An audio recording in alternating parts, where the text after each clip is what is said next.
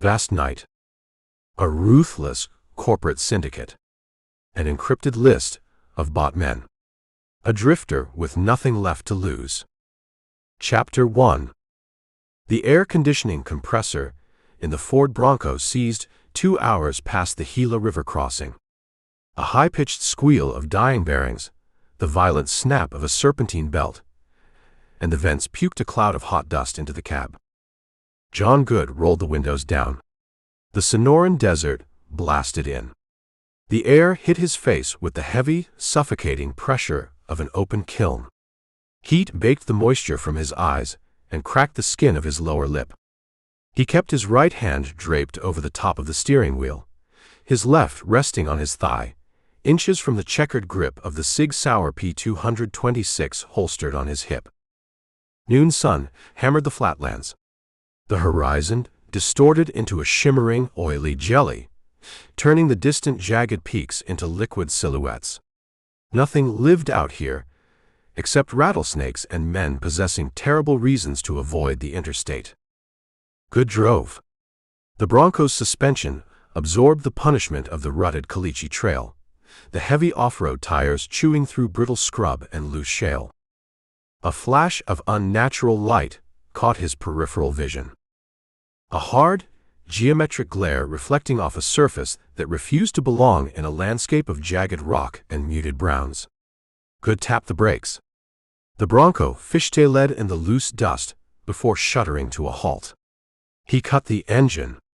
The silence rushed in, vast and oppressive, broken only by the ticking of the Ford's cooling block. He unclipped a pair of battered binoculars from the sun visor and brought them to his eyes. A mile off the main trail, nestled in a wide, shallow basin, sat a sprawling solar array. 100 acres of photovoltaic panels angled at the bleached sky. A monument to corporate energy, standing dead and silent in the wasteland. Weeds choked the spaces between the steel stanchions. Wind had sandblasted the black glass to a dull frosted gray. Goode panned the lenses across the grid. Row after row of perfect silent diagonals. Row 4 broke the pattern. A dark mass interrupted the clean lines of the support structure. Too large for a roosting buzzard. Too vertical for a draped coyote carcass. Goode tossed the binoculars onto the passenger seat. He keyed the ignition. The V8 roared to life, and he dropped the transmission into gear, steering the truck off the dirt track and straight across the untamed hardpan. He parked 100 yards from the perimeter fence. The chain link sagged, severed at the post by bolt cutters. Goode kicked the driver's side door open and stepped into the furnace. The crushed Caliche crunched like shattered bone under his boots. He drew the Sig Sauer, keeping the muzzle pointed at the earth, his thumb resting light and ready on the decocker. He navigated the narrow alleys between the massive solar panels. The heat trapped between the slanted glass slabs amplified the temperature, turning the corridors into convection ovens. 50 yards in, the smell hit him. The sharp, metallic tang of voided bowels, mixed with the sweet, heavy stench of cooking meat. Goode rounded the end of row 3 and found the disruption. The execution carried a grim industrial symmetry. The man hung from the steel I-beam, supporting the panels. Heavy-duty industrial zip ties secured his wrists above his head, the black plastic biting deep into the swollen purple flesh. Below the arms, the cruelty escalated. Heavy-gauge agricultural barbed wire wrapped his torso, lashing him tight against the steel beam in a relentless figure-8 pattern. The architecture of the trap forced the man to support his own body weight on the tips of his ruined boots. If his legs gave out, gravity would drag his chest down against the rusted barbs, flaying him alive. Dark, crusted ribbons of blood tracked down his ribs, soaking into the waist of his canvas trousers. His chin rested on his sternum. Goode stepped into the narrow sliver of shade cast by the panel. He pressed the back of his knuckles against the man's jawline. Skin like hot parchment. Water. The word fractured in the dry air. The man's head jerked upward. Irises the color of dirty ice tracked Goode's face, fighting through a haze of agony and delirium. "You drink now, your stomach throws it back up," Goode said. "Give me the water, anyway." Goode unhooked the canvas canteen from his belt. He stepped close, ignoring the stench, and tipped the plastic rim against the man's cracked, bleeding lips. The man swallowed frantic, ragged gulps. Water spilled down his chin, washing tracks through the grime on his neck. Goode pulled the canteen away after 3 seconds. "Pace it." The man sucked a whistling breath through his nose. His chest expanded, pressing his raw skin against the barbed wire. He didn't flinch. The pain receptors had burned out hours ago. "Who did the wire work?" Goode asked, his eyes scanning the empty corridors of the solar array. "Cleaners," the man rasped. "The congregation sent them." The name registered as a corporate entity operating out of Phoenix. Real estate, water rights, lithium extraction. They bought up dead towns and turned them into company assets.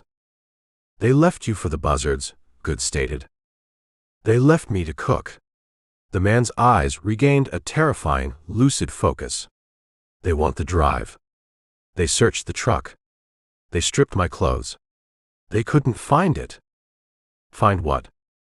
"The ledger." The man tilted his head down, gesturing with his chin toward his right side. Just below the ribcage, the pale skin presented a jagged, angry bulge. Thick black fishing line stitched a crude 3-inch incision closed. The surrounding tissue radiated a sickly, infected purple. Goode stared at the wound. "You put it inside." "I cut myself open in a motel bathroom in Flagstaff," the man breathed, the effort costing him precious oxygen. "Wrapped it in plastic. Shoved it deep." "You bought yourself an infection." "I bought myself time." The man locked his icy eyes on Goode. "You have a knife." "In my boot." "Take it out." Goode remained still. The desert wind hissed over the glass panels above them. "I cut those stitches, you bleed out in 5 minutes," Goode said. "I bleed out anyway. Look at my legs." Goode looked. The man's knees buckled slightly. The barbs dug deeper into the meat of his chest. A fresh rivulet of dark blood spilled over the wire. His muscular endurance sat at absolute zero. When the legs failed completely, the wire would rip his ribcage open. "Take the knife out," the man repeated. The command held the hard, flat edge of a man accustomed to giving orders in boardrooms. Goode holstered the Sig Sauer. He bent down, drawing the Ka-bar from the sheath laced into his right boot. The carbon steel blade caught the harsh sunlight. "What's your name?" Goode asked. "Ezra." "Hold your breath, Ezra." Goode pressed his left forearm against Ezra's sternum, pinning the man tight against the steel beam to prevent him from thrashing against the wire. He brought the edge of the Ka-bar to the inflamed skin of the abdomen. He sliced the heavy fishing line. The stitches popped with a wet snap. The wound gaped, weeping a mix of dark blood and yellow fluid. Ezra produced a sound from the back of his throat, like a grinding transmission. He clamped his teeth together until blood seeped from his gums, but he held his body rigid. Goode dug 2 fingers into the raw incision. The heat of the internal cavity burned his knuckles. He bypassed a layer of slick muscle and felt a hard, unnatural obstruction pressing against the lower rib. He pinched the object, fighting the slippery friction of the blood, and yanked it free. A heavy, ruggedized titanium thumb drive emerged from the flesh. It gleamed dark crimson in the sunlight. A biometric fingerprint scanner occupied the center of the metal casing. Goode wiped the drive against his own jeans, smearing the blood into the denim, and held it up. "You carry a heavy load, Ezra." Ezra's head lolled back against the steel beam. His breathing shifted from ragged gasps to shallow, erratic hitches. The shock of the extraction triggered the final shutdown of his system. 47, Ezra whispered. 47 what? Names. Federal judges. mayors, state water commissioners, Department of the Interior agents. Ezra forced his eyes open, pinning Goode with a dying, desperate intensity. The congregation bought them all. Shell companies, crypto transfers, offshore accounts. It's a monopoly. They drain the aquifers. They force the farmers out. They own the entire basin. Goode slipped the bloody drive into his front pocket. And you kept the receipts.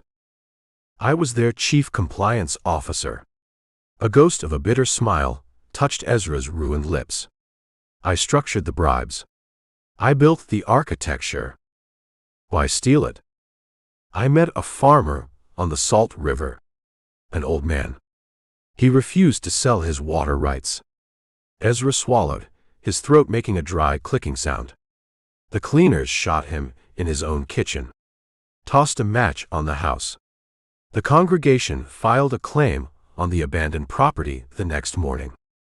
Ezra's legs finally gave out. His full weight dropped. The heavy-gauge barbed wire dug brutal trenches into his chest and abdomen. The flesh tore. Blood poured over the rusted metal in a sudden, catastrophic deluge. Ezra didn't scream.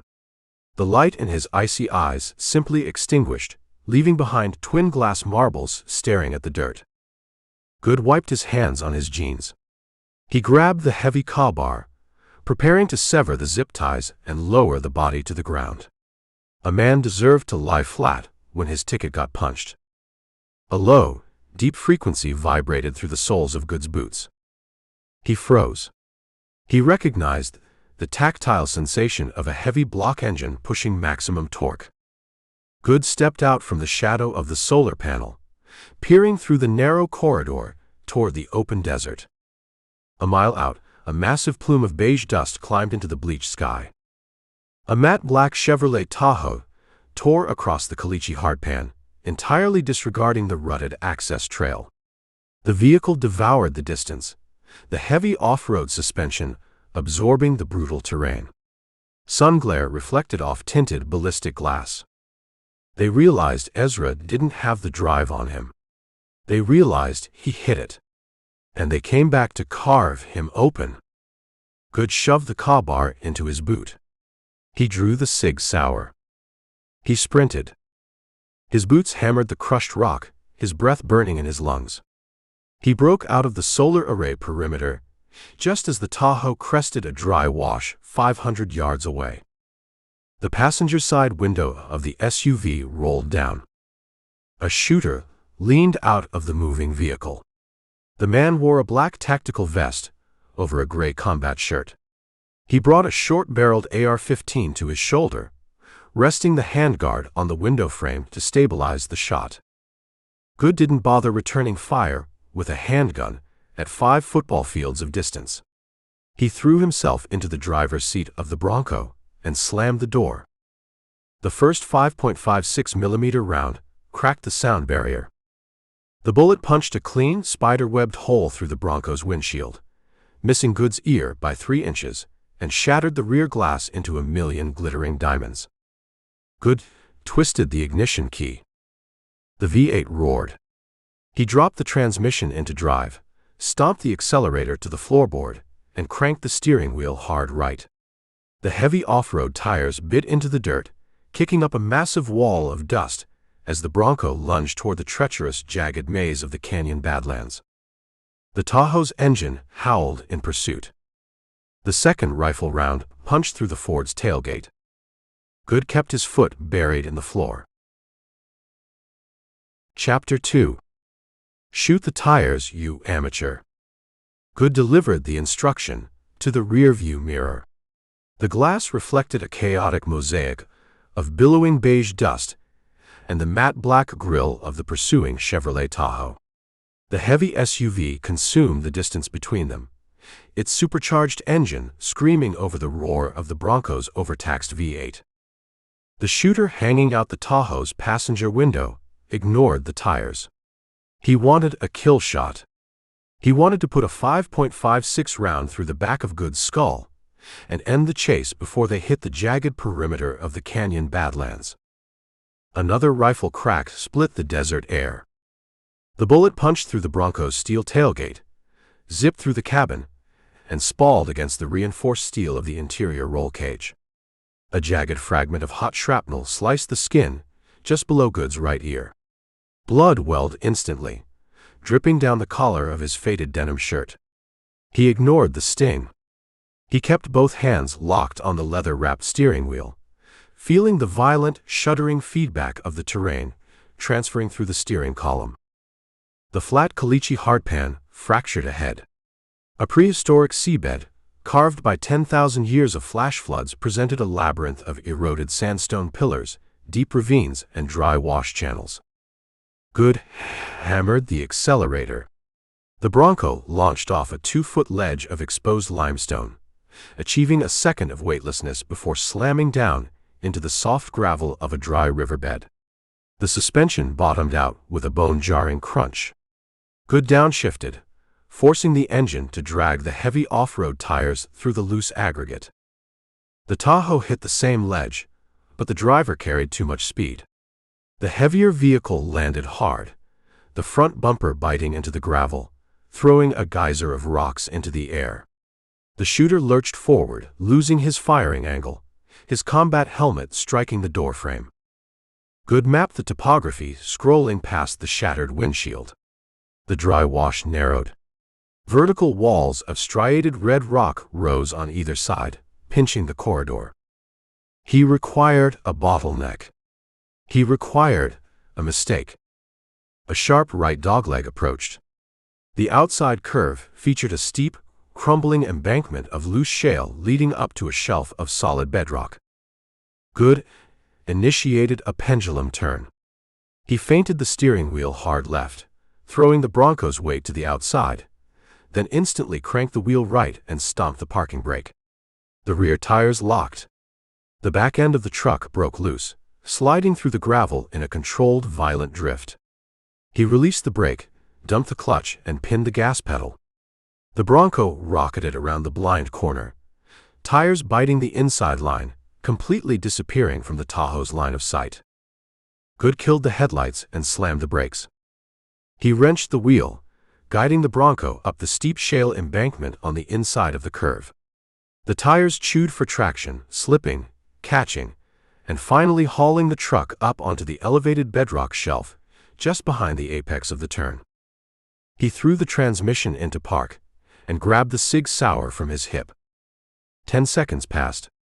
The roar of the Tahoe's engine echoed off the canyon walls, amplifying the sound of the approaching mass. The Tahoe cleared the corner. The driver anticipated a straightaway. He expected to see the Bronco's taillights fleeing down the center of the wash. Instead, he found an empty corridor. He reacted with panic, slamming his foot on the brake pedal. The heavy SUV locked all 4 wheels. It became a 2-ton sled of dead weight sliding over loose gravel. The Tahoe drifted outward, the momentum carrying it straight toward the outside curve of the ravine. The driver spun the wheel hand over hand, fighting for control, but physics dictated the outcome. The front passenger tire slammed into a submerged boulder the size of a beer keg. The front axle snapped with a sound like a cannon shot. The Tahoe launched into the air, rolling violently onto its passenger side. Metal shrieked against sandstone. The vehicle ground along the canyon wall in a shower of sparks, shattering the tinted windows, before slamming to a halt in a crumpled, smoking heap of high-end Detroit steel. White powder from deployed airbags filled the interior cabin. A hissing cloud of steam erupted from the ruptured radiator. Goode stepped out of the Bronco. He kept the Sig Sauer raised, the front sight pinned on the shattered windshield of the Tahoe resting in the dirt below his elevated shelf. The silence rushed back in, broken only by the ticking of hot engines and the hiss of boiling coolant. Inside the wrecked SUV, the driver kicked the spiderwebbed windshield. The glass held. He kicked it again. The safety glass popped loose, falling onto the hood. The driver crawled out of the gap. He wore black tactical gear, a Kevlar plate carrier over a sweat-soaked combat shirt. Blood masked the left side of his face. He reached toward the holster strapped to his thigh. Goode squeezed the trigger. The 9mm round struck the dirt 2 inches from the driver's reaching hand, kicking a spray of gravel into his bloody face. The man froze. He looked up, locating Goode standing on the rock shelf, the pistol leveled dead center on his chest. "Leave the gun," Goode ordered. The driver measured the distance. He calculated the angle. He slowly pulled his empty hand away from the drop leg holster and raised his palms. "The shooter," Goode said. "Where is he?" The driver glanced back into the crushed cabin of the Tahoe. Broken neck. He took the brunt of the roll. Goode descended the shale embankment, sliding down the loose rock, keeping the weapon trained on the surviving PMC. The man possessed the thick neck and dead, evaluating eyes of a veteran who traded a government uniform for corporate paychecks. "The congregation pays well," Goode said, stopping 10 feet away. "But they don't cover catastrophic failure. They cover everything," the driver spat, his voice thick with dust. "You put a target on your back the size of a billboard. You pulled that drive out of the scribe. They tracked the biometric ping the second it cleared his flesh." Goode registered the information. Ezra's body acted as a Faraday cage. Removing the hardware triggered a proximity beacon. "Who runs the tactical team?" Goode asked. "Go to hell."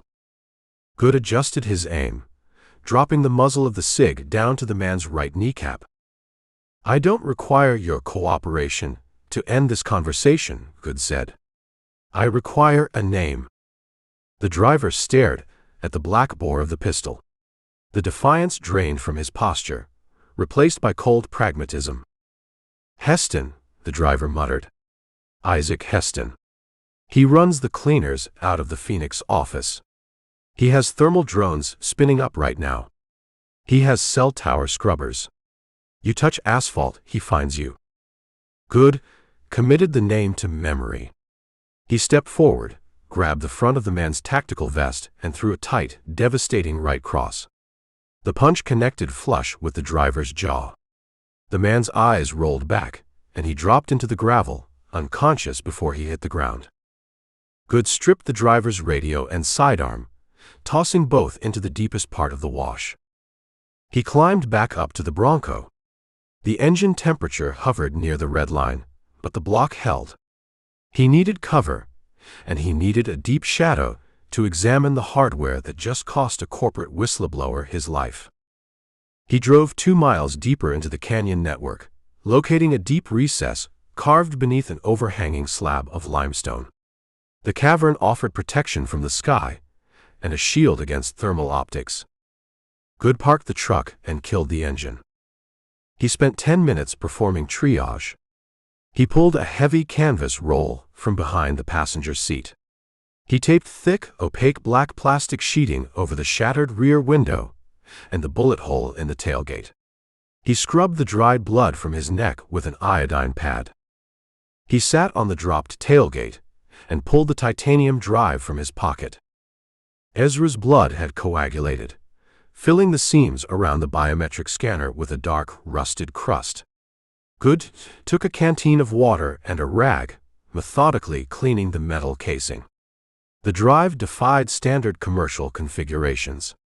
It featured a heavy, shockproof housing, military-grade threading, and zero branding. Goode opened a reinforced Pelican case bolted to the floor of the cargo area. He extracted a Panasonic Toughbook. The machine weighed 10 pounds, housed in a rubberized magnesium alloy shell designed to survive mortar strikes. He powered it up. The screen glowed a dull, tactical green in the shadows of the overhang. He inserted the titanium drive into the USB port. The Toughbook's fan kicked into high gear. A command prompt window snapped open on the screen, flooding with lines of encrypted code scrolling at blinding speed. The code vanished. A single logo materialized in the center of the display. A stylized oak tree. The root system tangled into a nest of striking vipers. The congregation. Text blinked beneath the emblem. Biometric authentication required. Enter 256-bit cipher. Goode tapped the Enter key. A red warning bar flashed across the top of the screen. Access denied. 3 attempts remaining before kernel purge. You build a vault, you build it to stay locked, Goode said softly. He pulled the drive out. The screen went black. Ezra gutted himself to protect the data. The file contained 47 names. 47 politicians, judges, and law enforcement officials bought and paid for by a corporate syndicate, stripping the desert of its resources. The drive held the architecture of a monopoly. Handing it over to a local police precinct guaranteed the evidence would vanish, and Goode would end up hanging from a jail cell ceiling by his own bootlaces. He needed to crack the encryption. He needed a hacker operating entirely outside the congregation's sphere of influence. He packed the tough book away. The desert transitioned from day to night. The brutal heat evaporated the moment the sun dipped below the jagged rim of the canyon, replaced by a biting, high-altitude chill. Goode waited until absolute darkness blanketed the Badlands before he fired up the Bronco. He drove with the headlights off, using a pair of Gen 3 night vision goggles pulled from his tactical bag. The landscape washed out in a monochromatic green glow. He navigated the treacherous dry washes, slowly working his way back toward the paved state highway. The driver's warning echoed in his mind. You touch asphalt, he finds you. Isaac Heston commanded PMCs. He commanded resources. Goode needed an environment that generated enough ambient thermal noise to mask a single vehicle and a single man. He needed a population center. He pointed the Bronco south, toward a glowing smear of light polluting the dark horizon. Redemption. A company town built entirely on lithium extraction and aggressive land acquisition. The congregation owned the power grid, the local law enforcement, and the real estate. It represented the belly of the beast, making it the absolute last place Isaac Heston would expect a hunted man to run. Goode hit the pavement an hour before midnight. He ditched the night vision and flicked on the shattered headlights. The transition from the empty expanse of the desert to the harsh, buzzing reality of redemption felt abrasive. Neon signs bled violent pinks and electric blues onto the cracked asphalt. Industrial floodlights illuminated massive processing plants on the outskirts of the town. Exhaust stacks belched thick white smoke into the cold night air. Goode bypassed the heavily monitored corporate center of the town. He navigated the grid of rusted chain-link fences and prefabricated housing units until he reached the industrial fringes. A sprawling, single-story cinder block building sat at the end of a dead-end street lined with derelict shipping containers. A flickering neon sign mounted above the steel-reinforced door buzzed with a sound like a swarm of angry hornets. The Rusty Nail.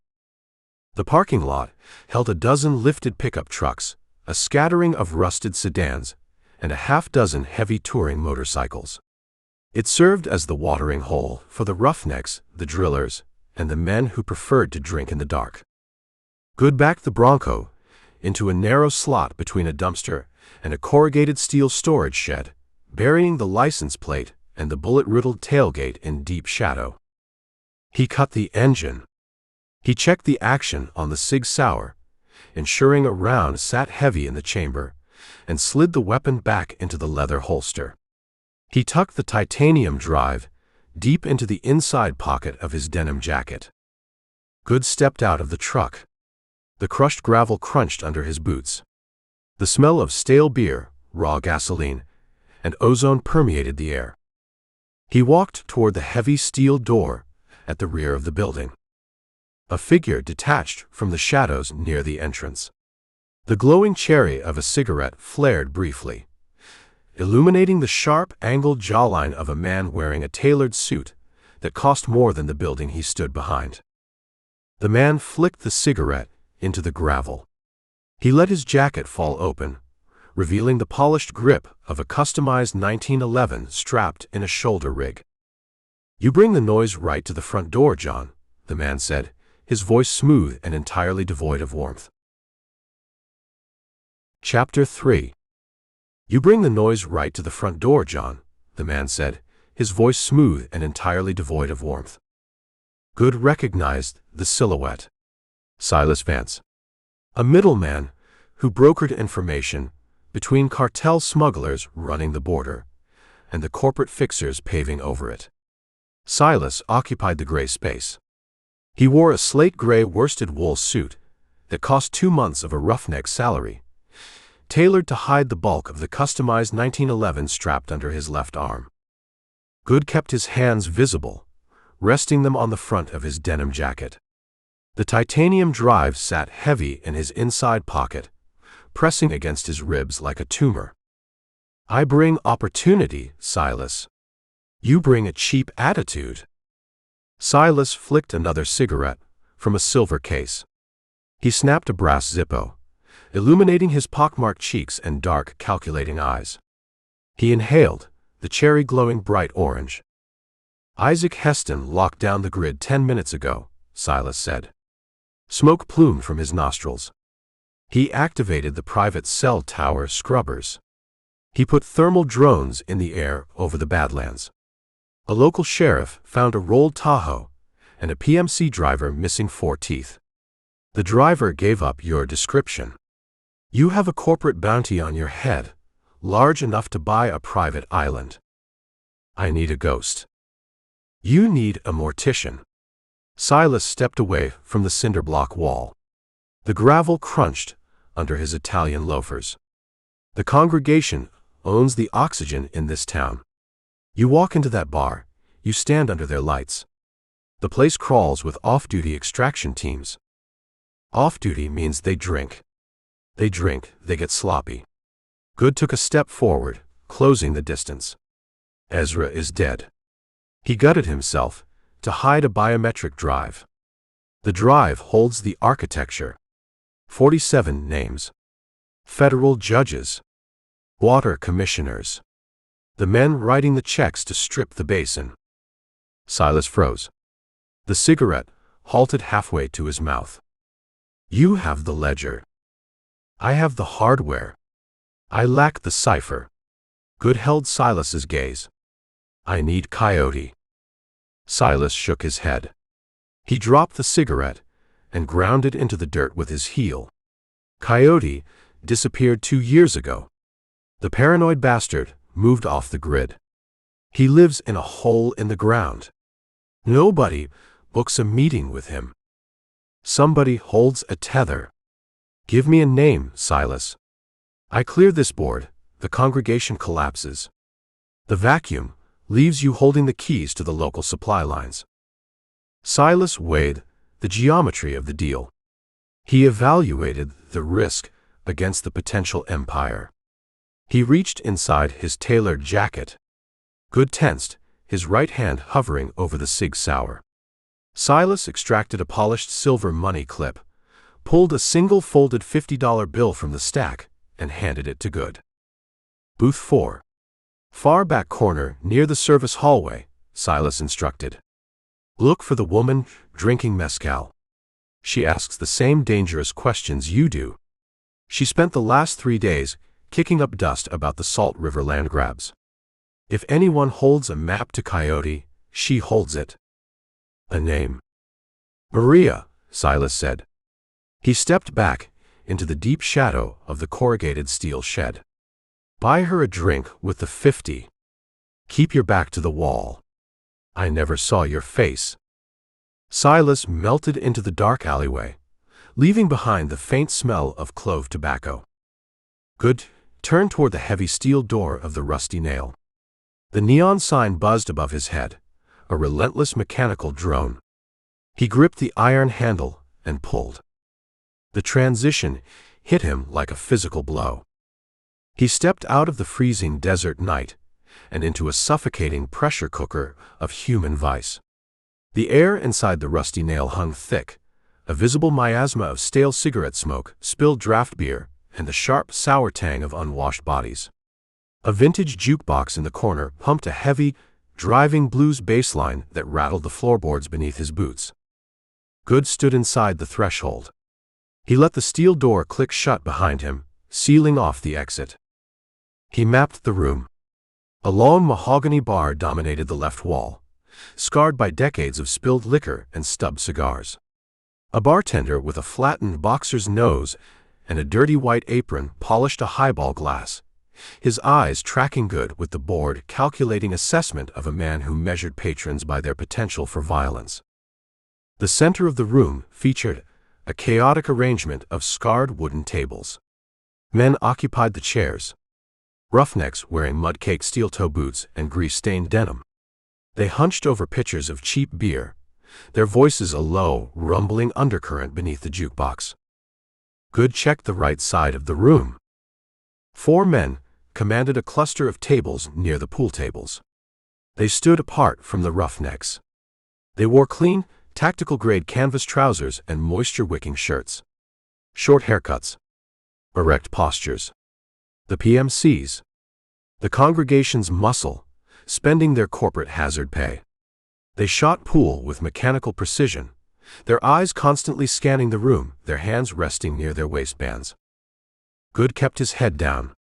He adjusted the brim of his Stetson, shadowing his face, and moved through the dense crowd.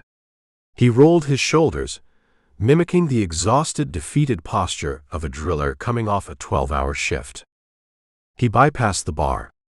He bypassed the pool tables. He found booth 4. The booth sat recessed in a dark alcove near the rear service hallway. The position offered a clear line of sight to the front door and immediate access to a secondary exit. Tactical real estate. A woman occupied the booth. She sat with her spine pressed flat against the cracked red leather of the bench. She wore a faded olive-drab field jacket over a black cotton shirt. Her dark hair fell to her shoulders, framing a face characterized by sharp, unforgiving angles. Sun and wind had baked the softness from her skin, leaving a tanned, determined canvas. Her dark eyes held the room in a constant, evaluating sweep.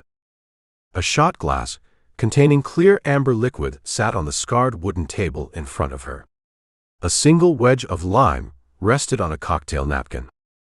Goode slid into the opposite side of the booth. The woman's right hand vanished beneath the table. Goode heard the soft, distinct click of a revolver hammer drawing back. "The seat requires an invitation," she stated. Her voice possessed a low, rasping quality, the sound of vocal cords scarred by desert dust. Goode placed both hands flat on the sticky surface of the table. He took the folded $50 bill Silas gave him and slid it across the wood. "Silas Vance sends his regards," Goode said. "He suggested I buy the next round of mezcal." She glanced at the bill. She kept her right hand beneath the table. Her dark eyes snapped back to his face, stripping away the shadow of his hat, analyzing the fresh, coagulated cut on his neck from the bullet spall. "Silas brokers information for the highest bidder," she said. "He points you at me. He expects a return on his investment. He expects a vacuum. I intend to provide one." Goode leaned forward, lowering his voice below the thumping bass of the jukebox. "You ask questions about Salt River. You ask about the congregation. I ask a lot of things. Most men lack the answers." "A farmer died on the Salt River," Goode said. The temperature at the table plummeted. The woman's jaw tightened, the muscles flexing beneath her tanned skin. She leaned forward, closing the distance, the barrel of the unseen revolver undoubtedly tracking his center mass. "A corporate extraction team shot an old man in his kitchen," she corrected. "They burned the structure. They filed a claim on the aquifer the following morning. The local sheriff classified it as a tragic accident. Ezra kept the receipt." Her eyes widened, a fraction of an inch. The name hit its mark. "The scribe," she whispered. "The chief compliance officer," Goode clarified. "He built the architecture. He realized the scope of the monster he created. He tried to run. Tried. They caught him in the Badlands. A solar array. They lashed him to a steel beam with agricultural wire."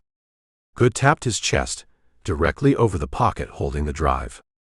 "He left a parting gift before he bled out. A titanium housing. A biometric lock. The index of the syndicate. 47 corrupted officials."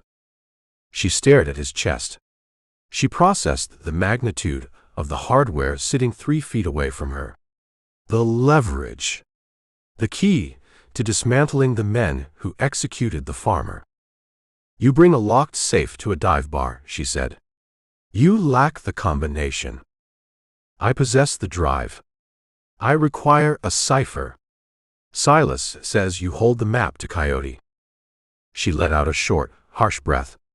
She brought her right hand up from beneath the table. The revolver remained hidden.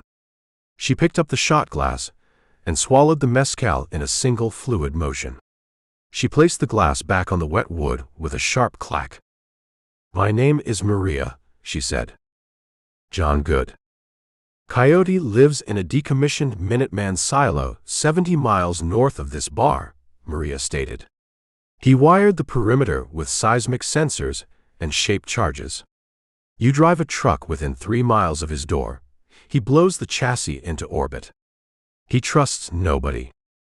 He trusts you. I feed him raw data. I pull public property records, shell company registrations. I slide the paper under his digital door. He connects the offshore accounts. He hates the congregation more than he hates the sunlight. We bring him the drive. He cracks the encryption. We broadcast the names." Maria traced the rim of the empty shot glass with her index finger. She looked past Goode, scanning the 4 PMC's shooting pool. "We crack the drive, we paint a target on our own backs," she said. "Isaac Heston runs the cleaners.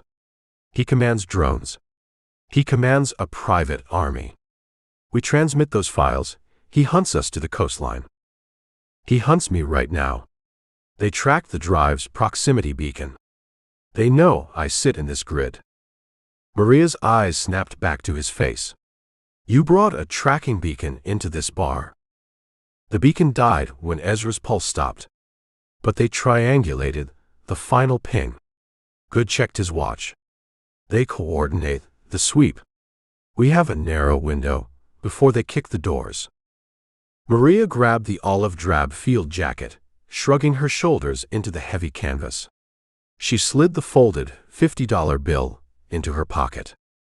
"My Jeep sits in the back alley," she said. "Modified suspension. Auxiliary fuel cells. We take my rig. We leave your truck to draw their attention." "Agreed." Goode slid out of the booth. He stood, keeping his hands near his belt. Maria stepped out beside him. She moved with an athletic, coiled grace, her boots making zero sound against the floorboards. The jukebox suddenly cut out. The heavy blues bass line vanished. The sudden silence in the bar felt absolute, ringing in Goode's ears. The roughnecks stopped talking. The clatter of the pool balls ceased. The bartender with the crushed nose reached beneath the mahogany counter. Goode turned his head toward the front of the room. The heavy steel door at the entrance didn't swing open. It exploded inward. The steel hinges sheared off the frame.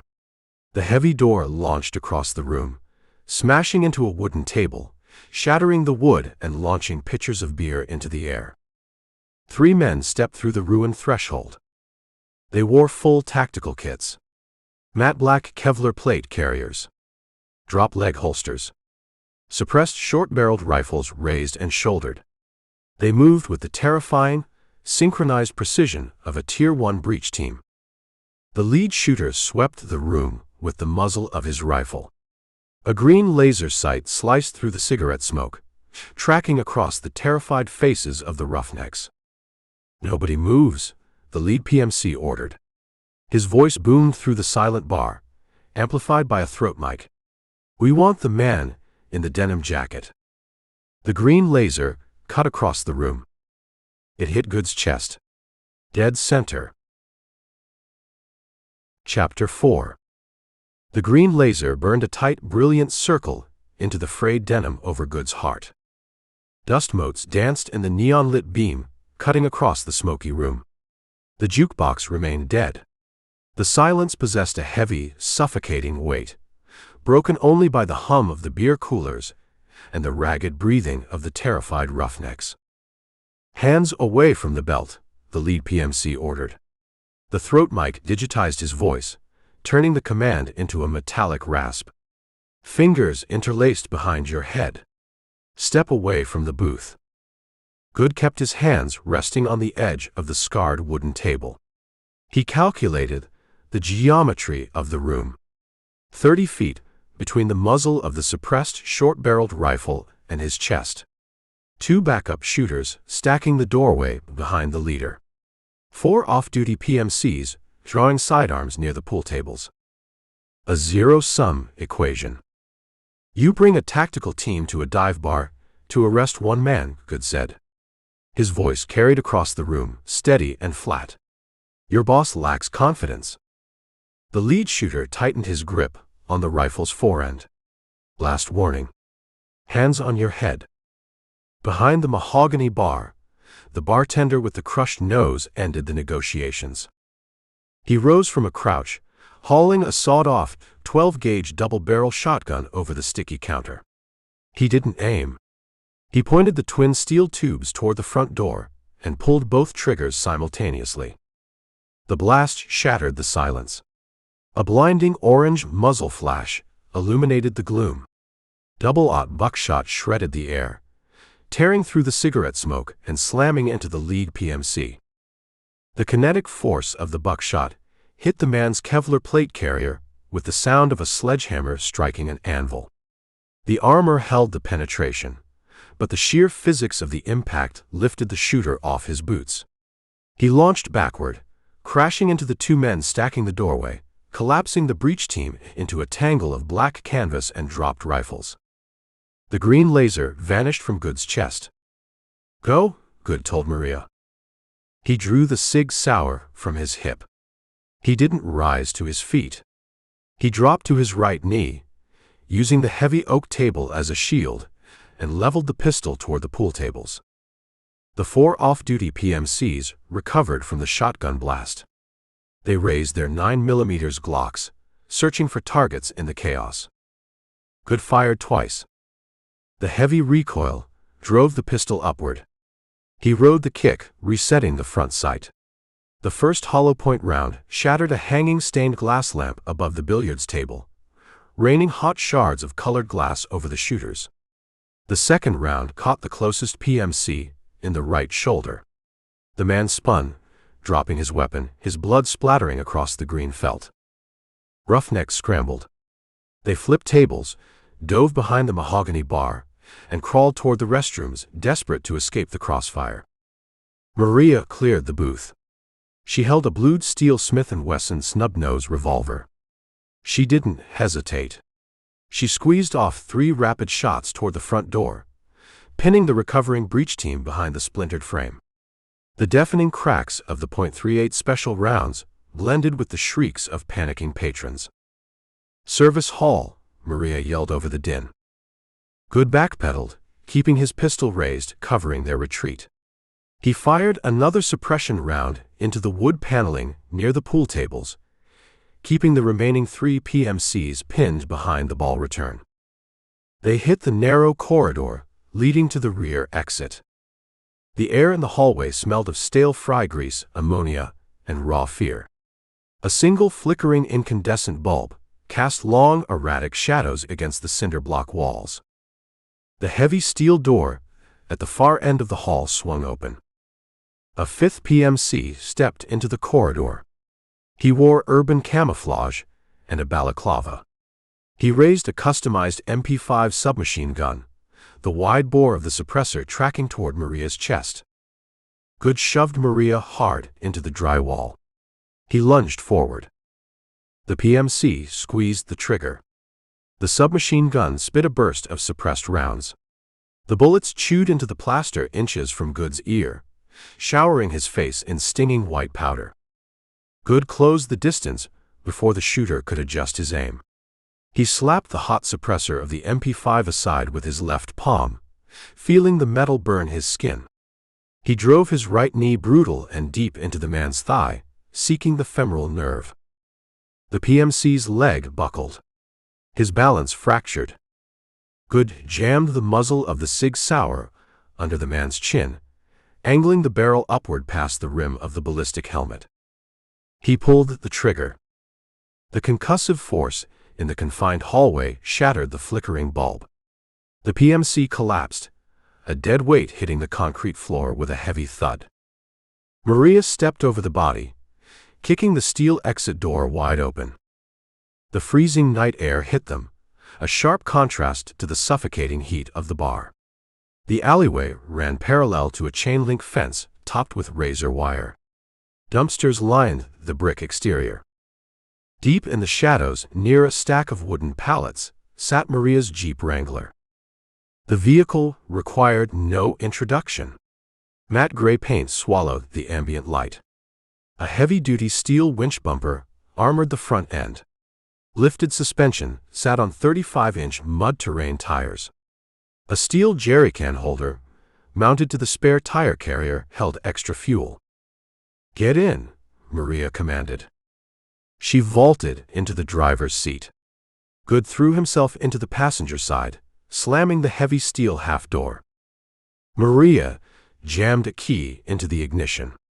She twisted. The engine cranked, hesitated, and caught with a deep, throaty roar. The exhaust note signaled a modified intake and straight pipes. She grabbed the manual shifter, shoved it into first gear, and dumped the clutch. The rear tires spun on the gravel, biting deep, launching the heavy Jeep forward. The steel exit door of the rusty nail banged open. The two uninjured PMCs from the pool tables spilled into the alley. They raised their Glocks, planting their feet in a weaver stance, and opened fire. Bullets struck the tailgate of the Jeep. Sparks showered the dark alley. The sharp spang of lead hitting steel rang through the cab. One round punched through the canvas soft top, missing Goode's Stetson by a fraction of an inch. Maria cranked the steering wheel hard left. The Jeep fishtailed, the rear steel bumper sideswiping a massive commercial dumpster. The impact launched the rusted green container across the alleyway. It slammed into the two shooters, crushing them against the brick wall in an avalanche of trash and corrugated steel. Maria hit the main thoroughfare. She kept the headlights dark. She navigated the industrial sector by the sickly yellow glow of the sulfur street lamps. The Jeep tore across the cracked asphalt, the mud tires whining a high-pitched mechanical song. "They tracked the plate?" Goode asked. He ejected the spent magazine from his Sig Sauer, slapping a fresh clip into the grip.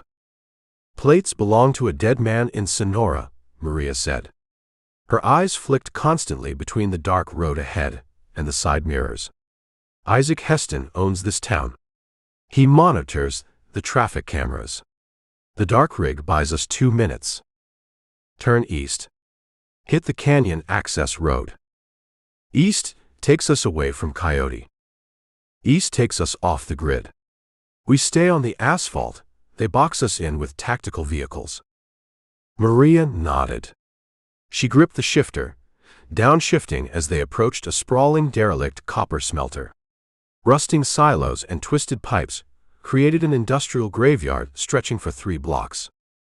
A pair of blinding xenon headlights erupted from a cross street ahead of them.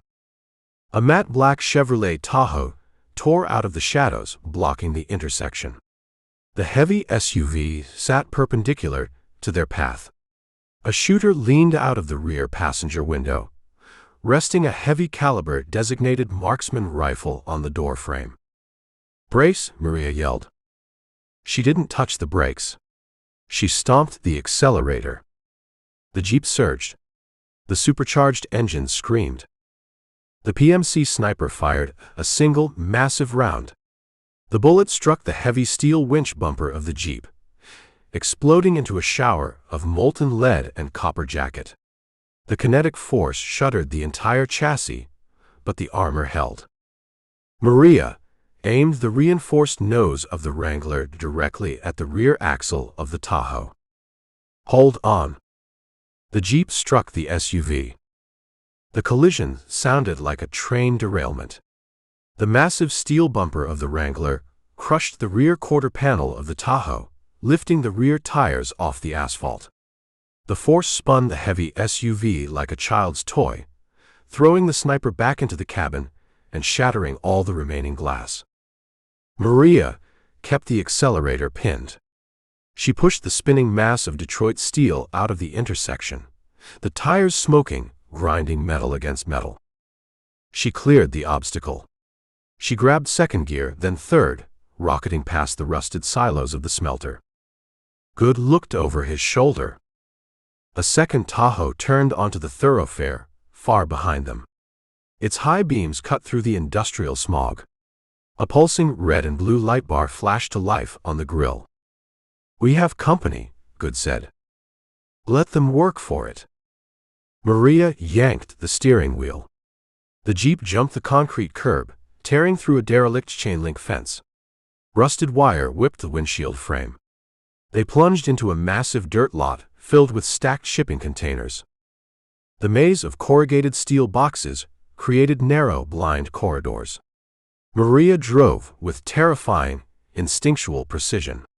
She threw the heavy vehicle through the tight turns, the tires kicking up massive rooster tails of dirt and gravel. Goode braced his boots against the floorboards. He felt the titanium drive pressing against his ribs. The hardware represented the only currency that mattered in this basin. The pursuing Tahoe entered the container yard. The driver possessed a massive horsepower advantage, but the sheer bulk of the SUV struggled to navigate the tight corners. The distance between them stretched. "Access road sits a quarter-mile past the train tracks," Maria said. Her knuckles showed white on the steering wheel. "The road turns to shale and limestone. Steep grade. The Tahoe carries too much weight to climb it at speed.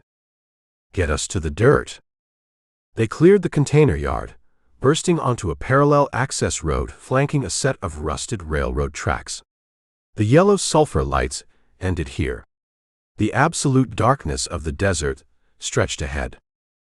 Maria finally flipped the toggle switch for the headlights.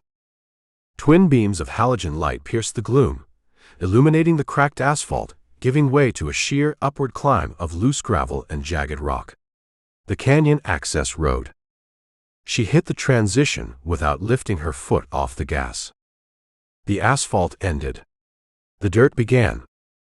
The Jeep hit the incline. The mud-terrain tires scrambled for purchase on the loose shale, throwing a hailstorm of rocks backward. The suspension articulated, absorbing the brutal, uneven surface. Goode looked in the side mirror. The Tahoe hit the dirt road 20 seconds later. The heavy SUV slammed into the incline, the front bumper scraping the rock. The driver pinned the throttle. The massive street tires spun uselessly on the loose shale, digging deep ruts, failing to find the traction required to haul 3 tons of armored steel up the mountain. The distance widened to a half-mile, then a mile. Maria downshifted, allowing the engine braking to hold their speed as they crested the ridge and plunged into the dark, winding labyrinth of the canyon badlands. She let out a long, ragged breath. She wiped a streak of sweat from her forehead with the back of her bruised hand. "Isaac Heston will have the drones airborne by now," she said. Goode pulled the Sig Sauer from his holster. He ejected the magazine, topped it off with fresh rounds from his belt, and snapped it back into the grip. "Drones require a heat signature," Goode said. He looked at the stark, jagged rock walls rising on both sides of the narrow dirt track. "We find a cave. We let the rocks absorb the engine heat. We wait for the sun. And then And then we pay a visit to Coyote. The jeep rolled deeper into the absolute darkness, leaving the neon glow of redemption far behind them. Chapter 5. The limestone overhang swallowed the jeep. Absolute blackness consumed the cavern, cutting off the starlight and the biting desert wind. Maria cut the ignition. The supercharged engine died with a heavy shudder. The sudden silence carried a crushing weight, broken only by the rhythmic, metallic ping of the exhaust headers contracting in the cold air. The radiator hissed, bleeding trapped heat into the confined space. The air smelled of raw gasoline, scorched brake pads, and the ancient chalky dust of the cavern floor. Goode popped his door latch. He stepped out, his boots grinding against loose shale. He kept his right hand anchored to the grip of the Sig Sauer. He unclipped a high-lumen tactical flashlight from his belt, cupped his hand over the lens to kill the peripheral spill, and clicked the tail switch. A narrow beam of stark white light pierced the gloom. He swept the perimeter. The cavern ran 40 feet deep, tapering into a narrow, impassable fissure at the rear. The ceiling hung low, jagged stalactites threatening the jeep's canvas roof. 0 exits. A perfect blind alley. "We wait here," Goode said. He killed the flashlight. "The engine block acts like a bonfire on a thermal camera," Maria stated. The darkness hid her face, but her voice carried the hard, flat edge of fatigue. Heston puts a bird in the air. He sees a glowing white box sitting under a rock. The limestone acts as an insulator. The rock absorbs the ambient radiation.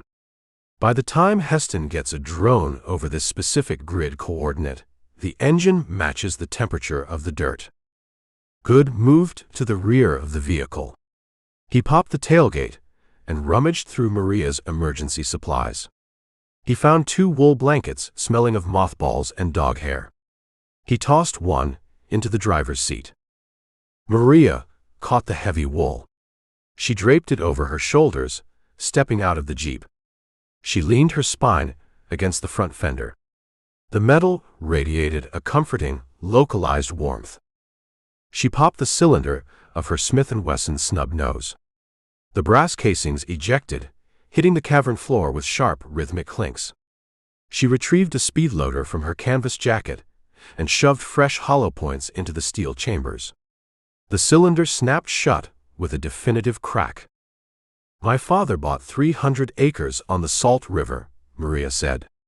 She stared out toward the pitch-black mouth of the cave. "He planned to grow pistachios. He sank a deep well. Found a premium aquifer. Pure cold water sitting right under the hardpan." Goode rested his forearms on the jeep's hood. He let her speak.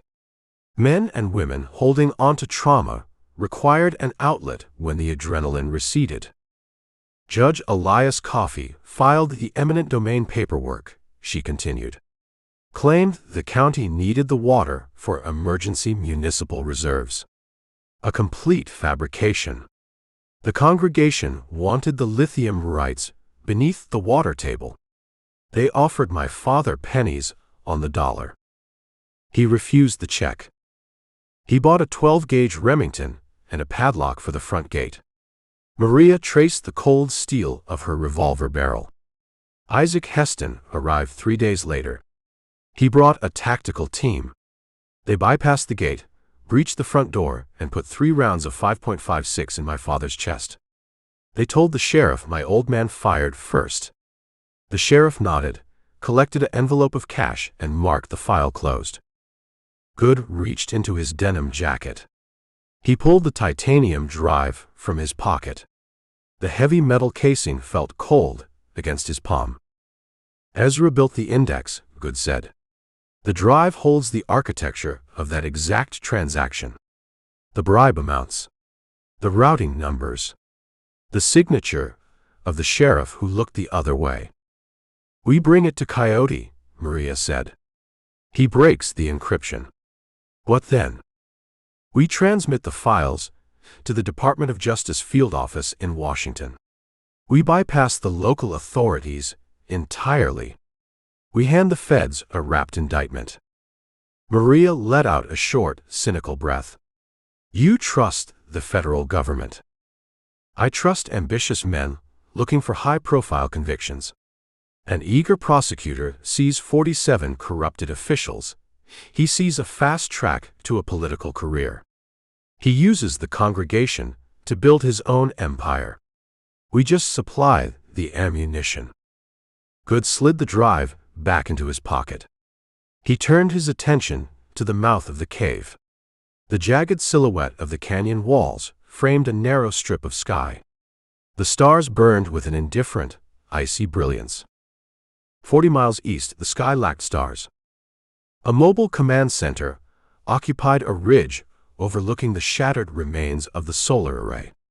The vehicle, a customized matte black Mercedes Sprinter van, bristled with communication antennas and satellite uplinks. Heavy diesel generators hummed, providing power to the electronic warfare suite inside. Isaac Heston sat in a bolted steel chair facing a bank of high-definition monitors. Fatigue dragged at Heston's features. Deep, shadowed trenches underscored his gray eyes. A jagged white scar bisected his left cheek, a souvenir from a border dispute a decade prior. He wore a simple black tactical uniform, stripped of all corporate insignia. He stared at the screens, watching the digital feed from 3 distinct thermal drones sweeping the Badlands. The monitors displayed a monochromatic nightmare. Black earth, glowing white anomalies, jackrabbits, coyotes, the cooling chassis of a wrecked Chevrolet Tahoe sitting in a dry wash. A technician in a gray headset sat beside Heston, his fingers flying across a backlit keyboard. "We lost the Jeep's tire tracks at the shale incline," the tech reported. He pointed to a digital map overlaid with red grid squares. "The rock fails to hold a tread pattern." The target vanished into Sector 4. Heston picked up a styrofoam cup. The coffee inside tasted like battery acid and copper. He crushed the cup in his fist, tossing the ruined foam into a metal trash can. "He holds the high ground," Heston said. His voice possessed the grinding rasp of stones crushing together. He disabled a heavy pursuit vehicle in a blind canyon. He breached a dive bar, neutralized a 5-man stack, and extracted the girl. "You don't hunt a man like that by following his footprints. You hunt his logic." Heston leaned forward, resting his elbows on the metal console. "He requires 2 things," Heston continued. "He requires a shadow to hide the vehicle from the thermal optics. And he requires a hacker to bypass the 256-bit encryption on Ezra's drive. He brings that hardware to a commercial computer. The internal defense mechanism wipes the kernel. He knows this." The tech tapped a key. "We scrubbed the local cell towers. 0 unauthorized data bursts. The drive remains sealed." Heston studied the topographical map of Sector 4. A labyrinth of slot canyons, limestone caves, and ancient riverbeds. A perfect place to disappear. "The girl," Heston said. "Maria. She spent the last 3 days asking dangerous questions in redemption. She knows the territory. She holds a connection to the underground. You want me to pull her communication logs? I want you to pull her associates. Who does she talk to when she needs a locked door opened?" Heston rubbed his scarred cheek. He felt the weight of the past 12 years pressing down on his cervical spine. The endless string of evictions. The graves dug in the hardpan. The blood money padding Judge Coffey's offshore accounts. Heston intended to finish this specific job. He intended to secure the drive, drop it on Coffey's mahogany desk, and hand in his resignation. He desired a coastline. He desired a place where men resolved disputes with handshakes instead of short-barreled rifles. "We have a known data broker operating off the grid," the tech announced, breaking Heston's train of thought. "Goes by the handle Coyote. He occupies a decommissioned Minuteman silo near the northern ridge. Heston's gray eyes locked onto the northern coordinates. A silo provides hardline fiber optics, Heston muttered. It provides power. It provides the processing speed required to crack military-grade encryption. Heston stood. He grabbed a heavy ballistic vest from a wall rack and pulled it over his head. He secured the Velcro straps, feeling the familiar, restrictive hug of the ceramic plates. Shift the drone search pattern, Heston ordered. Pull them out of the Badlands. Set a perimeter sweep 5 miles south of the Minuteman silo. They intend to move at first light. We catch them in the open. Yes, sir. Heston racked the charging handle of his designated marksman rifle. Prep the strike team. We hunt the hacker. Back in the limestone cavern, the temperature bottomed out. The deep chill penetrated the heavy canvas of Goode's jacket. He sat cross-legged near the mouth of the cave, the Sig Sauer resting on his thigh. Maria slept. She curled into a tight ball on the driver's seat of the Jeep, the wool blanket pulled over her head. Exhaustion conquered her adrenaline.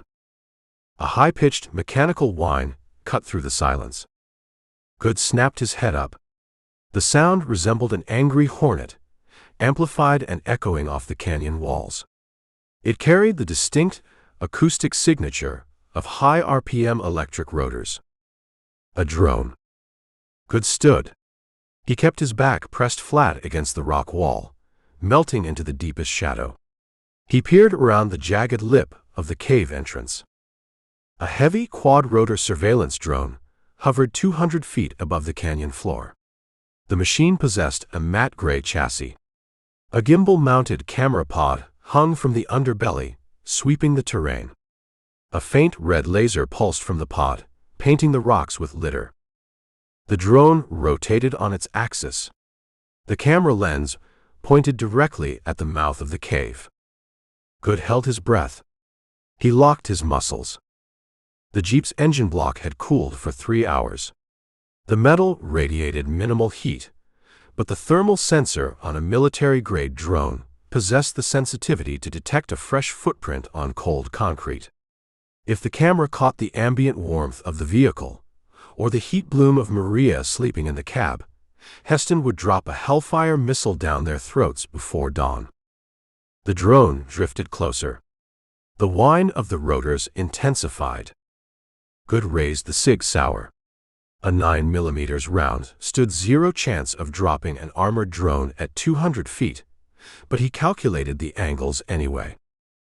The drone stopped. It hovered in the dead air, a silent, unblinking electronic eye evaluating the black hole in the rock face. 10 seconds passed. An eternity measured in heartbeats. The drone tilted its rotors. The machine climbed higher into the atmosphere, banking hard to the north. The mechanical whine faded, swallowed by the vast emptiness of the desert, until silence reclaimed the canyon. Goode lowered the pistol. He let out a slow, controlled exhalation. The eastern horizon began to fracture. A thin, bruised line of violet light cracked the black sky. False dawn. The desert topography revealed itself in shades of gray and charcoal. Goode walked back to the Jeep. He reached through the open window and tapped Maria's shoulder. She jolted awake. Her hand immediately dove toward the snub-nosed revolver resting on the passenger seat. She blinked, her dark eyes adjusting to the dim gray light filtering into the cave. "Sun comes up in 30 minutes," Goode said. She threw the wool blanket into the back seat. She grabbed a canteen, took a long pull of stale water, and wiped her mouth with the back of her sleeve. "Did they find us?" she asked. A drone swept the canyon. It pushed north. Goode secured his tactical flashlight. Heston abandoned the grid search. He knows where we intend to go. He builds a net around Coyote. Maria gripped the steering wheel. Her knuckles showed white against the cracked leather. She stared at the narrow strip of brightening sky, visible through the cave mouth. "The silo sits on a high plateau," she said. Zero cover for the last 3 miles. We drive up that access road in daylight. We become target practice for PMC snipers. We don't use the access road, Goode stated. Coyote occupies a nuclear missile silo. The military built secondary escape tunnels for the launch crew. Exhaust vents. Maintenance shafts. You expect to find an unmapped tunnel in 100 square miles of rock. I expect the architect of the facility poured concrete. Concrete requires a runoff. We find the drainage cut, we find the back door. Goode walked to the front of the Jeep. He grabbed the heavy steel winch cable, ensuring the hook sat secure against the fairlead. The Wrangler represented a battering ram, a life support system, and their only ticket out of the Badlands. "Fire it up," Goode commanded. Maria turned the key. The supercharged engine roared to life, shattering the morning stillness. The exhaust echoed off the limestone walls, a violent declaration of intent. Goode climbed into the passenger seat. He pulled the heavy seatbelt across his chest. He felt the titanium drive resting against his ribs. The hardware carried the weight of a graveyard. It carried the blood of a farmer on the Salt River and the ruined conscience of a corporate scribe. Maria dropped the transmission into gear. The Jeep lunged forward, rolling out of the deep shadow of the cavern and into the harsh, unforgiving light of the new day. They turned north, driving straight toward the crosshairs. Chapter 6. The sun crested the eastern ridgeline. Harsh white light flooded the Badlands, stripping the shadows from the canyon floor. Heat radiated from the limestone walls, baking the moisture from the air. The temperature inside the Jeep's cabin climbed, turning the confined space beneath the canvas roof into a rolling kiln. Maria fought the steering wheel. The heavy mud-terrain tires scrambled over loose shale, throwing fist-sized rocks against the steel undercarriage. She navigated the bottom of a deep, winding dry wash. The eroded banks rose 12 feet on either side, a natural trench hiding their silhouette from the horizon. Goode braced his boots against the floorboards. He held a crumpled topographical map spread across his thighs, tracking their progress by the jagged peaks visible through the windshield. "The main access road sits 3 miles north," Maria said. She shifted into second gear. The transmission whined a high-pitched complaint. A straight cut across the hardpan. "It leads right to the base of the mesa." "We avoid the straight cut," Goode said. He traced a contour line on the paper with his thumb. Heston reads maps. He understands bottlenecks. He places his shooters at the base of the grade. Maria wiped a streak of sweat from her forehead with the back of her bruised hand. Grit coated her skin. "You expect to drive a 3-ton truck up a sheer cliff face." "I expect to park the truck. We hike the final mile." Goode folded the map. He tucked it into the breast pocket of his denim jacket. The Army Corps of Engineers built the Minuteman silos to survive a Soviet first strike, Goode explained. They sank a concrete cylinder 100 feet into the bedrock. They reinforced it with rebar thick as a man's wrist. But you dig a hole that deep in the desert, you hit groundwater. The water builds pressure against the concrete.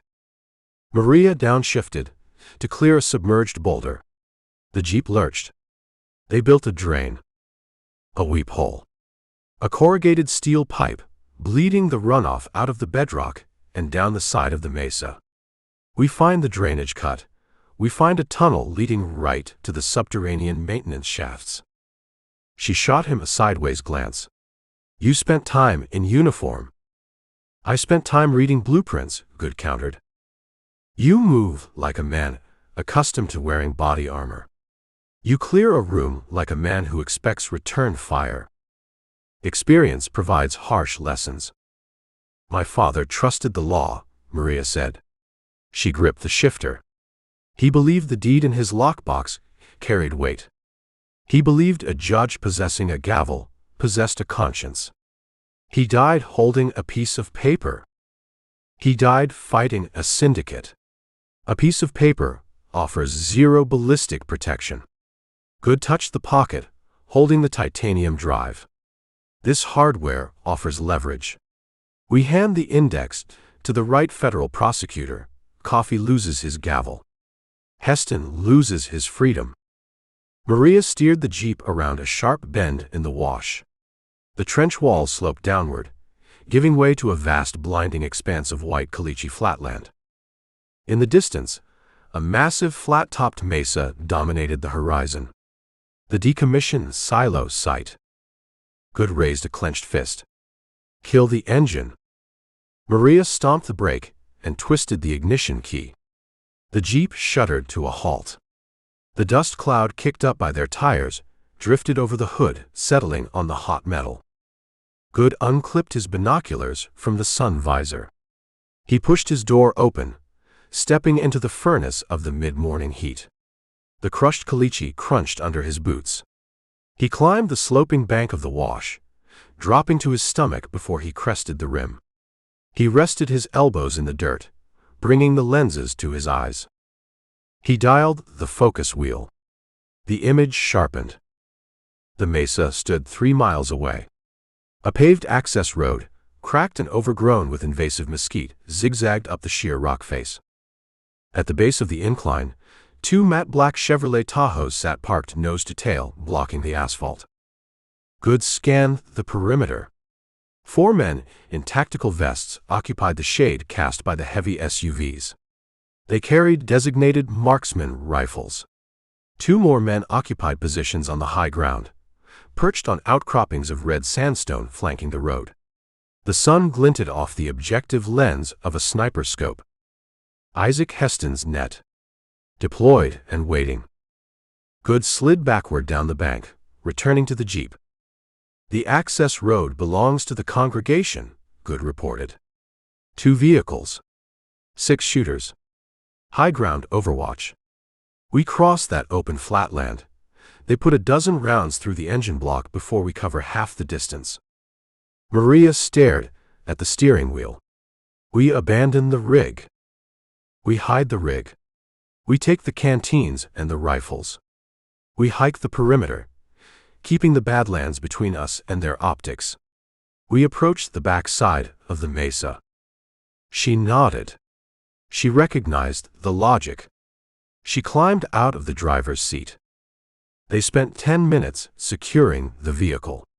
Goode directed her to back the Wrangler into a deep recess cut into the side of the wash by ancient floodwaters. They gathered armfuls of dead creosote branches and thorny catclaw, piling the brush against the matte gray paint, breaking up the geometric lines of the machine. The desert swallowed the jeep. Goode grabbed his canvas tactical bag. He handed Maria a heavy canvas canteen and a spare box of .38 special ammunition for her revolver. He slung the bag over his shoulder. We walk single file, Goode instructed. Step where I step. Keep your head below the horizon line. They walked. The heat exacted a brutal toll. The sun hammered the top of Goode's Stetson. The air possessed a thick, suffocating quality, devoid of any cooling breeze. Sweat soaked the collar of his shirt, drying to a crust of white salt within minutes. The jagged terrain demanded constant, agonizing focus. Sharp rocks threatened to slice through boot leather. Chala cactus spines snagged their denim, leaving painful barbed reminders in their flesh. Goode set a punishing pace. He needed to reach the base of the mesa before the sun hit its zenith and the temperature climbed past 110 degrees. He watched Maria. He evaluated her stamina. She stumbled twice in the deep, shifting gravel, but she recovered without a word of complaint. Her breathing morphed into a ragged, wet saw, yet she matched his stride. She possessed an internal furnace burning on absolute rage. The death of her father provided the fuel. An hour passed. The distance closed. The rear face of the mesa loomed above them, a sheer vertical wall of striated red sandstone rising 300 feet into the bleached sky. The rock radiated heat like a cast-iron stove. They reached the base of the cliff. A deep, chaotic jumble of massive boulders and shattered rock filled the crevice where the mesa met the desert floor. Goode stopped. He unscrewed his canteen cap, took a measured pull of warm water, and passed the container to Maria. She drank. She poured a handful of water over her neck, letting it soak the collar of her olive-drab jacket. "Look for the erosion," Goode said, his voice cracking in the dry air. Concrete runoff carves a distinct channel through natural rock. Smooth edges. Discolored stone. Look for the unnatural path. They navigated the boulder field, scanning the base of the cliff. The sheer scale of the rock face dwarfed them. Silence reigned, massive and indifferent. The PMCs sat miles away on the opposite side of the mountain, their attention fixed on the paved approach. Maria pointed toward a narrow cleft in the rock 50 yards ahead. "There," she said. A dark stain tracked down the face of the red sandstone. The stain marked decades of mineral-rich water weeping from the interior of the mesa, bleaching the red rock to a dull, sickly gray. Goode approached the cleft. The boulders here sat slick with ancient moss, petrified by the arid climate. He climbed the rocks, wedging his boots into the narrow fissures, hauling his weight upward. He found the pipe. A massive corrugated steel culvert protruded from the solid rock face, 10 feet above the canyon floor. The pipe measured 3 feet in diameter. Heavy industrial iron bars formed a welded grate across the opening, designed to keep coyotes and debris out of the subterranean infrastructure. Rust coated the iron bars, bleeding bright orange streaks down the concrete spillway below. "I found the door," Goode called down. Maria scrambled up the rocks, joining him on the narrow ledge beneath the culvert. She stared at the heavy iron grate. "The military builds things to stay locked," she noted. Goode inspected the welds. The original construction featured thick, robust beads of steel connecting the bars to the circular frame. But 40 years of exposure, harsh desert winters, and relentless moisture from the weep hole degraded the metal. The rust ate deep into the joints. Goode dropped his canvas bag on the ledge. He unzipped the main compartment and retrieved a heavy forged steel pry bar. The tool measured 2 feet long, terminating in a flattened, angled chisel point. "Step back," Goode ordered. He wedged the chisel point of the pry bar into the gap between the iron grate and the corrugated steel frame. He targeted the bottom left corner, the section bearing the heaviest accumulation of rust. He gripped the steel bar with both hands. He planted his boots on the narrow ledge, locked his core, and threw his body weight backward. The iron groaned.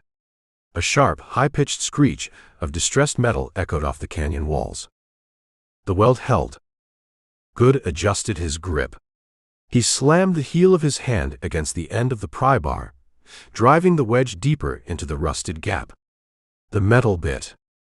"Again," Maria said, stepping close, wedging her hands beside his on the cold steel bar. "On 3, Goode grunted. 1, 2, 3. They pulled.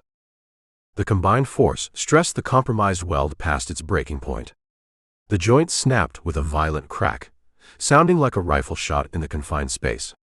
A shower of orange rust flakes rained down on their boots. Goode repositioned the bar. He wedged it behind the central vertical iron shaft. He applied leverage. The metal bent, the bottom edge of the grate pulling away from the frame, creating a triangular gap just wide enough for a human to squeeze through. A rush of cold, damp air spilled from the pipe. The air smelled of stagnant water, ozone, and ancient concrete. The breath of the buried Cold War relic. Goode tossed the pry bar onto the ledge. He clicked his tactical flashlight on, shining the stark white beam into the corrugated throat of the tunnel. The pipe stretched into absolute blackness. The beam illuminated ribbed steel walls, covered in a thick layer of pale, calcified mineral deposits. "Coyote wires his perimeter with shaped charges," Maria reminded him. She stared into the dark hole. He wires the front door. He wires the access road. Goode retrieved his canvas bag. He lacks the resources to wire 3 miles of subterranean drainage pipes. We approach from the basement. Goode grabbed the bent edge of the iron grate. He hoisted his body upward, shoving his shoulders through the narrow gap. The rusted metal scraped against his denim jacket. He scrambled forward on his hands and knees, entering the pipe. The temperature plummeted instantly. The subterranean cold bit through his sweat-soaked clothes. Maria followed. She squeezed through the opening, her boots scraping against the corrugated steel. Goode crawled forward, leading the way with the flashlight beam. The ribbed floor of the pipe tore at the knees of his jeans. The tunnel angled upward, a relentless, punishing incline leading deep into the heart of the mesa. They crawled in silence. The sound of their breathing echoed down the steel corridor, a harsh, rhythmic rasp magnified by the enclosed space. 500 yards in, the corrugated steel ended. The pipe transitioned into a square, poured concrete maintenance shaft. The ceiling rose to 6 feet. Goode stood upright, his spine cracking in protest. He swept the concrete walls with the flashlight. Thick bundles of degraded, rubber-coated cables ran along the ceiling, secured by rusted iron brackets. A heavy steel blast door blocked the end of the corridor. A red stenciled warning marked the center of the door, restricted area. Level 4 access required. Beside the door, an ancient gray metal junction box hung open. The original wires sat severed. In their place, fresh, brightly colored CAT6 Ethernet cables snaked out of the box, trailing through a drilled hole in the concrete wall. "We found the occupant," Goode said. He approached the heavy steel door. He grabbed the rusted wheel handle, dominating the center of the panel. He braced his boots against the concrete floor and threw his weight into a violent twist. The wheel shrieked, resisting the motion. Decades of neglect locked the gears. Goode strained, the veins in his neck bulging. He applied a relentless, driving pressure. A massive, internal deadbolt cracked free. The wheel spun a quarter turn. Goode grabbed the edge of the steel door and pulled. The heavy slab groaned on its massive iron hinges, opening a crack into the dark, echoing abyss of the silo control center. Chapter 7. Goode hauled the heavy steel door open. The hinges screamed, a harsh metal-on-metal shriek tearing through the subterranean silence. He stepped through the threshold, sweeping the tactical flashlight in a tight arc. Maria followed, the snub-nosed revolver tight in her grip. The maintenance shaft terminated on a steel-grated catwalk. Below the grating, a cavernous abyss dropped away into absolute blackness. The United States military engineered the Minuteman Launch Control Center to survive the apocalypse. They suspended a 3-story, pill-shaped concrete capsule inside a massive subterranean cylinder, hanging the entire structure on 4 industrial pneumatic shock absorbers. The design isolated the control room from seismic shockwaves. Goode stood on the catwalk, spanning the gap between the bedrock tunnel and the suspended capsule. Industrial halogens bolted to the curved concrete ceiling flickered to life. The sudden harsh white light blinded Goode. He raised a forearm across his eyes. The mechanical clack of a pump-action shotgun chambering a shell echoed across the chasm. "Drop the flashlight," a voice commanded. The voice possessed the erratic, high-strung cadence of a man who consumed excessive caffeine and avoided human contact. "Drop the bag. Kick the pistol through the grating." Goode lowered his arm. His eyes adjusted to the glare.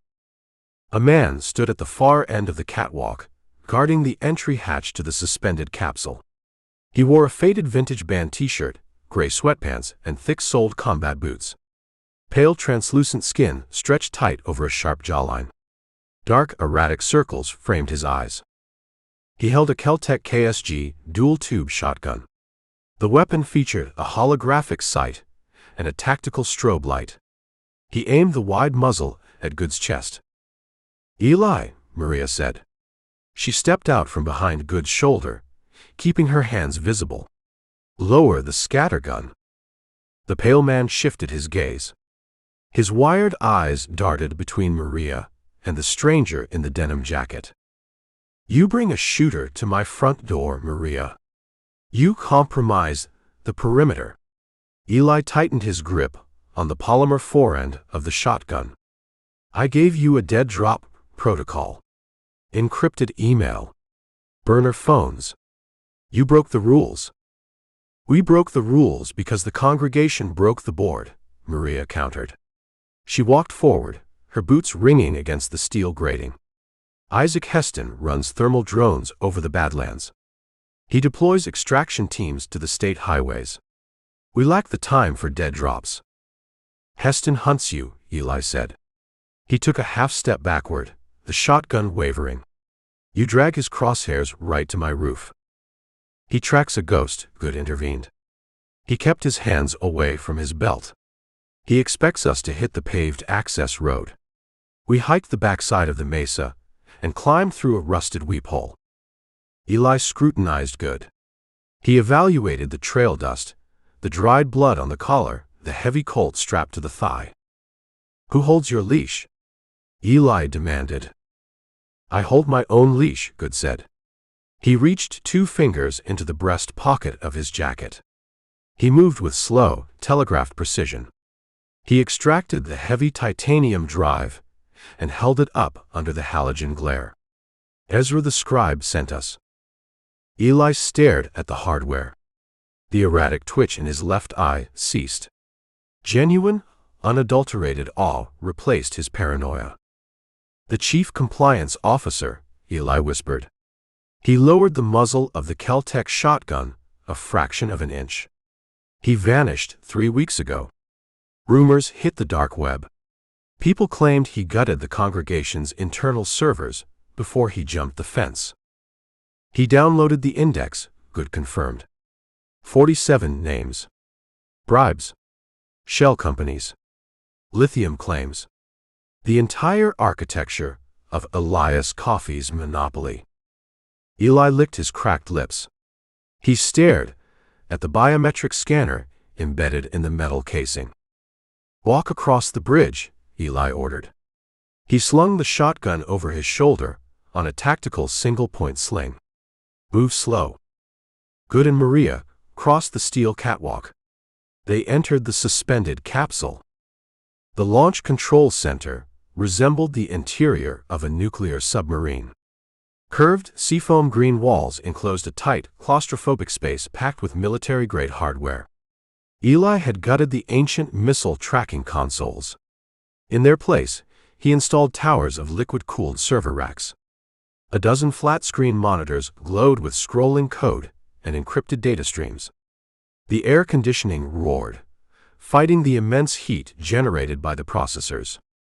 Empty energy drink cans littered the steel floor plates.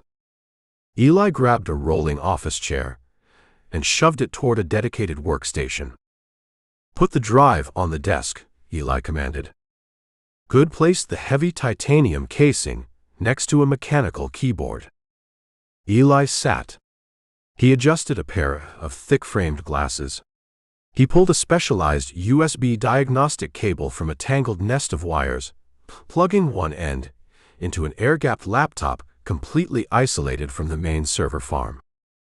He sealed the port with biometric hardware, Eli muttered, his fingers flying across the keys. Military-grade tamper protocols. I feed the wrong voltage. An internal thermite charge slagged the flash memory. Can you break it? Maria asked. She stood behind his chair, her eyes tracking the scrolling green text on the monitor. I crack bank vaults before breakfast, Eli boasted. He hit the enter key. A progress bar appeared. I build a virtual handshake. The drive expects a fingerprint. I feed it a randomized algorithmic loop that simulates the electrical capacitance of human skin while brute forcing the 256-bit cipher. Give me a timeline, Goode said. 20 minutes. Maybe 30. Depends on the depth of the encryption layers. Eli grabbed a half-empty can of energy drink, swallowed the lukewarm liquid, and crushed the aluminum. You realize what happens the second this data hits the public servers. Judge Elias Coffey loses his empire, Maria stated. Elias Coffey loses his mind, Eli corrected. He built a billion-dollar syndicate on stolen water rights. He weaponized the local law enforcement. We broadcast this ledger, he scorches the earth. He sends every contractor on his payroll to burn this mesa to the bedrock. He has to find us first, Goode said. 300 feet above the suspended capsule, heavy mud-terrain tires ground against loose gravel. Isaac Heston brought his matte black Chevrolet Tahoe to a halt at the crest of the mesa. 4 additional tactical SUVs flanked him, forming a tight semicircle around a monolithic concrete slab, sitting flush with the desert floor. The primary blast doors of the Minuteman silo. Heston stepped out of his vehicle. The midday sun hammered the plateau. Heat waves distorted the jagged peaks of the surrounding badlands. Heston ignored the temperature. He pulled a heavy, suppressed short-barreled rifle from the passenger seat. He racked the charging handle, chambering a 5.56 round. 12 PMCs piled out of the surrounding vehicles. They wore full tactical kits, ceramic plate carriers, and ballistic helmets. They moved with silent, rehearsed precision, securing the perimeter, their rifles sweeping the empty scrubland. Heston walked to the center of the concrete slab. A thick layer of dust and wind-blown sand covered the blast doors. He kicked the dirt away, revealing the seam where the 2 massive steel-reinforced concrete blocks met. The communications technician stepped out of the command vehicle, holding a ruggedized tablet. Thermal drones report negative contacts on the access road, the tech reported. 0 heat blooms in the surrounding box canyons. They avoided the surface approach entirely. Heston stared down at the concrete seam. He understands military infrastructure. He located the weep hole. Sir. He crawled up the drainage pipe. Heston turned to his breach team leader. We bypassed the negotiations. Bring up the thermal lances. We cut the hinges on the primary doors. The breach leader, a towering man named Vargas, unclipped a radio from his vest. He signaled the heavy equipment truck waiting at the base of the grade. Concrete sits 3 feet thick, Vargas noted. Thermal lances require 20 minutes to burn through the steel locking pins. We lack the shape charges to blow the slab. Burn the pins, Heston ordered. Deploy the repelling gear. Once the doors drop, we fast rope down the launch tube. We hit the control capsule from the ceiling. Heston looked toward the western horizon. The sprawling blue sky offered 0 comfort. He felt the ledger pulling tight around his neck, a tangible, suffocating noose. Ezra's drive contained the blueprints of his own damnation. 12 years of blood spilled on the hardpan, documented, verified, and ready for a grand jury. Cut the steel, Heston repeated. His voice turned cold. Deep underground, the progress bar on Eli's air-gapped laptop hit 99%. The cooling fans in the server racks screamed, pushing the ambient temperature in the capsule higher. Eli hammered the mechanical keyboard, entering lines of bypass code, fighting the drive's final defensive algorithms. The architecture fights back, Eli grunted. Sweat beaded on his pale forehead. It runs a secondary encryption loop on the routing numbers. Goode checked his Sig Sauer. He ejected the magazine, verified the brass casings, and snapped the clip back into the grip. He turned his attention to the heavy steel entry hatch. The progress bar hit 100%. A sharp, digital chime rang from the laptop speakers. The screen flashed bright white, then populated with a sprawling, meticulously organized spreadsheet. Row after row of names, dates, and dollar amounts filled the display. Maria leaned closer, her breath catching in her throat. He kept everything, she whispered. Eli grabbed a computer mouse, scrolling down the staggering index of corruption. U.S. District Court Judge Elias Coffey. Multiple entries. Millions of dollars routed through offshore holding companies in the Cayman Islands. Deeds to sovereign land transferred to corporate subsidiaries. Sheriff Thomas Crane. $60,000 over 3 years. Payments categorized as security consultation and eviction enforcement. Eli highlighted a specific row near the bottom of the ledger. Salt River Aquifer, Eli read aloud. Claim acquisition. Property owner deceased. Payout executed to Isaac Heston. $1,200. Maria stared at the screen. The ink on the page transformed into a sterile string of pixels, yet it carried the exact same crushing weight. Her father's life, reduced to a single line item in a corporate expense report. Copy the entire directory, Goode instructed. Mirror the files to an encrypted cloud server. Build a delayed release trigger. We send the raw data to the Department of Justice, the FBI field office in Tucson, and every major news outlet west of the Mississippi. Eli minimized the spreadsheet. He launched a secure file transfer protocol application. I route the data through a proxy chain, Eli explained, his fingers flying across the keys. It bounces off servers in Stockholm, Tokyo, and Geneva before it hits the domestic drops. Impossible to trace. Impossible to kill. A sudden, jarring mechanical klaxon shattered the hum of the server racks. Red strobe lights mounted to the curved concrete ceiling began to flash, painting the capsule in violent pulsing crimson. Eli cursed. He slammed his hand onto a secondary keyboard, pulling up a digital schematic of the Minuteman silo. Seismic sensors triggered at the surface level, Eli shouted over the blaring alarm. Massive kinetic impact on the primary blast doors. Goode grabbed the tactical flashlight. Heston. He brings heavy equipment, Eli said. He tapped a glass monitor, displaying a topographic cross-section of the facility. A red warning icon blinked at the very top of the vertical launch shaft.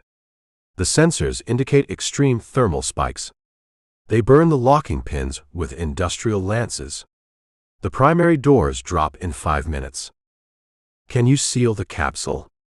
Maria asked. She drew her revolver, her eyes locked on the steel entry hatch. The capsule hangs on shock absorbers, Eli said. He grabbed a heavy canvas duffel bag from beneath his desk and started throwing external hard drives into the main compartment.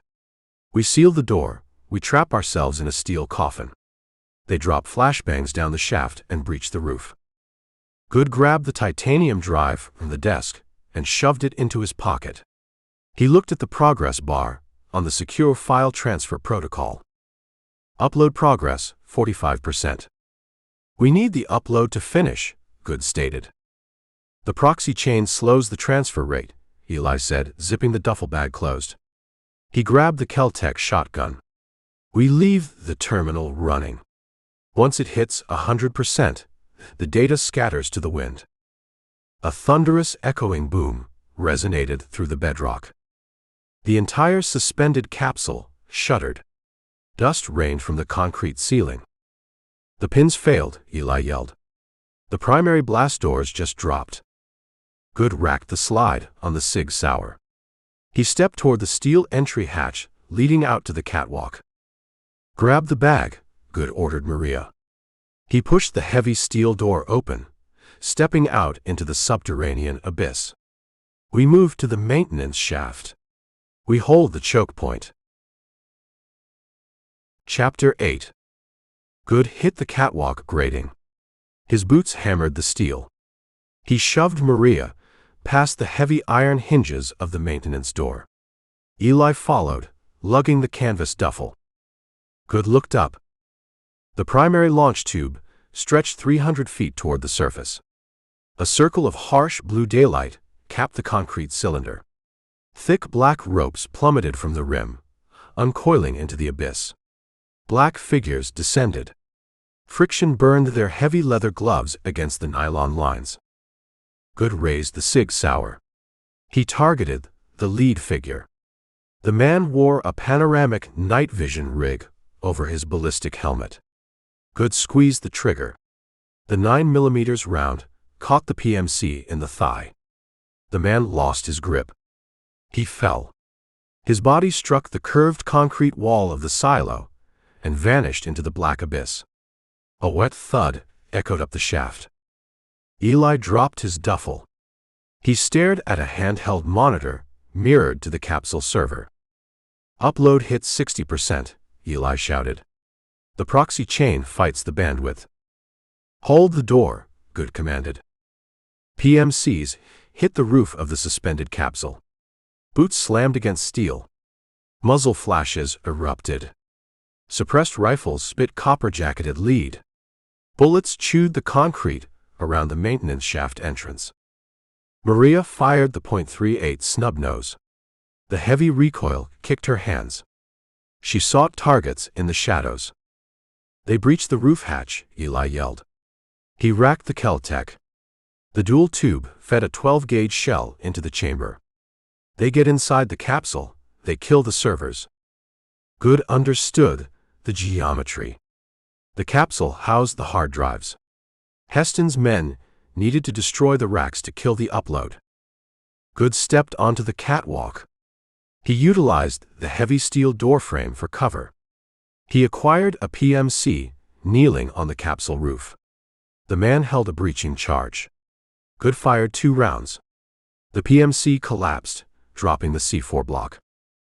75%, Eli screamed. A metallic cylinder bounced across the catwalk grating. A flashbang grenade. "Eyes," Goode yelled. He turned his face to the concrete wall. The grenade detonated. A blinding white flash vaporized the shadows. The concussive wave scrambled Goode's inner ear. A high-pitched whine replaced the gunfire. He fought the disorientation. He pivoted his stance. PMCs swarmed the catwalk. Eli stepped past the steel door. He leveled the Kel-Tec. He pulled the trigger. The shotgun roared. Double-aught buckshot cleared the bridge, throwing 2 PMCs against the safety rails. The men tumbled over the edge. Eli pumped the action. He fired a second round. A PMC-designated marksman fired from the upper launch tube. The 5.56 round struck Eli in the chest.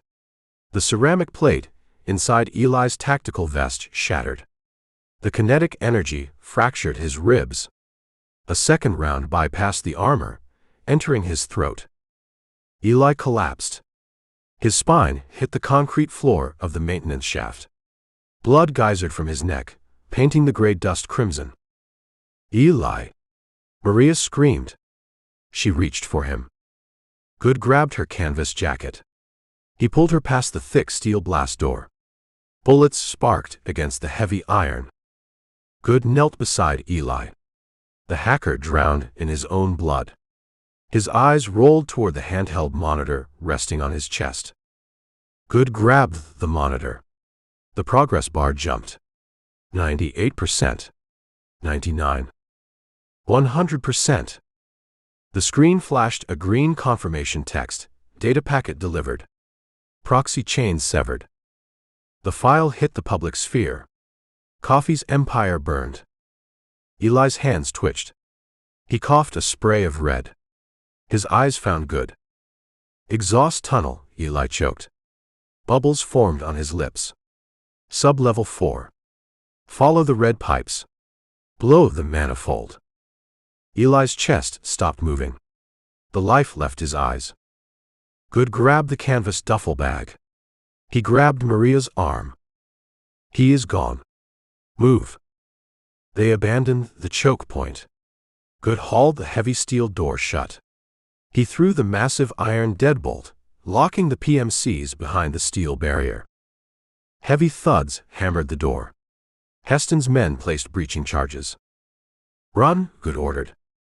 They descended into the bedrock. Goode led the way with the tactical flashlight. The concrete tunnel presented a steep decline. Rusted iron stairs descended into the bowels of the mesa. They hit sub-level 4.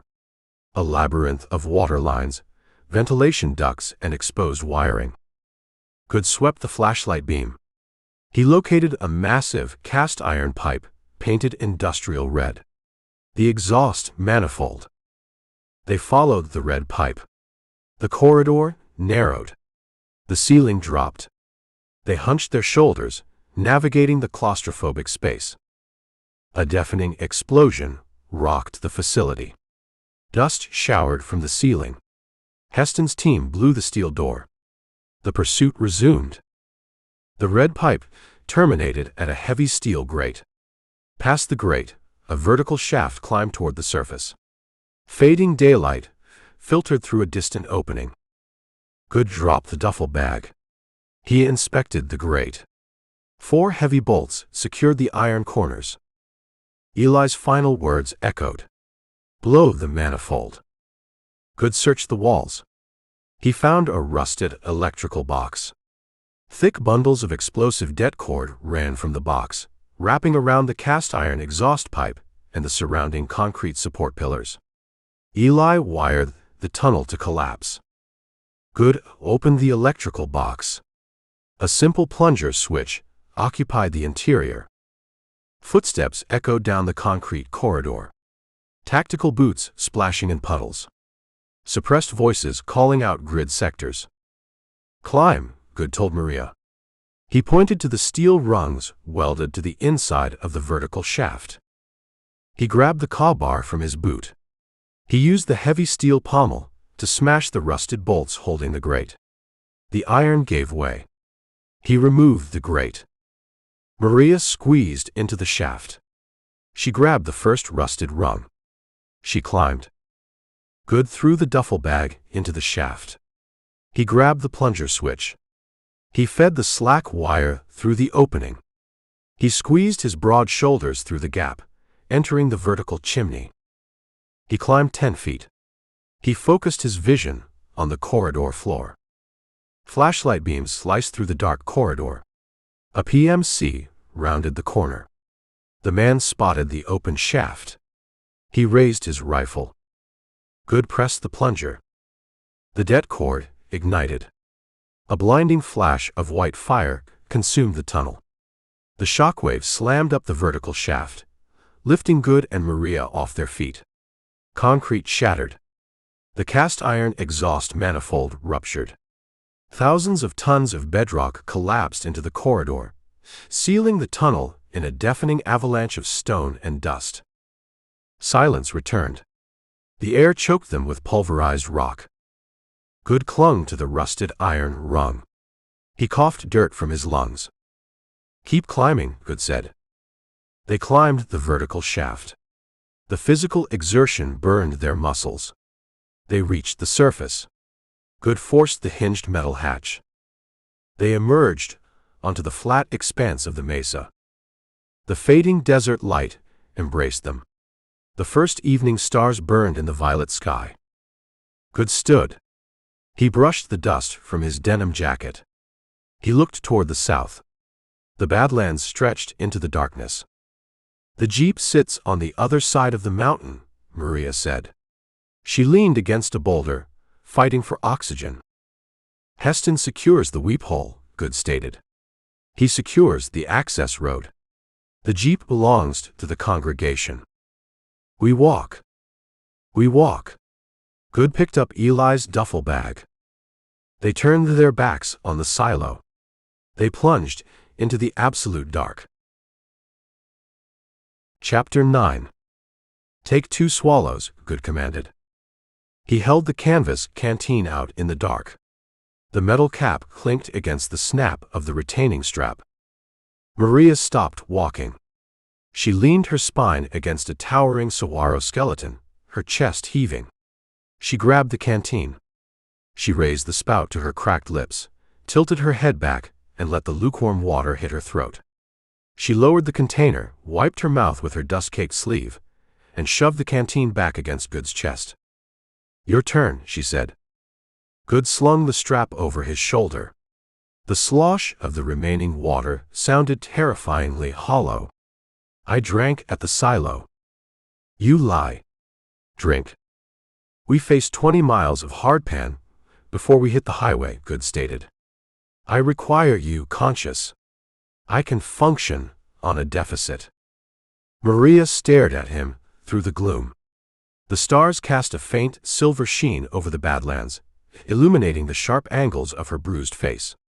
She reached out, grabbed the canteen strap, and unstoppered the cap.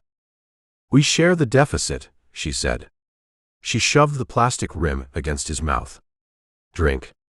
We both need our legs. Goode let a meager mouthful of water wet his tongue. He swallowed. The liquid felt like a drop of rain in a dry well. He secured the cap. They resumed the march. The Sonoran Desert at night offered zero comfort. The temperature plummeted near freezing, biting through the heavy canvas of their jackets. The terrain presented an endless, chaotic obstacle course of loose shale, hidden arroyos, and razor-edged agave plants. Every step demanded focus. A twisted ankle out here equated to a death sentence. The file hit the servers, Maria said. Her boots crunched a rhythm into the gravel. Every federal prosecutor in the Capitol holds Elias Coffey's bank records. They hold Isaac Heston's payroll. The congregation is dead. The corporate entity is dead, Goode corrected. The men holding the rifles remain very much alive. They have no reason to hunt us. We fired the bullet. The damage is done. Desperation breeds irrational geometry, Goode said. He kept his eyes scanning the ridgelines for movement. Heston faces a federal indictment. His men face life in a penitentiary. They lost their paychecks. They lost their immunity. A hunted man looks for someone to blame. We represent the architect of their ruin. Revenge. Containment and revenge, Goode said. Heston might harbor a shred of conscience, but the PMCs on his payroll lack that luxury. They want blood. They want to leave our bones in this dirt before they scatter to the wind. They walked in silence for another 3 hours. The eastern horizon fractured. The bruised violet line of false dawn cracked the black sky. The stars faded. With the light came the heat. The transition proved instantaneous and brutal. The moment the sun crested the jagged peaks, the temperature spiked 20 degrees. The biting chill vanished, replaced by the suffocating, heavy pressure of a baking oven. The earth began to radiate the stored heat of 1,000 previous summers. Goode shed his denim jacket, tying the sleeves around his waist. He kept the Sig Sauer holstered on his hip. He carried Eli's canvas duffel bag slung over his shoulder. Maria pulled the oversized Stetson low over her eyes. Sweat plastered her dark hair to her forehead. The salt stung the lacerations on her cheeks. The flatland, Maria pointed. A mile ahead, the jagged Badlands terminated. A sprawling, featureless plain of blinding white caliche stretched toward the western horizon. The paved state highway lay somewhere beyond that chalky expanse. Goode evaluated the open ground. Zero cover. Zero shade. We crossed that pan in daylight. The sun boils the water in our veins, Goode said. A PMC spots us from a ridge. They shoot us like targets on a berm. We hold position, Maria suggested. Goode scanned the surrounding rock formations. A massive wall of red sandstone dominated their right flank. A narrow, jagged fissure split the rock face from top to bottom. A slot canyon. Centuries of flash floods carved a winding, claustrophobic trench deep into the bedrock. We take the fissure, Goode decided. The walls provide shade. The canyon cuts westward, parallel to our route. We use the trench to bypass the open pan. We emerge at dusk. They altered their course, hiking toward the towering red cliffs. The entrance to the slot canyon measured 6 feet across. The sandstone walls soared 100 feet straight up, pinching the sky into a narrow, winding ribbon of brilliant blue. The moment they stepped into the fissure, the ambient temperature plummeted. Deep, cool shadows consumed the corridor. The air smelled of ancient dust and dry stone. Goode led the way. The sandy floor muffled their footsteps. The canyon twisted like a wounded snake. The walls closed in. In some sections, Goode had to turn his broad shoulders sideways to squeeze through the eroded bottlenecks. The striated rock displayed vivid bands of crimson, ochre, and pale yellow, polished smooth by millennia of rushing water. They hiked for a mile. The oppressive silence of the stone labyrinth amplified the sound of their ragged breathing. Goode stopped. He held up a clenched fist. Maria froze behind him. She dropped her hand to the grip of her Smith & Wesson revolver. Goode tilted his head. He listened to the dead air. He caught the faintest acoustic anomaly. A subtle, rhythmic crunch. The sound of a tactical boot shifting weight on loose gravel. The noise originated from above them. Goode looked up. The narrow ribbon of blue sky remained empty. "Back," Goode whispered. He shoved Maria backward. A supersonic crack shattered the silence. The concussive boom of a high-velocity rifle round, echoing in the confined slot canyon, struck their eardrums like a physical blow. The bullet struck the sandstone wall, exactly where Goode's chest had been a fraction of a second earlier. The impact pulverized the rock. A shower of jagged, razor-sharp shrapnel exploded outward. A shard of sandstone slashed across the back of Goode's hand, drawing a bright red line of fresh blood. Goode tackled Maria to the sandy floor. A second shot roared. The bullet chewed into the dirt 3 feet from their boots, kicking a geyser of sand into the air. "Crawl," Goode roared. They scrambled on their hands and knees, tearing through the deep sand, rounding a sharp bend in the canyon wall. They pressed their spines flat against the cool red rock, breaking the line of sight. The echoes of the rifle fire faded, rolling down the canyon like distant thunder. Goode checked his bleeding hand. He ignored the sting. He evaluated their position. They occupied a narrow alcove. The canyon wall curved, offering temporary defilade. "He holds the high ground," Maria gasped. She gripped her revolver, her knuckles white. "He tracked us." "One shooter," Goode said. He visualized the geometry of the canyon. "He sits on the rim." He anticipated our reluctance to cross the open pan. He watched the entrance of the slot canyon. He waited for us to walk into the funnel. "We retreat," Maria said. "We go back to the Badlands." "He pins us here." He possesses an elevated vantage point and a scoped rifle. "We step around that bend, we walk into his crosshairs. We retreat, he tracks our movement from above and picks us off in the open." Goode set Eli's canvas duffel bag in the sand. He unbuckled his heavy gun belt, leaving the holstered Sig Sauer resting on the canvas. Maria stared at the abandoned weapon. "What are you doing?" "A firefight requires a clear line of sight," Goode said. "I lack the angle. I return fire with a handgun from the floor of a slot canyon. I waste ammunition." Goode reached down to his right boot. He drew the heavy Ka-bar. The blackened carbon steel blade absorbed the dim light. "I changed the geometry," Goode stated. He turned his attention to the canyon wall opposite their alcove.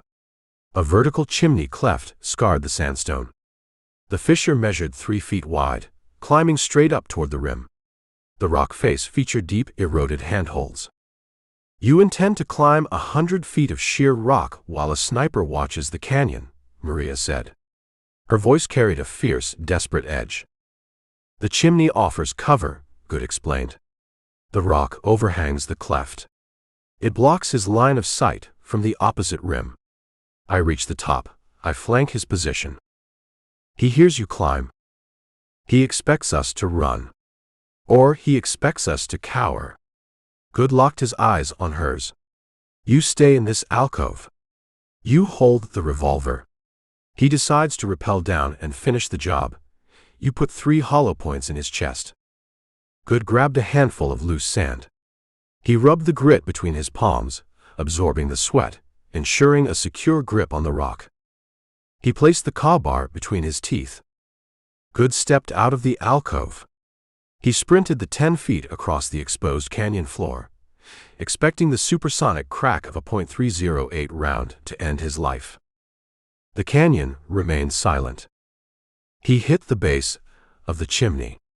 He wedged his back against one wall of the fissure and planted his boots against the opposite face.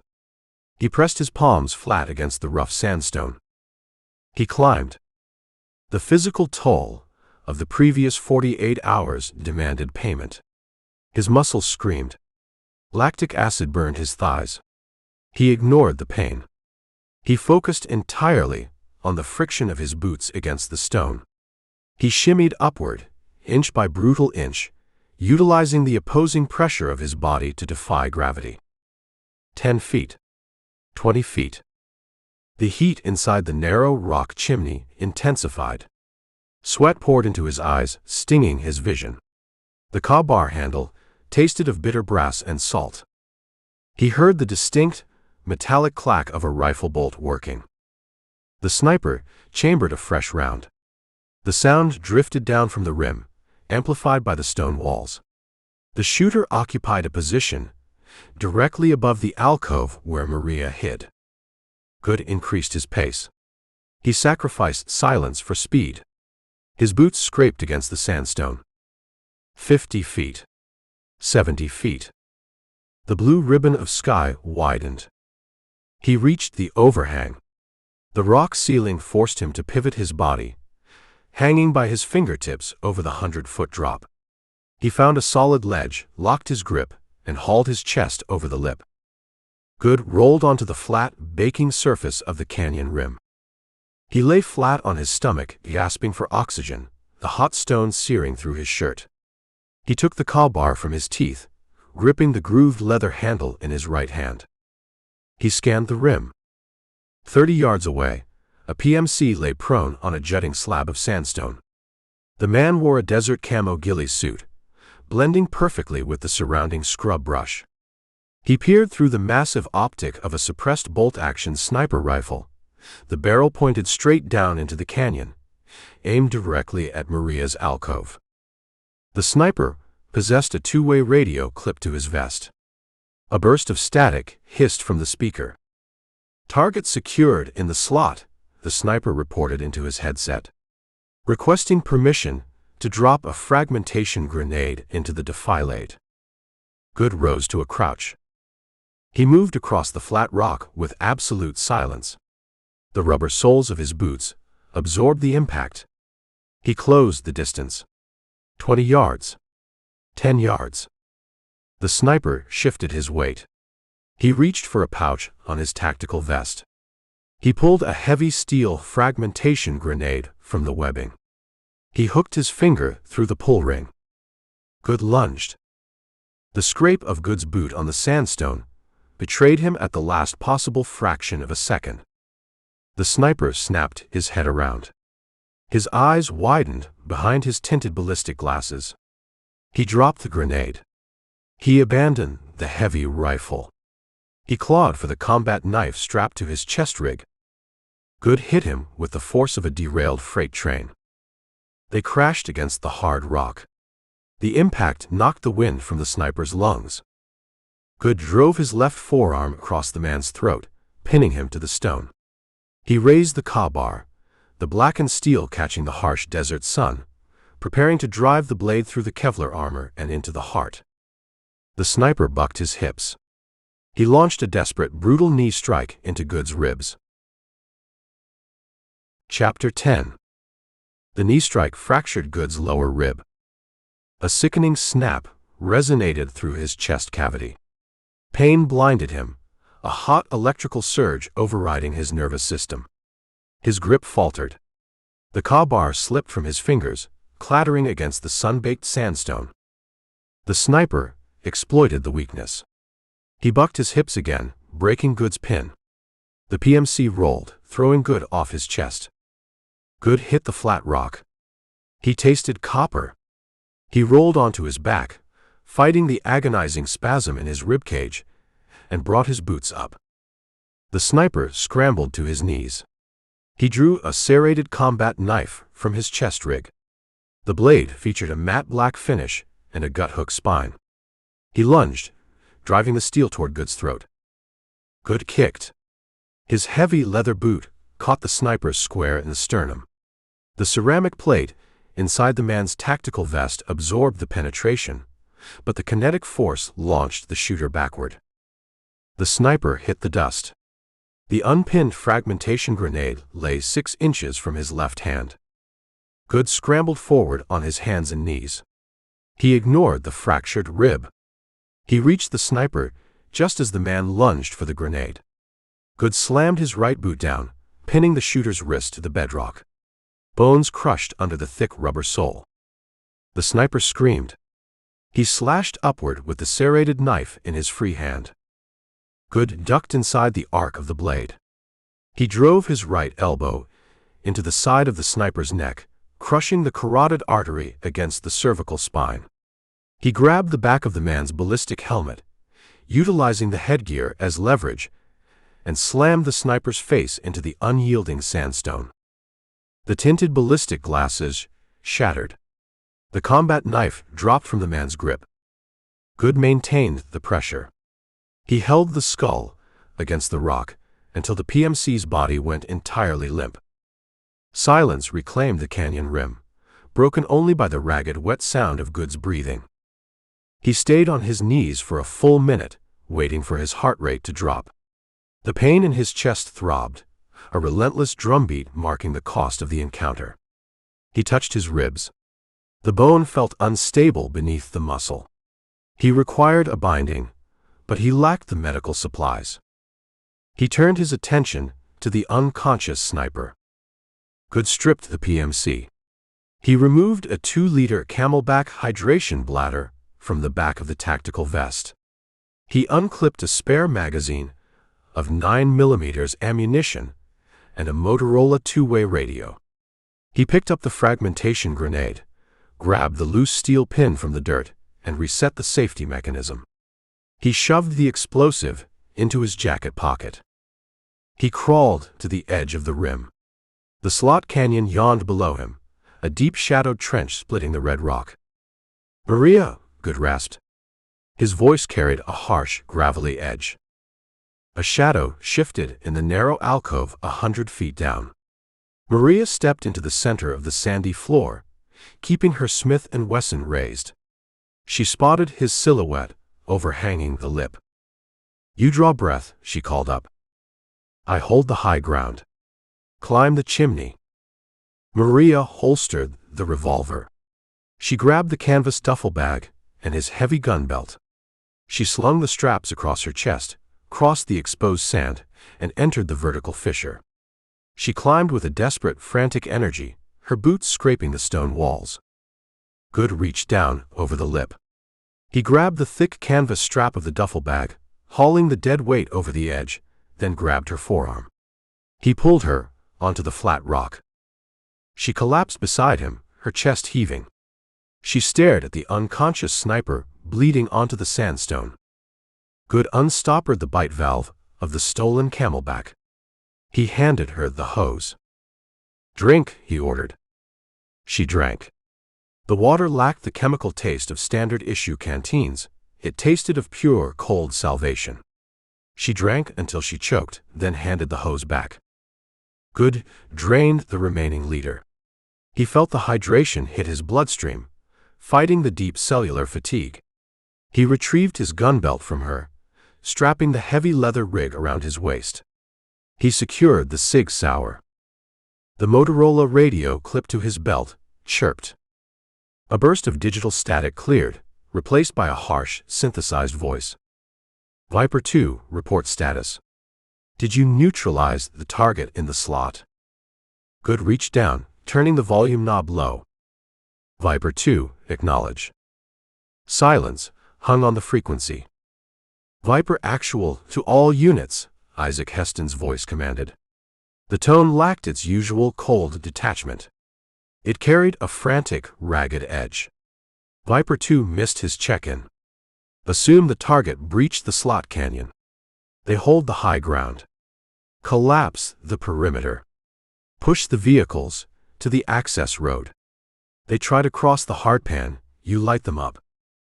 Goode memorized the tactical shift. "Heston knows we survived," Maria said. She knelt, wiping the rock dust from her jeans. "He funnels his men to the highway. He seals the exits," Goode agreed. "We cross the open desert on foot, we die of exposure. We approach the asphalt, his men intercept us. We require transportation." Goode scanned the sprawling badlands stretching toward the south. A chaotic jumble of limestone ridges, deep ravines and scrub brush. "The congregation claims the paved roads," Goode said. "They ignore the dirt. Cartels run narcotics through this basin. Coyotes run human trafficking routes. They use the deep ravines to bypass the border patrol checkpoints. They stash supplies in the rock. You want to hunt for a needle in 100 square miles of rock. I want to hunt for the tire tracks," Goode corrected. They abandoned the sniper on the rim. They hiked south, keeping to the jagged spines of the ridgelines, utilizing the elevated vantage points to scan the labyrinth below. The sun began its descent. The blinding white heat of the afternoon mellowed into a bruised, violent orange. The shadows lengthened, painting the badlands in stark, contrasting stripes of black and gold. Goode fought the pain in his ribs. Every step required a conscious effort to suppress a wince. He kept his breathing shallow. 2 hours before dusk, Maria grabbed his sleeve. She pointed toward a wide, shallow basin, nestled between two towering mesas.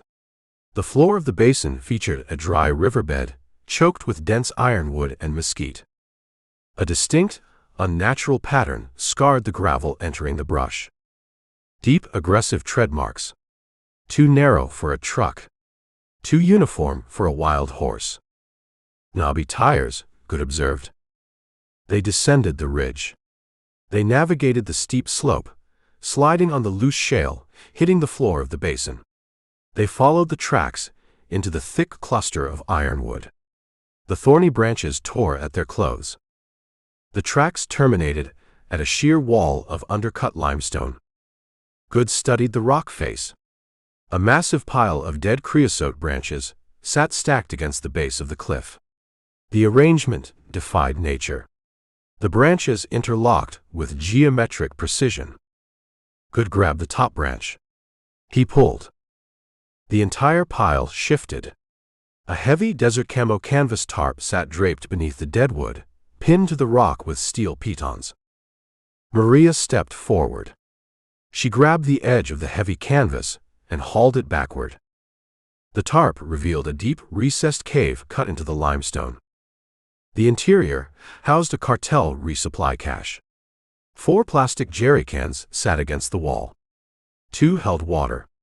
2 held premium unleaded gasoline. A wooden crate contained MREs and a stack of faded topographical maps. In the center of the cave sat 2 Honda CRF 450 dirt bikes. The machines looked battered but meticulously maintained. Matte black paint covered the chrome.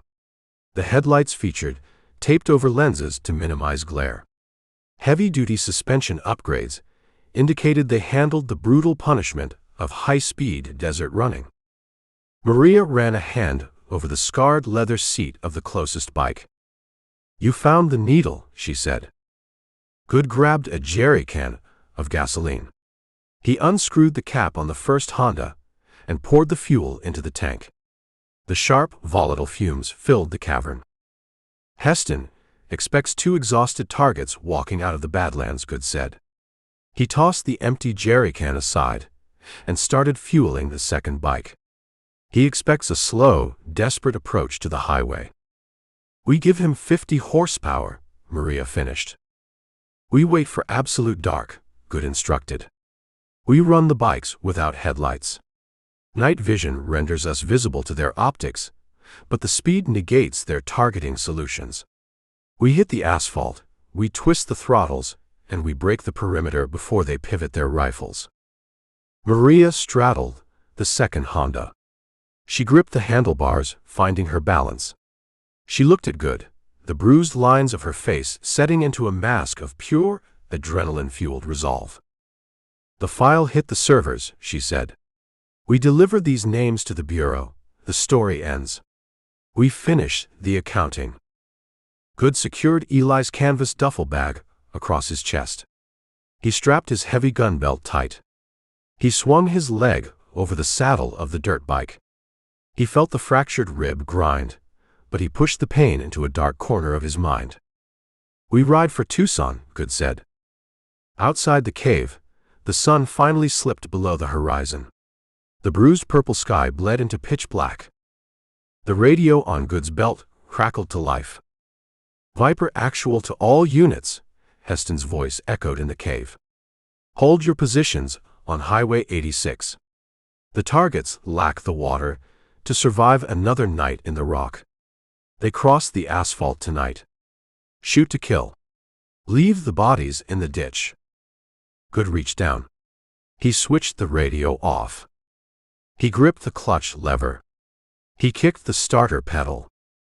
The Honda engine roared to life, a violent mechanical scream echoing off the limestone walls. Chapter 11. Maria kicked the starter pedal. Her Honda roared, joining the violent mechanical scream of Goode's machine. The exhaust notes echoed off the limestone walls of the cave, a deafening chorus of raw combustion. The smell of premium unleaded fuel and hot oil choked the confined space. Goode gave a single nod. He popped the clutch. The rear knobby tire chewed into the loose gravel. The dirt bike lunged out of the cave and into the pitch-black desert. Maria followed, her front wheel kicking up a rooster tail of crushed stone. They rode blind. Duct tape smothered the headlights. Night vision goggles remained strapped to the dead PMC miles away on the rim. Goode navigated by the jagged silhouette of the Babokivari Mountains, cutting an ink-black line against the starlit sky. The Honda CRF 450 proved a brutal, unforgiving machine. The suspension absorbed the deep ruts and the hidden arroyos, transferring the kinetic violence straight up the frame and into Goode's body. He stood on the serrated metal foot pegs, using his knees as secondary shock absorbers. Every compression of the forks ground his fractured rib against the surrounding muscle. Fire lanced through his chest cavity. He locked his jaw, tasting brass, and kept his right hand twisted hard on the throttle. The cold desert air battered his face. The wind ripped the sweat from his forehead. He pushed the bike to 50 miles an hour over untamed hardpan. A submerged boulder or a hidden badger hole meant a catastrophic launch over the handlebars. He accepted the mathematics of the risk. Heston controlled the paved roads. Heston controlled the choke points. Speed represented their only currency. 10 miles dissolved beneath the spinning rubber. A flat, gray ribbon bisected the desert floor ahead. Highway 86. Goode downshifted. The engine braking dragged the Honda speed down. He squeezed the front brake lever, bringing the bike to a halt in the deep shadows of a mesquite thicket 100 yards from the asphalt. Maria pulled up beside him. She killed her engine. Goode did the same. The silence rushed back, heavy and oppressive. The ticking of the hot exhaust headers marked the passing seconds. Goode peered through the brush. 2 miles down the ribbon of asphalt, an unnatural constellation of red and amber lights burned against the dark. The roadblock. Goode retrieved the stolen Motorola radio from his belt. He unclipped the push-to-talk microphone, turning the volume dial to a faint whisper. "Viper 3, hold the southern flank," Heston's voice crackled from the speaker. The transmission carried a tense electric static. "Viper Actual holds the center line. We maintain the barricade until dawn. Goode studied the distant lights. He blocked the corridor, Maria whispered. She kept her hands locked on the handlebars. He utilized heavy machinery, Goode observed. He visualized the setup. A string of road flares burned erratic, spitting red fire across the twin lanes. Between the flares, the massive, squared-off silhouette of a flatbed semi-truck spanned the highway, parked perpendicular to the flow of traffic. Two matte black Chevrolet Tahoes flanked the Peterbilt rig, sealing the dirt shoulders. "We flank them," Maria suggested. "We take the bikes deep into the scrub, circle the roadblock, and hit the highway 5 miles west." "Heston anticipates a flanking maneuver," Goode said. "He deploys shooters with thermal optics to the high ground on both sides of that barricade. We try to creep through the brush. We light up like bonfires on their screens. They pick us off from 500 yards. Maria stared at the burning red flares. "We go through the center. We go through the center." Goode reached over the handlebars of his Honda.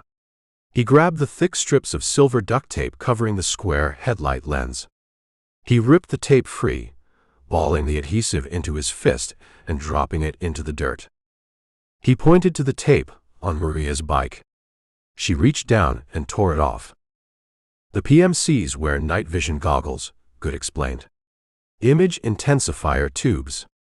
They multiply ambient starlight 1,000 times. A man wearing NVGs owns the dark, but he possesses a fatal vulnerability to sudden, intense light. We hit the asphalt. We keep the headlights off. We twist the throttles to the stops. We blind them," she finished. "When we hit the kill zone, flip the high beam switch. The halogen bulbs will overload their optic tubes. It burns the retinas with artificial daylight. They drop their rifles to claw the helmets off their heads. That buys us 3 seconds. We use the 3 seconds to clear the truck." Goode kicked the starter pedal. The Honda roared. "Do not stop," Goode commanded over the engine noise. "Whatever happens on that asphalt, you keep the throttle pinned. You ride for Tucson." Maria kicked her engine to life. She pulled the brim of her Stetson down low. Goode dumped the clutch. The dirt bike tore out of the mesquite thicket, launching over the gravel shoulder and hitting the paved surface of Highway 86. The transition from loose dirt to hard asphalt altered the hum of the knobby tires, creating a high-pitched mechanical whine. Goode clicked through the gears. Second, third, fourth. The speedometer needle climbed. 60, 70, 80 miles an hour. The wind tore at his denim jacket. He tucked his chin behind the handlebars, minimizing the aerodynamic drag. Maria rode parallel, 5 feet to his right, a dark, speeding shadow matching his velocity. 2 miles close to 1 mile. The roadblock materialized from the gloom. The red road flares cast long, chaotic shadows against the side of the massive flatbed trailer. PMC shooters occupied positions behind the concrete median barriers. They wore the dual-tube night vision goggles, scanning the black desert. A shooter near the front tire of the nearest Tahoe snapped his rifle up. He heard the high RPM scream of the approaching motorcycles.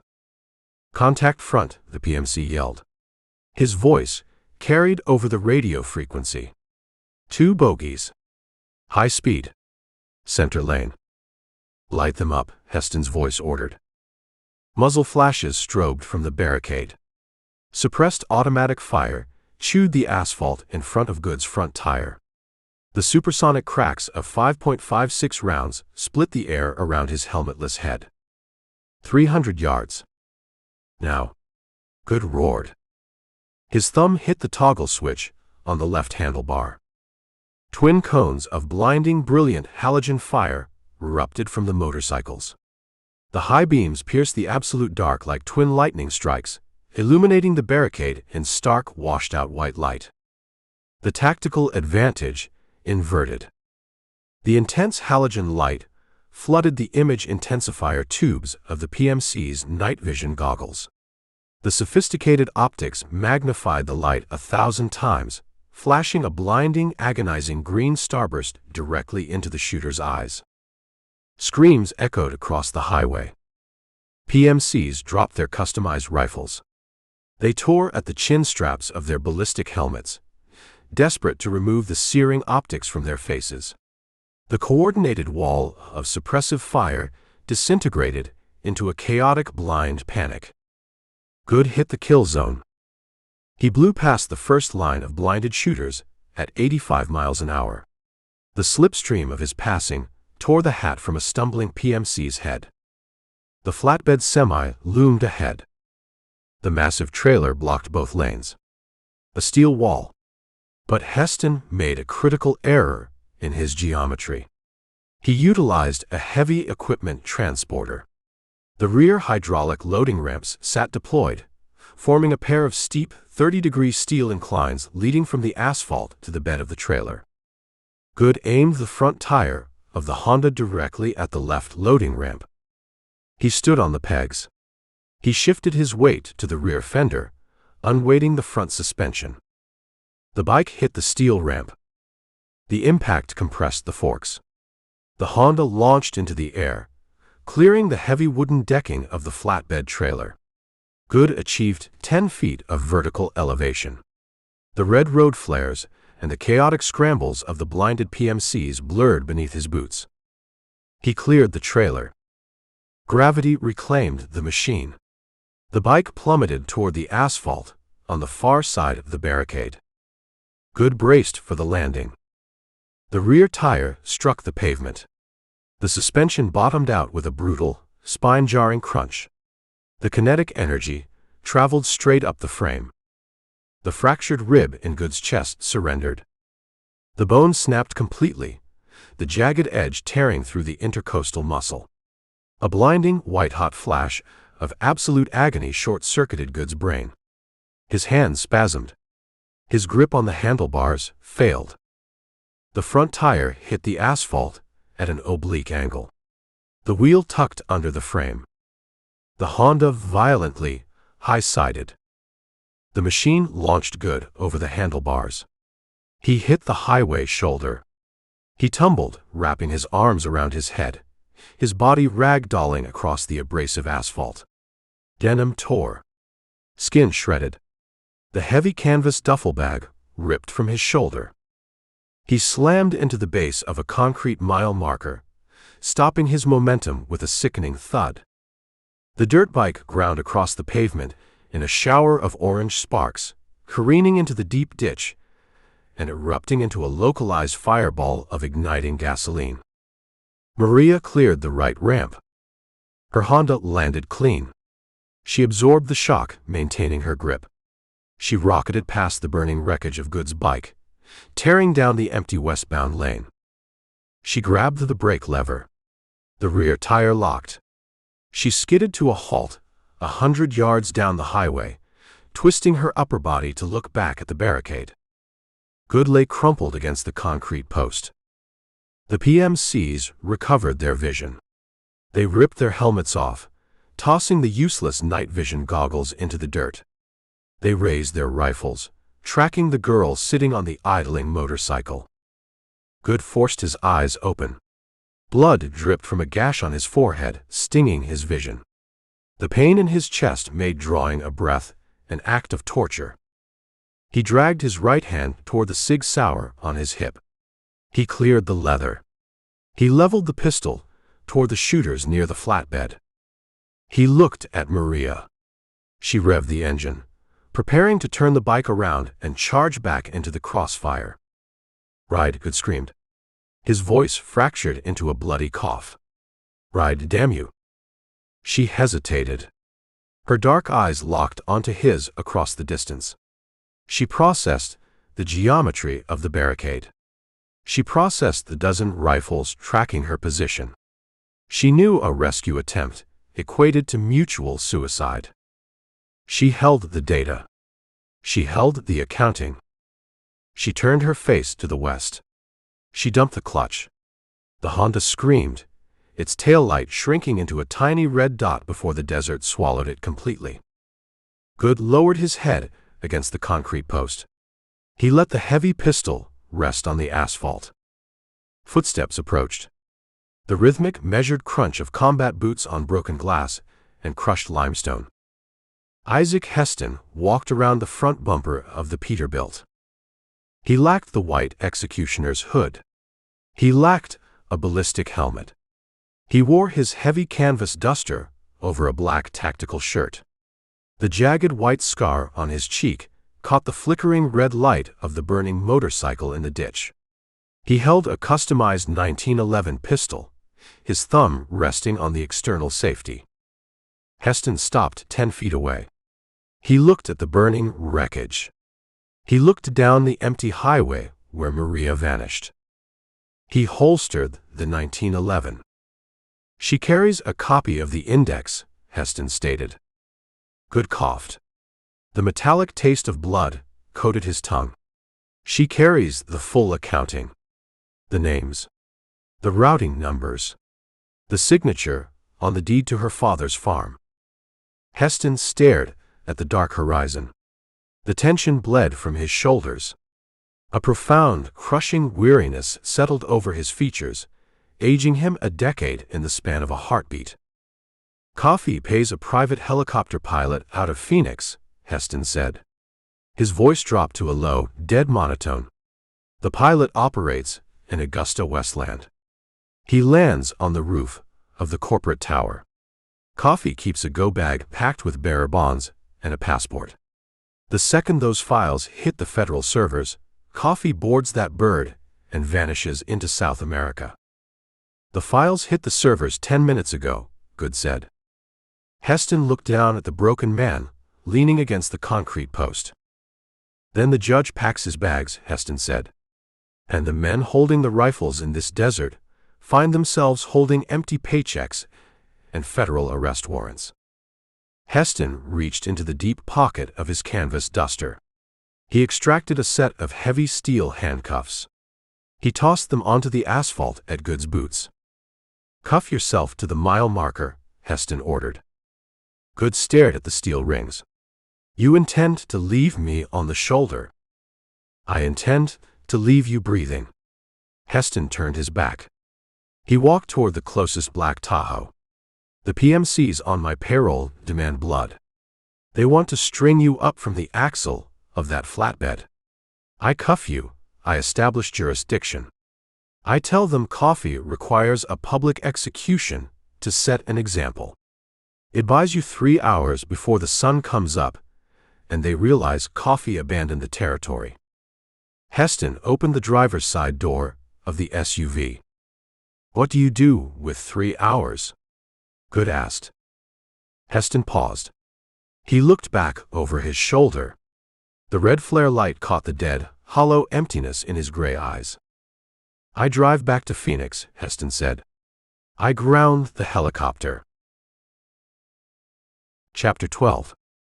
The steel handcuffs pinned Goode to the concrete mile marker. The metal cut deep into the swelling skin of his right wrist. He sat flat on the cold asphalt. The burning wreckage of the Honda in the ditch cast a flickering, unstable orange light across the highway. His fractured rib ground against his intercostal muscles with every shallow breath. He tasted copper. He tasted raw engine oil. A matte black Chevrolet Tahoe idled 50 feet away. The halogen headlights cut through the gloom. 4 PMCs stood silhouetted in the glare. They dropped their useless night vision rigs onto the pavement. They checked the actions on their customized rifles. Vargas detached from the group. The massive breach team leader walked toward the concrete pillar. He carried a heavy iron crowbar salvaged from the flatbed trailer.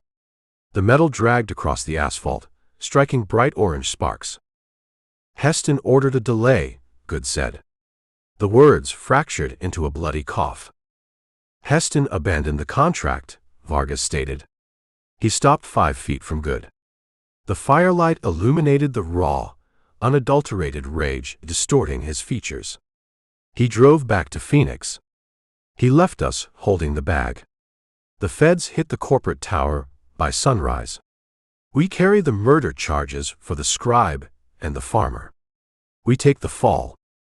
Vargas lifted the iron bar. I intend to break your legs, Vargas said. Then I intend to break your arms. Then we string you from the overpass and let the buzzards finish the accounting. A sharp, flat crack severed the desert silence. A .38 caliber hollow point struck Vargas in the right kneecap. The joint exploded. Bone fragments and blood sprayed the asphalt. Vargas shrieked. His massive leg buckled. He collapsed, dropping the iron bar with a metallic clatter. The 3 remaining PMCs spun toward the darkness. They raised their rifles, seeking targets in the black void beyond the headlights. Maria stepped from the deep shadow of the Peterbilt trailer. She held the snub-nosed revolver in a double-handed grip. She fired 2 more rounds in rapid succession. The bullets struck the grill of the idling Tahoe, shattering the radiator. Boiling coolant hissed into the freezing air, a thick cloud of white steam billowing over the hood. "Drop the rifles," Maria commanded. Her voice lacked tremor. "Step away from the vehicles." The PMCs hesitated. They lacked cover. They stood, illuminated in their own headlights. Maria occupied the absolute darkness. She held the tactical geometry. One PMC lowered the muzzle of his weapon. He unclipped the tactical sling and let the rifle clatter to the pavement. The other 2 followed the example. "Kick them into the ditch," she ordered. They kicked the weapons over the gravel shoulder. The rifles tumbled into the dry weeds. Maria kept the revolver trained on the men. She approached Goode. She reached into her canvas field jacket, extracted a ring of keys pulled from the ignition of the second Tahoe, and tossed them into his lap. "Small silver key," she said. "Standard issue Smith & Wesson cuffs." Goode caught the ring with his free hand. He fumbled the small key into the locking mechanism. He twisted. The steel cuffs popped open. He stood. The agony in his chest threatened to drop him back to the asphalt. He locked his knees. He grabbed the heavy crowbar dropped by Vargas. "I gave you a direct order," Goode said. "Ride for Tucson." "I hit the county line," Maria said. She kept her eyes pinned on the PMCs. The cell towers reconnected. The data burst triggered a cascade. Every news aggregate site carries the headline. The Department of Justice deployed tactical teams to the congregation's headquarters. "You achieved the objective." "I secured a fraction of the objective." She turned her head, fixing him with a hard, uncompromising stare. "Heston warned you. Coffee keeps an Augusta Westland on the roof. He keeps bearer bonds in a vault. The feds hit the lobby. Coffee takes the elevator to the roof. He vanishes into South America. He spends the rest of his life drinking rum on a sovereign beach." Goode tossed the open handcuffs onto Vargas's bleeding chest. "You want to ground the helicopter," Goode said. "I want to put a bullet in the man who ordered my father's execution," she corrected. Goode processed the shift in the board. The survival mission morphed into an assassination run. He walked toward the second, undamaged Tahoe. He opened the driver's side door and threw the heavy iron crowbar onto the passenger floorboard. "Get in," Goode said. Maria backed away from the PMCs. She rounded the hood of the SUV and climbed into the passenger side. She kept the revolver pointed through the open window, the hammer cocked back. Goode slid behind the wheel. He twisted the ignition. The heavy V8 engine roared to life. He dropped the transmission into gear. He looked at the 3 PMCs standing on the highway shoulder. He looked at Vargas bleeding on the crushed limestone. "You lack vehicles," Goode told the men. "You lack rifles. You face a 20-mile hike to the nearest cell tower. The federal marshals own the dawn. I suggest you start walking. He pinned the accelerator. The heavy mud terrain tires spun on the asphalt, biting the surface, launching the SUV forward. They left the burning roadblock behind. Goode grabbed the steering wheel, forcing his broken body to absorb the vibrations of the road. He turned the nose of the Tahoe north, pointing the heavy grille toward the sprawling neon glow of Phoenix burning on the horizon. Chapter 13. The matte black Chevrolet Tahoe devoured the two-lane asphalt. The heavy V8 engine possessed a deep, rhythmic hum, a mechanical heartbeat vibrating through the floorboards. Goode gripped the steering wheel. He held his spine rigid. The jagged edge of his fractured rib scraped against his intercostal muscle with every compression of the SUV's suspension. A dark, expanding stain of wet blood soaked the left side of his ruined denim shirt. The copper taste in his mouth thickened. Phoenix burned on the northern horizon. The sprawling metropolis obliterated the stars. A massive dome of electric pink, sodium yellow, and harsh white light pushed back the desert night. The city resembled a glowing, infected wound on the landscape. The smell of the air changed. The clean scent of crushed sage and ancient dust yielded to the heavy chemical stench of diesel exhaust, hot asphalt, and ozone. Maria sat in the passenger seat. She ignored the city lights. She focused on the glowing digital touchscreen embedded in the Tahoe's center console. The PMCs equipped the vehicle with a multi-band police scanner. She scrolled through the encrypted frequencies, hunting for the federal bands. Static hissed through the cabin speakers. The static broke. A voice crackled, devoid of emotion, operating on pure tactical discipline. Breach teams Echo and Foxtrot hold the perimeter on the glass doors. We have visual on the lobby security. They show empty hands. Proceed to the server farm on floor 12. Secure the hard drives. Maria tapped the screen, locking the frequency. Federal Bureau of Investigation, Maria stated. She stared at the green digital readout. They hit the Congregation Tower, downtown. They kicked the glass doors 3 minutes ago. They locked down the building, Goode said. The effort of speaking sent a spike of fire through his chest. They seized the physical assets. They freeze the accounts. They hunt a ghost, Maria said. She tapped a secondary menu on the console, pulling up the Tahoe's GPS navigation system. Coffee avoids the tower. He understands the architecture of a raid. He insulates himself. Heston claimed Coffee keeps a helicopter on the roof. Coffee keeps a helicopter on the roof of his private estate, Maria corrected. She typed a name into the GPS search bar. He owns a compound on the slope of Camelback Mountain. High walls. Private security. He hosts the annual Water Conservation Gala tonight. He drinks champagne with the governor while his men execute farmers in the dirt. The GPS screen pulsed. A red line materialized, tracing a path through the grid of the city, terminating at an elevated point in the wealthiest district of the valley. Goode studied the route. His vision blurred at the edges. Black spots danced in his peripheral sight. We require a stop, Goode grated. He wrenched the steering wheel. The Tahoe exited the highway, taking an off-ramp into the industrial fringe of the city limits. He navigated a wasteland of derelict warehouses, chain-link fences, and empty concrete lots. The sodium street lamps cast long, jaundiced shadows. He spotted a glowing, flickering fluorescent sign hovering over a standalone building. A 24-hour commercial pharmacy. Goode pulled the Tahoe into the empty parking lot. He parked the heavy SUV in the deep shadow beside the commercial dumpster, shielding the bullet-riddled grill from the street. He cut the engine. He unbuckled his seatbelt. The release of tension caused his chest muscles to spasm. He slumped forward, resting his forehead against the leather steering wheel.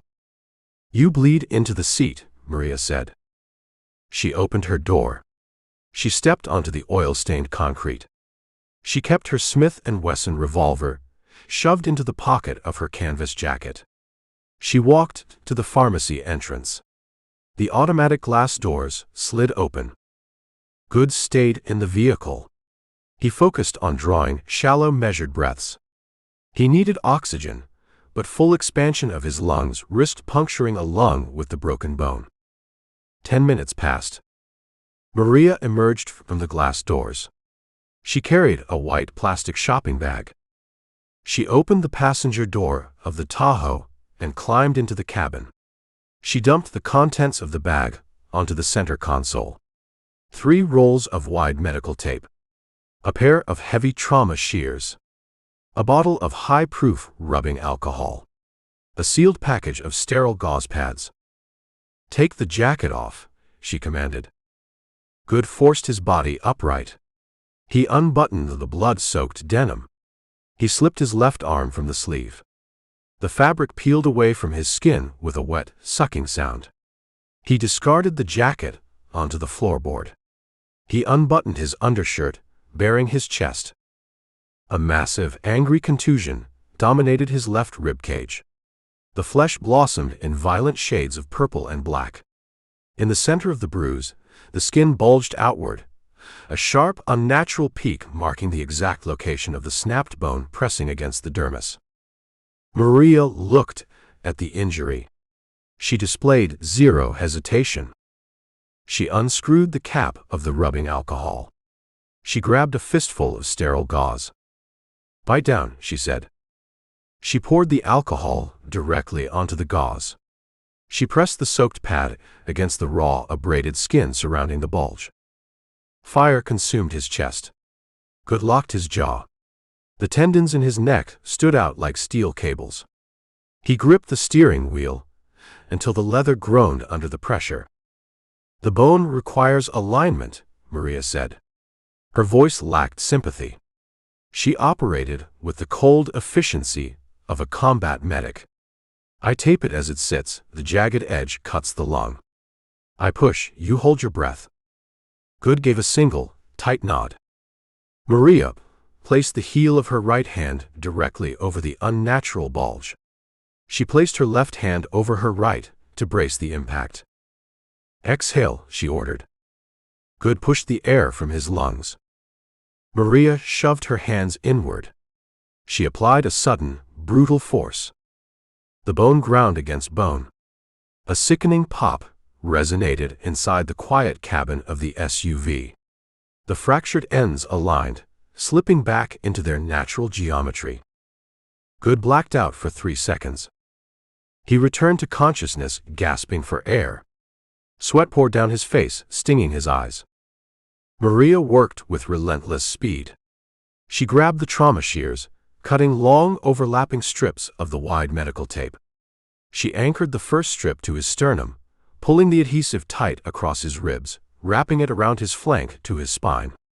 She pulled the tape with maximum tension, creating a rigid artificial exoskeleton. She layered the tape. 10 strips. 20 strips. She built a thick, unyielding shell of white adhesive over the purple flesh. "Breathe," she instructed. Goode took a breath. The tape restricted the expansion of his rib cage. The pressure localized the pain, transforming the agonizing spikes into a dull, manageable throb. The bone remained immobile. "You hold the architecture together," Goode said. "I bought you 2 hours," she corrected. "You take a hit to that side, the tape fails. The bone punctures the lung. You drown in your own blood." She gathered the blood-soaked gauze and the empty tape rolls, shoving the trash into the plastic bag. Goode picked up his denim jacket. He slipped his arms through the sleeves, hiding the white medical tape beneath the heavy fabric. He reached down to his gun belt, ensuring the Sig Sauer sat secure in the leather holster. 2 hours provides adequate time, Goode said. He reached into the back seat. He grabbed the handle of the center armrest, pulling it down to reveal the rear cargo pass-through. The congregation utilized the Tahoe as a tactical response vehicle. They prepared for war. Goode reached through the gap. His hand found cold steel. He hauled a black polymer Pelican rifle case into the front seat. He popped the heavy steel latches. He threw the lid back. The case held a Benelli M4 tactical shotgun. The weapon featured an 18-inch barrel, a collapsing stock, and a ghost ring sight.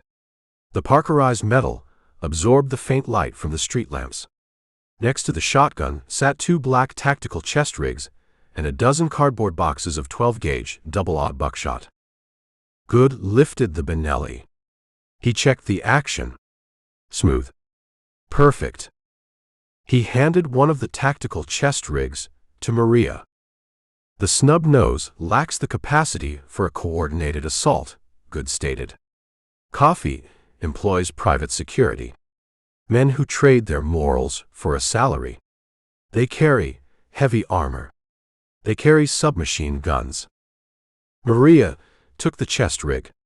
She slipped the harness over her shoulders, securing the nylon buckles across her canvas jacket. Goode took the remaining boxes of shotgun shells. He methodically loaded the spare ammunition into the elastic loops of his own chest rig. He racked the bolt of the Benelli, chambering the first heavy shell. The mechanical clack sounded like a vault door slamming shut. Heston drove back to Phoenix to ground the helicopter, Maria said. She checked the cylinder of her Smith & Wesson, ensuring fresh brass sat in every chamber. He intends to stop Coffee. We share the same objective. Heston seeks redemption, Goode said. He shoved the Benelli into the gap between the driver's seat and the center console. He wants to look his former boss in the eye and deliver a monologue. Men seeking redemption make tactical errors. They hesitate. They talk. And you?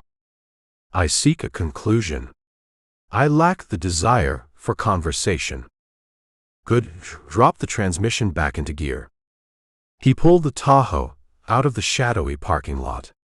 He hit the main thoroughfare, pointing the heavy grill toward the glittering affluent slopes of Camelback Mountain. The city swallowed them. They entered the neon labyrinth. The derelict warehouses gave way to towering glass skyscrapers reflecting the artificial light. Luxury sedans and imported sports cars replaced the rusted pickup trucks of the desert towns.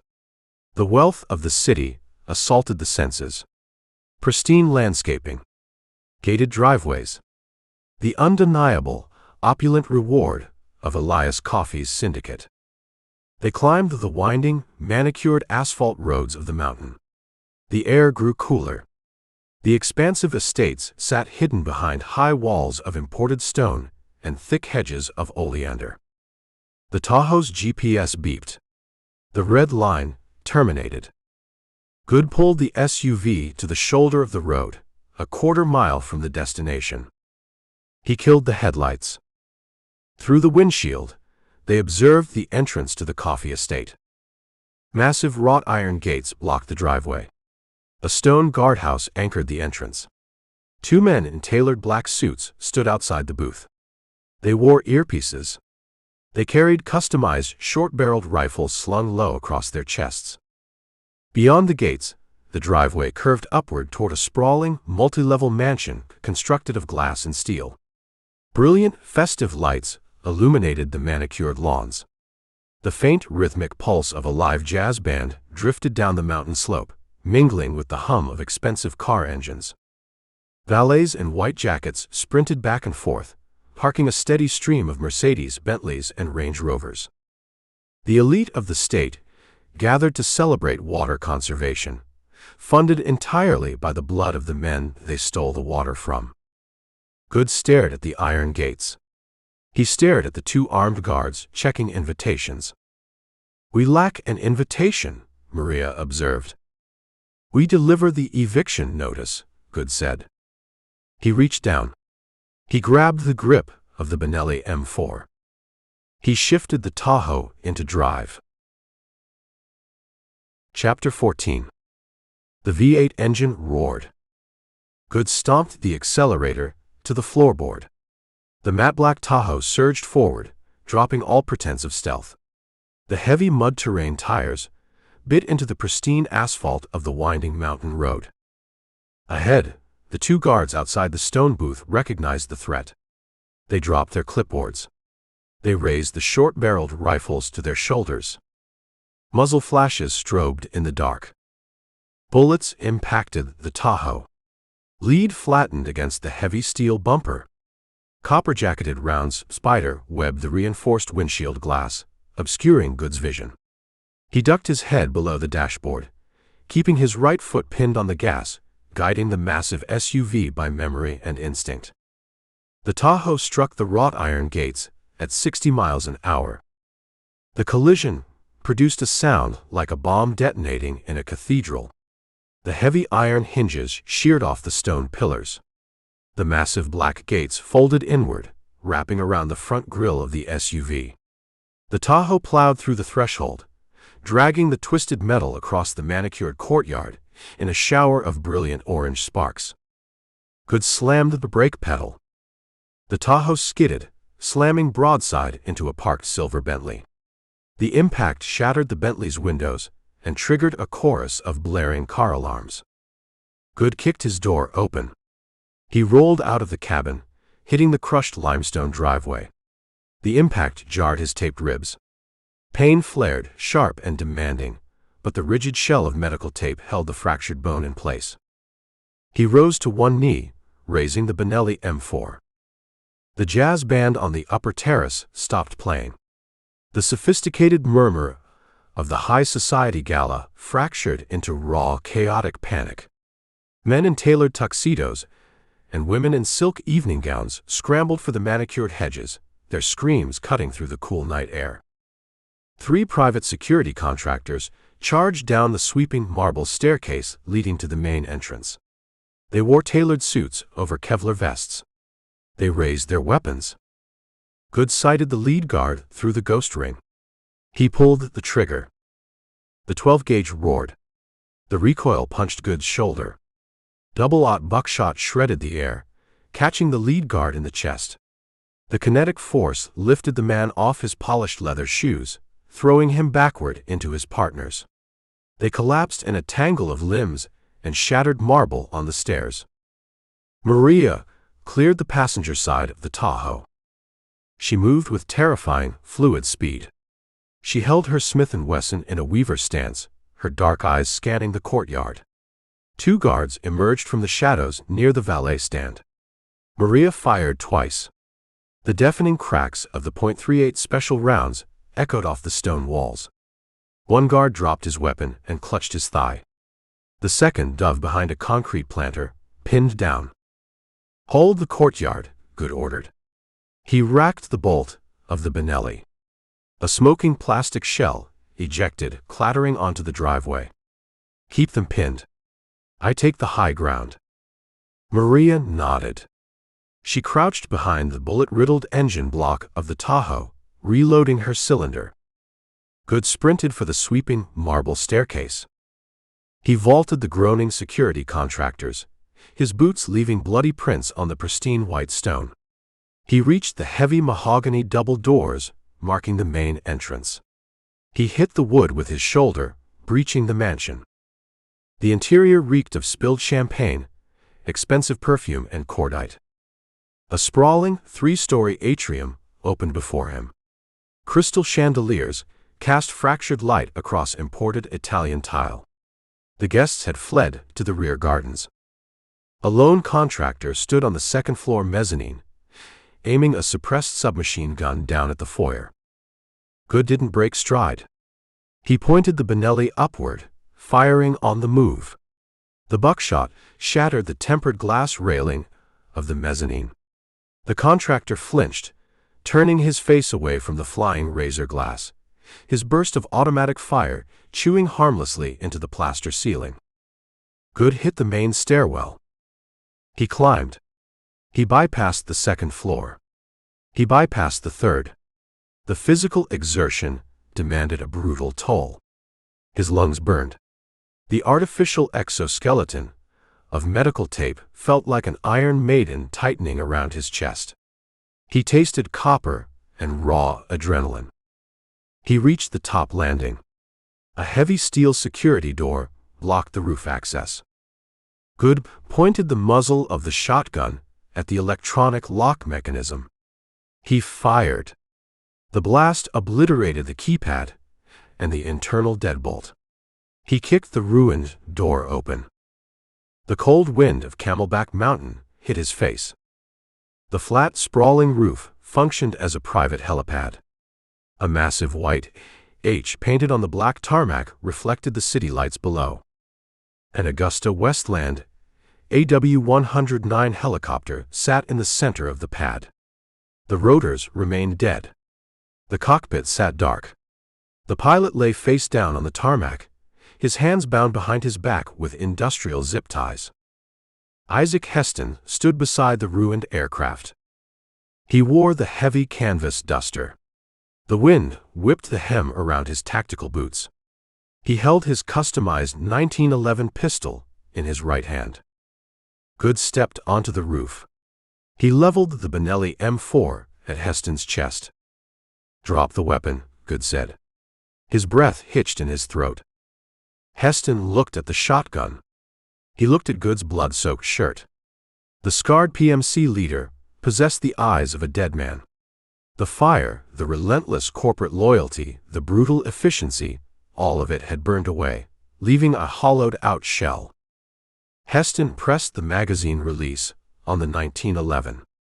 The steel clip hit the tarmac. He pulled the slide back, ejecting the chambered round. The brass casing pinged against the deck. He tossed the empty pistol onto the ground. "I grounded the bird," Heston said. His voice carried a raspy, exhausted weight. "I ripped the primary ignition relays out of the console. The pilot sleeps. Coffee is trapped." "Where does he hide?" Goode demanded. "The penthouse office. 1 floor down." He locked the reinforced steel door from the inside. He sits behind bulletproof glass, screaming into a dead telephone. "Then get out of my way." Goode stepped forward. "The FBI hits the lower gates in 3 minutes," Heston stated. He held his empty hands away from his body. "A dozen armored vehicles block Camelback Road right now. You pull that trigger, you put a 12-gauge slug in a federal judge. The Bureau ignores the context. They brand you a domestic terrorist. They hunt you and the girl for the rest of your lives." "The system failed Maria's father," Goode said. "The system let Ezra bake in the sun. Coffee corrupts the system. I intend to bypass it." The data upload burned his empire to the bedrock. Heston took a slow step toward Goode. "The digital copies sit in every newsroom in the country. He faces 24 federal indictments. He loses the gavel. He loses the wealth. He dies in a concrete cell. I prefer to guarantee the outcome. You prefer blood." Heston stopped 10 feet away. "But you and I hold a separate ledger, John." Goode kept the ghost ring sight fixed on Heston's face. "Explain." "The uploaded data proves Coffee routed the money. It proves he ordered the land grabs. It proves financial corruption on a historic scale." Heston tapped his own chest. "But it lacks the ballistic evidence.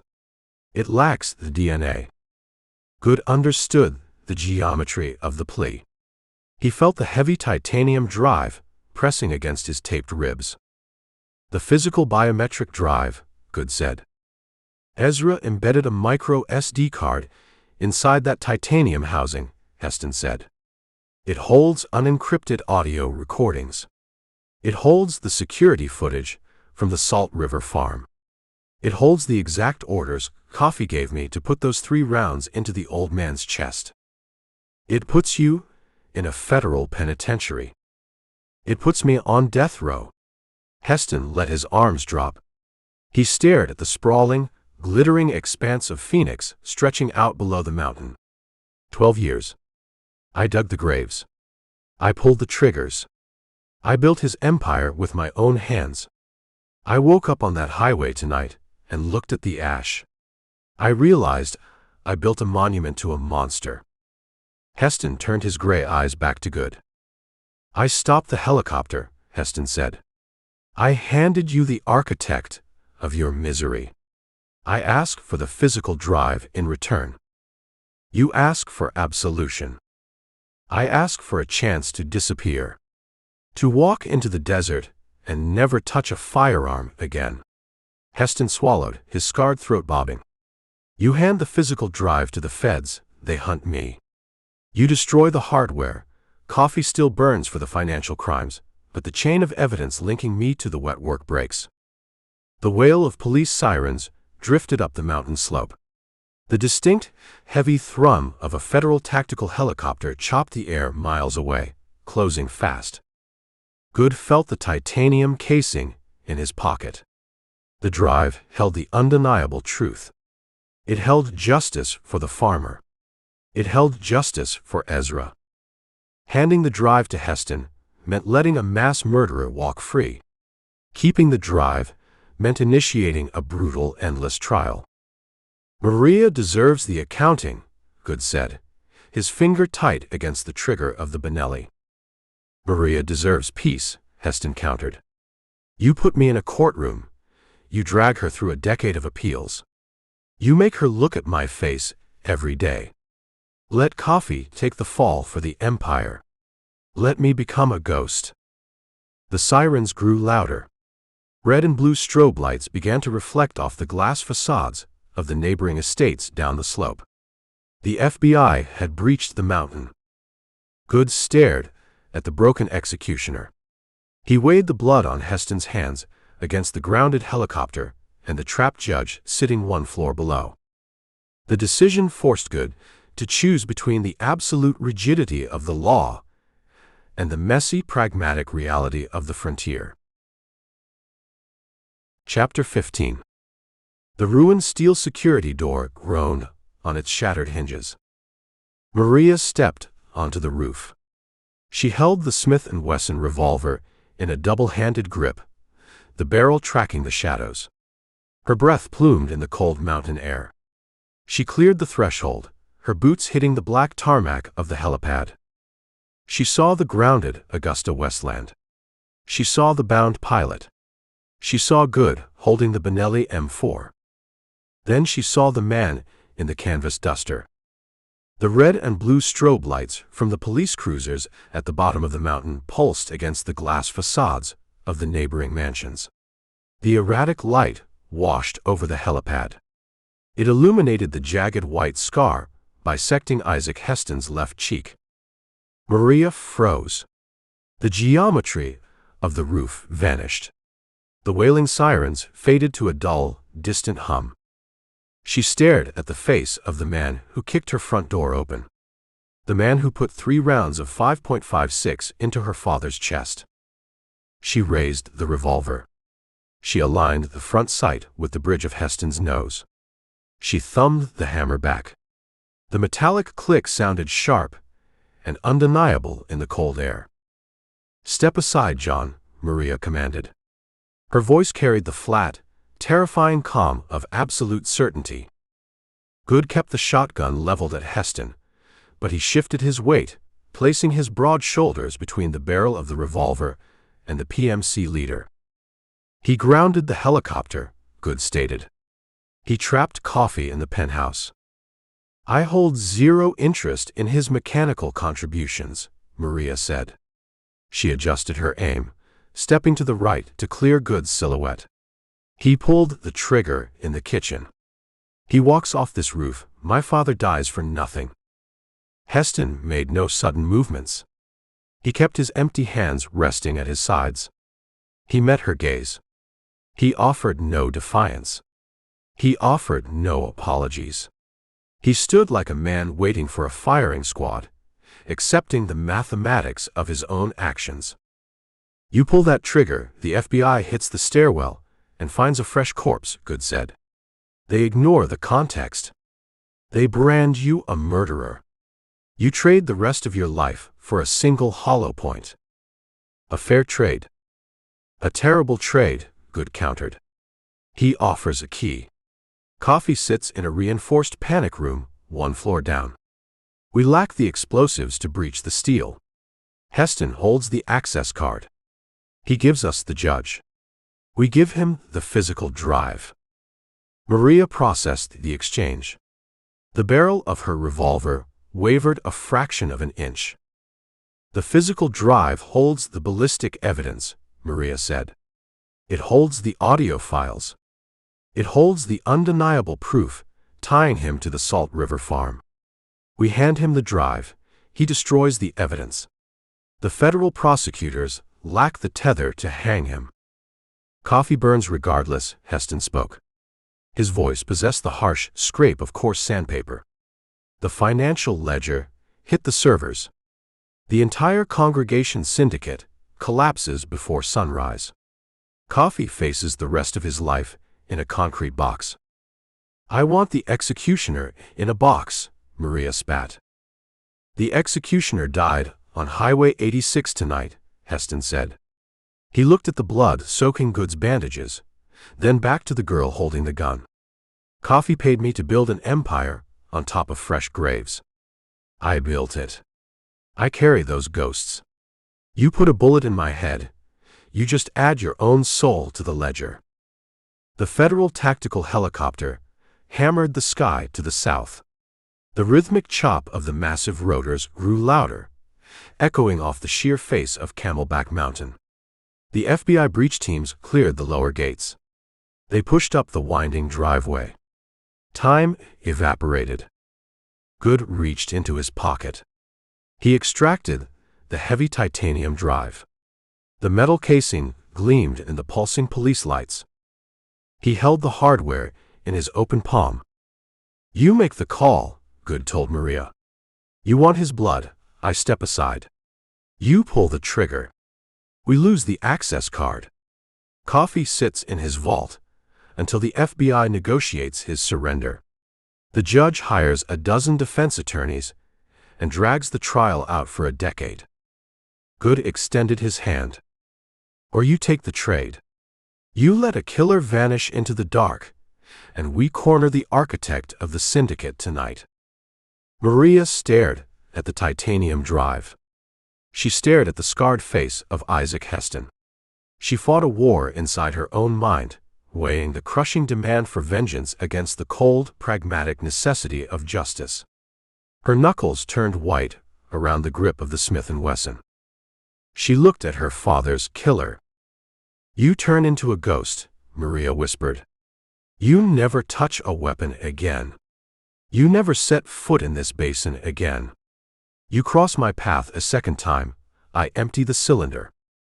She lowered the revolver. She released the hammer with her thumb. Heston let out a slow, ragged breath. The tension holding his spine rigid dissolved. Goode tossed the titanium drive. The heavy metal flipped end over end through the air. Heston snatched it out of the cold wind. He shoved the hardware deep into the pocket of his canvas duster. Heston reached into his tactical shirt. He produced a thick, black plastic keycard attached to a coiled lanyard. He unclipped the card and tossed it to Goode. Penthouse elevator override, Heston explained. The card bypasses the biometric scanners on the primary steel door. You swipe the mag stripe, the deadbolts retract. Goode caught the card. He slipped it into his pocket. Coffee employs 2 elite bodyguards, Heston warned. Ex-Mossad. They sit inside the panic room with him. They wear heavy ceramic armor. They carry suppressed MP7 submachine guns. You breach that door, you walk into a fatal funnel. I carry a 12-gauge, Goode said. I alter the funnel. Buckshot fails against level 4 ceramic plates, Heston countered.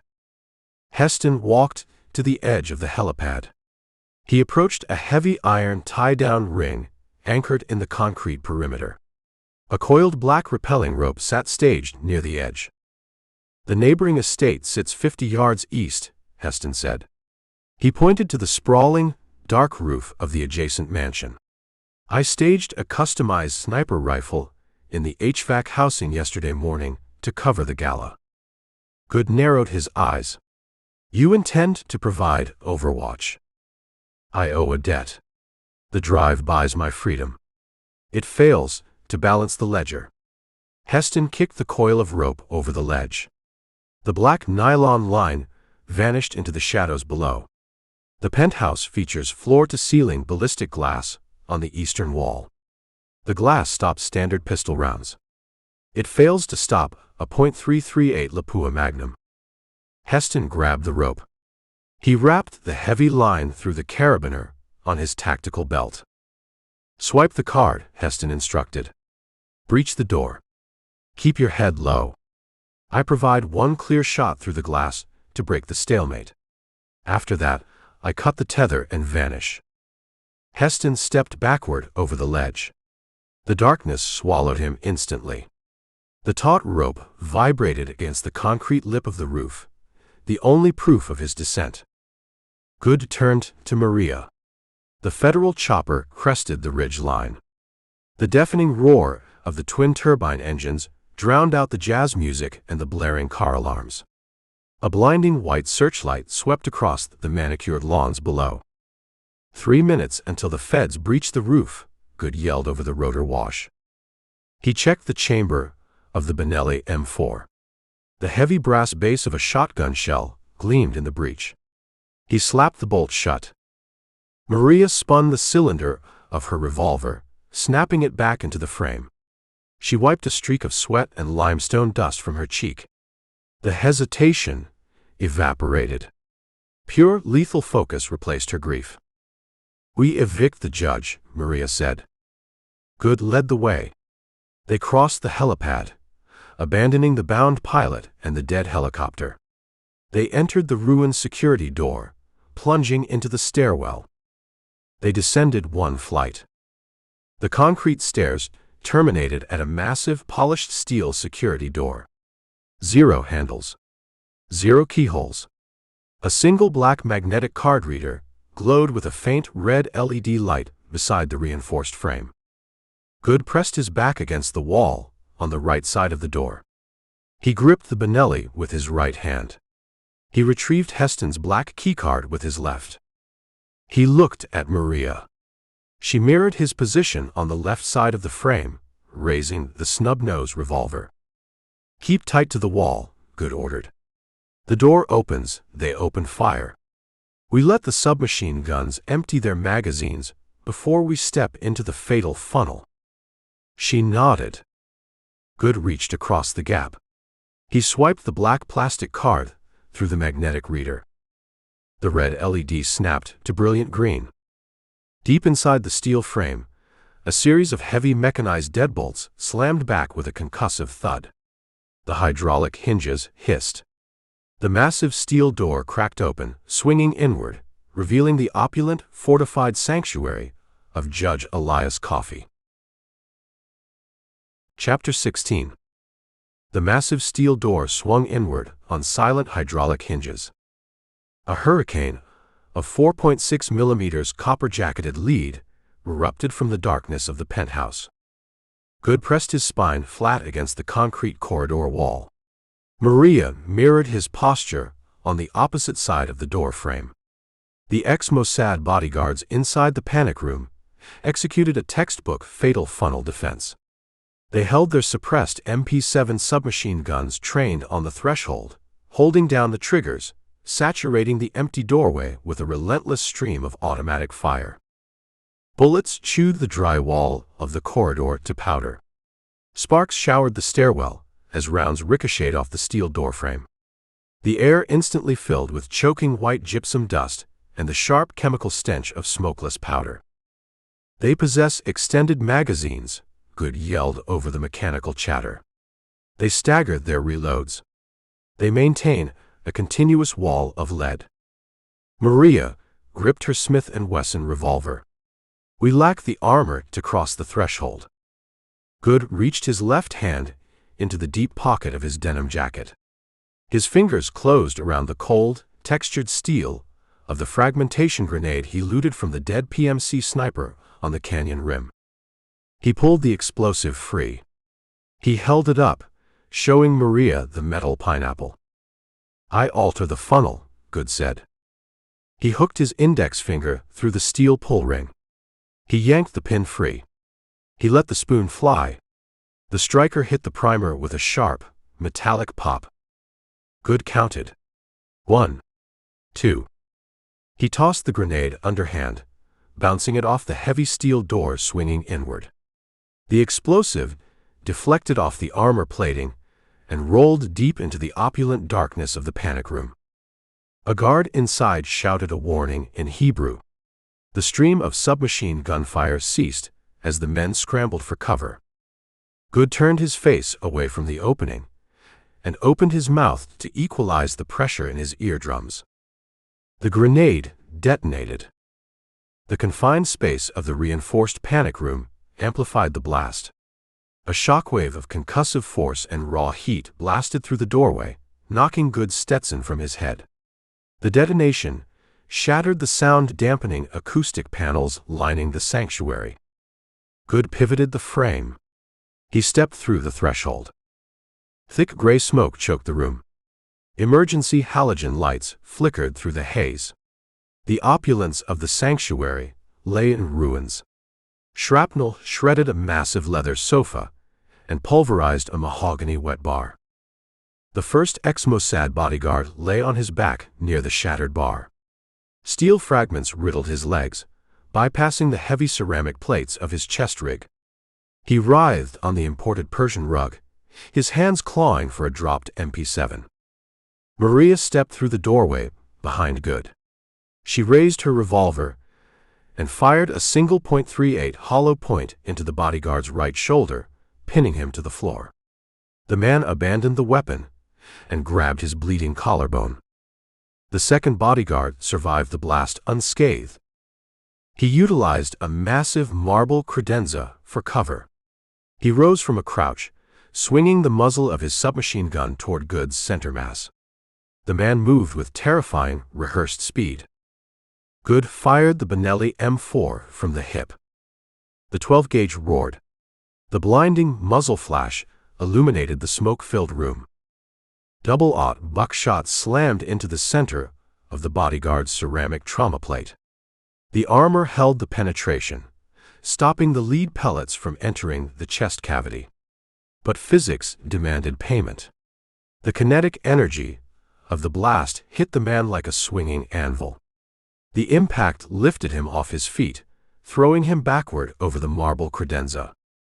The bodyguard crashed to the floor in a tangle of limbs. Goode racked the shotgun. A smoking plastic shell hit the Persian rug. He closed the distance in 3 strides, rounding the marble obstacle. The bodyguard scrambled to his knees, his face pale, gasping for air from the blunt force trauma to his sternum. He reached for a pistol strapped to his thigh. Goode brought the heavy polymer stock of the Benelli down in a brutal, sweeping arc. The stock struck the side of the man's ballistic helmet. The composite shell cracked. The bodyguard collapsed, unconscious before his chin hit the floorboards. Silence reclaimed the room, broken only by the hiss of a ruptured espresso machine and the distant wail of police sirens down the mountain. The smoke began to clear, pulled upward by an emergency ventilation system. The geometry of the sanctuary revealed itself. The western, northern, and southern walls consisted of reinforced steel wrapped in sound-dampening acoustic fabric. The eastern wall consisted entirely of floor-to-ceiling ballistic glass. The massive window overlooked the sprawling, glittering expanse of Phoenix. The neon grid of the city stretched to the dark horizon, a sea of diamonds scattered across black velvet. The glass provided an unobstructed, panoramic view of the empire Elias Coffey built. Coffey sat with his back to the glass. He occupied a high-backed leather chair behind a desk, carved from a single slab of petrified wood. He wore a bespoke charcoal suit, a crisp white shirt, and a silk tie perfectly knotted at his throat. Silver hair framed a face accustomed to absolute authority. He held a crystal tumbler filled with amber liquid. He did not look terrified. He looked annoyed. Coffee took a sip from the tumbler. He placed the heavy crystal on the petrified wood. "You ruined a $10,000 Persian rug," Coffee observed. His voice resonated with the practiced baritone cadence of a courtroom god. "We canceled your lease," Goode stated. He kept the Benelli leveled at the judge's chest. The broken rib burned, but he ignored the pain. Coffee glanced at the unconscious bodyguards bleeding on his floor. He returned his gaze to Goode, evaluating the trail dust, the heavy medical tape visible beneath the torn denim shirt, and the unyielding coldness in Goode's eyes. "Isaac Heston failed his final contract," Coffee said. He picked up a solid gold pen from his desk, turning it end over end between his manicured fingers. "I assume you left him rotting in the desert." "Heston found religion on the highway," Maria stepped forward. She kept her revolver aimed at Coffee's face. "He handed us the keycard. He grounded your helicopter. The FBI breaches your front gates right now. The federal prosecutors hold the ledger." Coffee stopped spinning the pen. He looked at Maria. He analyzed her bruised face, searching for leverage. "You are the Salt River girl," Coffee deduced. "The daughter of the stubborn pistachio farmer." I read the file. "A tragic misunderstanding. You ordered a tactical team to kick his door open and execute him," Maria said. Her voice trembled with raw, suppressed rage. "You stole his land. You stole his water. I secured resources for a growing metropolis." Coffee leaned back in his leather chair, steepling his fingers. "The march of progress requires a few broken eggs. Men like your father stand in the way of the inevitable. They hold onto dirt while the rest of the world builds cities. I simply accelerated the timeline." Goode racked the action of the Benelli. He ejected a live shell, loading a fresh round from the magazine tube into the chamber. The harsh, metallic sound cut through Coffee's rhetoric. "The timeline ended," Goode said. "Step away from the desk. Keep your hands visible." Coffee smiled. The expression lacked any genuine warmth. It resembled a predator baring its teeth. "You fundamentally misunderstand the mechanics of power in this country," Coffee said. "You believe a leaked spreadsheet and a raid by federal agents constitute a victory. You believe justice operates on a binary scale. Right and wrong. Guilt and innocence. The accounting sits on a federal server," Maria spat. "They have your offshore accounts. They have the shell companies. You face life in prison." "I face a minor inconvenience," Coffee corrected. He picked up the crystal tumbler and took another measured sip. "I possess friends in the Senate. I possess leverage over the governor. I retain a legal team capable of burying those documents in injunctions and procedural delays until the end of the century. The data you leaked is circumstantial without the physical biometric hardware to verify the chain of custody." Coffee locked his eyes on Goode. "You carry the physical drive," Coffee stated. "I buy it." "The drive lacks a price tag," Goode said. "Every man possesses a number. Name yours." Coffee gestured to a steel wall safe hidden behind a ruined painting. "I hold $5 million in bearer bonds in this room. Untraceable currency. You hand me the drive, you take the bonds. You walk out the back service elevator before the FBI breaches the stairwell.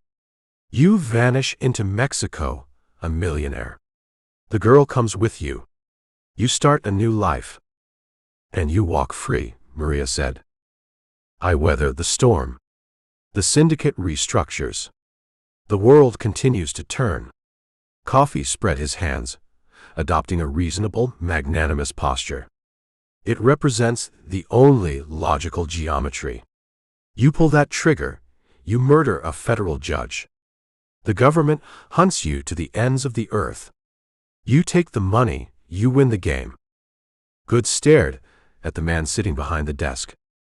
He saw the absolute corruption. He saw the arrogance of a man who believed wealth insulated him from the consequences of his own brutality. Coffee represented a monster far more dangerous than the PMCs in the desert. The PMCs pulled the triggers, but Coffee built the guns, bought the bullets, and chose the targets. The heavy thrum of the Federal tactical helicopter rattled the floor-to-ceiling glass on the eastern wall. The brilliant white beam of the searchlight swept past the window, illuminating the smoke-filled panic room for a chaotic, blinding second. The FBI reached the third floor. Boots hammered the stairwell concrete outside the security door. $5 million, John, Coffee urged. He dropped the courtroom baritone, shifting to a desperate, urgent hiss. Hand me the hardware. Goode looked at Maria. She held the revolver steady. The temptation of the money failed to register in her dark eyes. She wanted the accounting. She wanted the blood. Goode turned his attention back to the judge. He lowered the muzzle of the Benelli an inch. Coffee saw the weapon drop. A victorious smile touched the corners of his mouth. He reached toward the top drawer of the petrified wood desk, his hand moving toward the hidden compartment holding the bearer bonds. I lack the drive, Goode said. Coffee froze. His hand hovered over the drawer handle. What? Coffee demanded. I traded the hardware, Goode explained. He kept his voice flat and motionless. I handed the physical drive to the executioner. He purchased his freedom. He destroyed the evidence. Coffee's victorious smile vanished. The color drained from his face. The reality of his situation crashed through his armored arrogance. Without the physical drive, he lost his bargaining chip with the cartel elements. Without the physical drive, he lost the ability to control the narrative. You gave it to Heston, Coffee whispered. The realization poisoned his blood. He betrayed the congregation. He balanced his own ledger, Maria said. Coffee lunged for the open drawer. He abandoned the bearer bonds. His manicured fingers clawed for a compact, blued steel automatic pistol hidden beneath the velvet lining. Maria pulled the trigger of her Smith & Wesson. The hammer fell. The firing pin struck an empty brass casing. The click echoed in the quiet room. She miscounted her rounds during the shootout in the courtyard. The cylinder sat empty. Coffee cleared the desk drawer. He raised the automatic pistol, aiming the dark muzzle at Maria's chest. The judge intended to clear the room and take his chances with the FBI in the stairwell. Goode reacted. He brought the Benelli up, his finger tightening on the trigger. The floor-to-ceiling ballistic glass on the eastern wall exploded. Chapter 17. A .338 Lapua Magnum round travels at 2,900 feet per second. It carries enough kinetic energy to stop a light armored vehicle in its tracks. The bullet struck the floor-to-ceiling ballistic glass of the eastern wall. The heavy pain held for a microsecond, a spiderweb of white fractures blooming outward from the point of impact. Then the structural integrity failed. The glass detonated. A million jagged diamonds filled the penthouse air. They caught the neon grid of the sprawling city below, flashing electric pink and sodium yellow before raining down on the ruined Persian rug. The cold, howling wind of Camelback Mountain rushed into the opulent sanctuary, carrying the wail of approaching police sirens. The armor-piercing mass bypassed Judge Elias Coffey's chest. It found the blued steel automatic pistol gripped tight in his right hand. The bullet pulverized the weapon. The impact sheared the index and middle fingers from Coffey's hand. The kinetic force launched the judge backward. His spine struck the high-backed leather chair. The chair tipped. Coffee collapsed to the floorboards in a tangle of limbs and shattered mahogany. A thunderclap rolled across the mountain a full second later. Isaac Heston's rifle report. Coffee lay on his side. He brought his maimed hand to his chest. He clamped his left hand over the bleeding stumps. Bright crimson soaked the crisp white cotton of his tailored shirt. The courtroom god facade crumbled into raw, unadulterated shock. He opened his mouth. A ragged, wet scream tore from his throat. The sound lacked dignity. It lacked authority. It sounded like an animal caught in a steel trap. Goode lowered the Benelli M4. He engaged the heavy steel safety mechanism with his thumb. A mechanical click cut through Coffee's screaming. Maria stepped forward. Her boots crunched on the shattered ballistic glass. She looked down at the bleeding architect of the congregation syndicate. "He possesses terrible aim," Coffee gasped. He spat blood onto the polished floorboards. He squeezed his ruined hand, his eyes wide and manic. He missed center mass. He missed the kill. "He hit the exact target he intended to hit," Goode said. "He left you breathing. He left you powerless." A corpse avoids a federal courtroom. A corpse avoids the public accounting. Heavy steel rams battered the outer security door in the corridor. The concrete walls of the penthouse shuddered under the rhythmic impacts. Men shouted orders in the stairwell. The FBI strike team demanded entry. "The federal agents breached the outer threshold," Maria said. She dropped the empty Smith & Wesson revolver into her canvas jacket pocket. Goode approached the petrified wood desk. He looked down at the bleeding judge. The open drawer displayed the stacks of bearer bonds. $5 million in untraceable currency, sitting in plain sight, rendered entirely useless by a single rifle round. Goode ignored the money. He reached down and grabbed Coffee's silk tie. He hauled the judge upward. Coffee whimpered, his polished wingtip shoes scrambling for purchase on the slippery rug. Goode propped the bleeding man against the edge of the petrified wood desk. "You face a jury," Goode told him. He kept his voice flat, devoid of sympathy. "You face the families of the men you buried in the hard pan. You sit in a concrete box, and you remember the Salt River." Goode released the silk tie.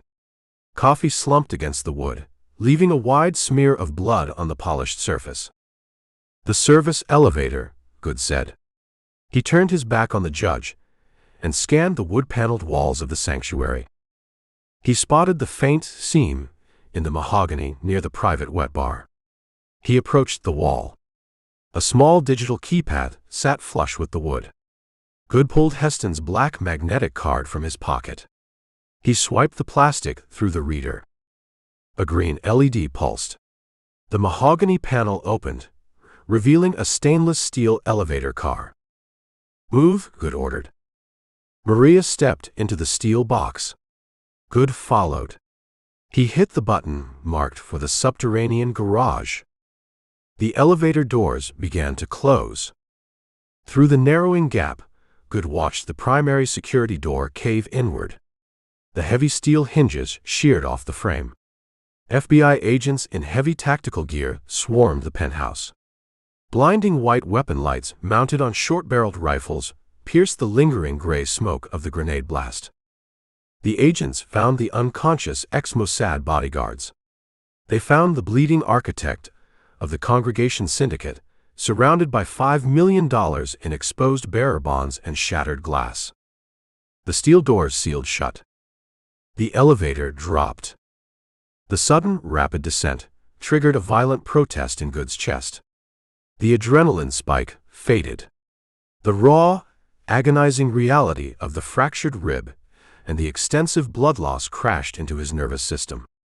The pain blinded him for a full 3 seconds. His knees buckled. He leaned his broad shoulders against the cool stainless steel wall. He slid down the metal until his boots hit the floor. He set the Benelli M4 beside his leg. He closed his eyes.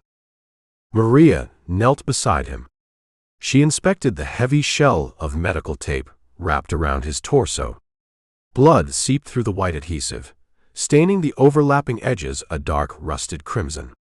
The makeshift exoskeleton retained its structural integrity, but the underlying tissue damage demanded immediate attention. "The tape holds the bone," Maria stated. She pressed 2 fingers against the side of his neck, checking his pulse. "Your heart beats like a trip hammer. The blood loss requires a needle and thread. It requires packed red cells." "We lack a hospital," Goode breathed. The confined space of the elevator amplified the harsh rasp in his lungs. Every word cost him precious oxygen. "The city locks down. The FBI secures the perimeter. They put roadblocks on every interstate heading out of the valley." "We take a vehicle from the garage," Maria said. She stood, brushing the dust from her jeans. "We bypass the roadblocks. We stay off the asphalt. We drive south. To the border. To a clinic in Nogales," she confirmed. "I know a doctor. He operates out of a converted auto body shop. He accepts cash. He ignores gunshot wounds. He asks 0 questions about corporate syndicates and dead PMCs." Goode opened his eyes. He looked at her. The drive to Phoenix demanded a brutal toll. Lacerations covered her cheeks. Limestone dust coated her hair. Exhaustion haunted her dark eyes. Yet the fire remained absolute. The grief for her father transformed into a cold, hardened resilience. The elevator chimed. The steel doors opened. The subterranean garage smelled of cold concrete, motor oil, and stale exhaust fumes. Long, flickering fluorescent tubes hummed above them, casting harsh shadows across the painted parking lines. Rows of luxury sedans sat parked in designated VIP bays, a subterranean temple to coffee's stolen wealth. Goode grabbed the pistol grip of the shotgun. He forced his body upward, using the stainless steel wall for leverage. He locked his knees, fighting the wave of nausea rolling through his stomach. He stepped out of the elevator. "You drive," Goode told her. They walked into the garage. Their boots echoed in the cavernous space. Maria scanned the vehicles. She bypassed a bright red Ferrari. She bypassed a stretched black limousine. She required a vehicle capable of blending into traffic while possessing the horsepower to outrun highway patrol interceptors. She found a dark gray Audi RS6 Avant, an unassuming, high-performance station wagon. The matte paint absorbed the fluorescent light. She walked to the driver's side window. She pulled the empty Smith & Wesson revolver from her pocket. She gripped the barrel and smashed the heavy steel butt against the tempered glass. The window shattered into 1,000 tiny cubes. She cleared the remaining glass from the frame with her gloved hand, reached inside, and unlocked the door. She slid behind the leather steering wheel. She reached under the steering column. She grabbed the plastic housing and pulled hard. The plastic snapped, exposing a chaotic nest of ignition wires and computer relays. Goode walked to the passenger side. He opened the door and climbed into the cabin, pulling the heavy shotgun onto his lap. He leaned his head back against the headrest, clutching his taped ribs. "Hot wiring a modern German computer system presents a challenge," Goode observed. He watched her sort through the colored wires. "Eli taught me the bypass sequence for the starter relay," she replied. She stripped the insulation from 2 specific wires using her fingernails. He claimed the congregation utilized these vehicles for their extraction teams. He memorized the schematics. She touched the exposed copper wires together. The twin-turbo V8 engine roared to life. The exhaust produced a deep, throaty burble, echoing off the concrete walls of the garage. The digital dashboard illuminated, bathing the cabin in a soft red glow. Maria dropped the Audi into drive. She steered the heavy wagon out of the parking bay. They rolled toward the steep concrete ramp, leading to the surface streets. They left Elias Coffey, sitting in a ruined penthouse, surrounded by federal agents and shattered glass. They left the congregation, syndicate burning to the ground. They hit the incline.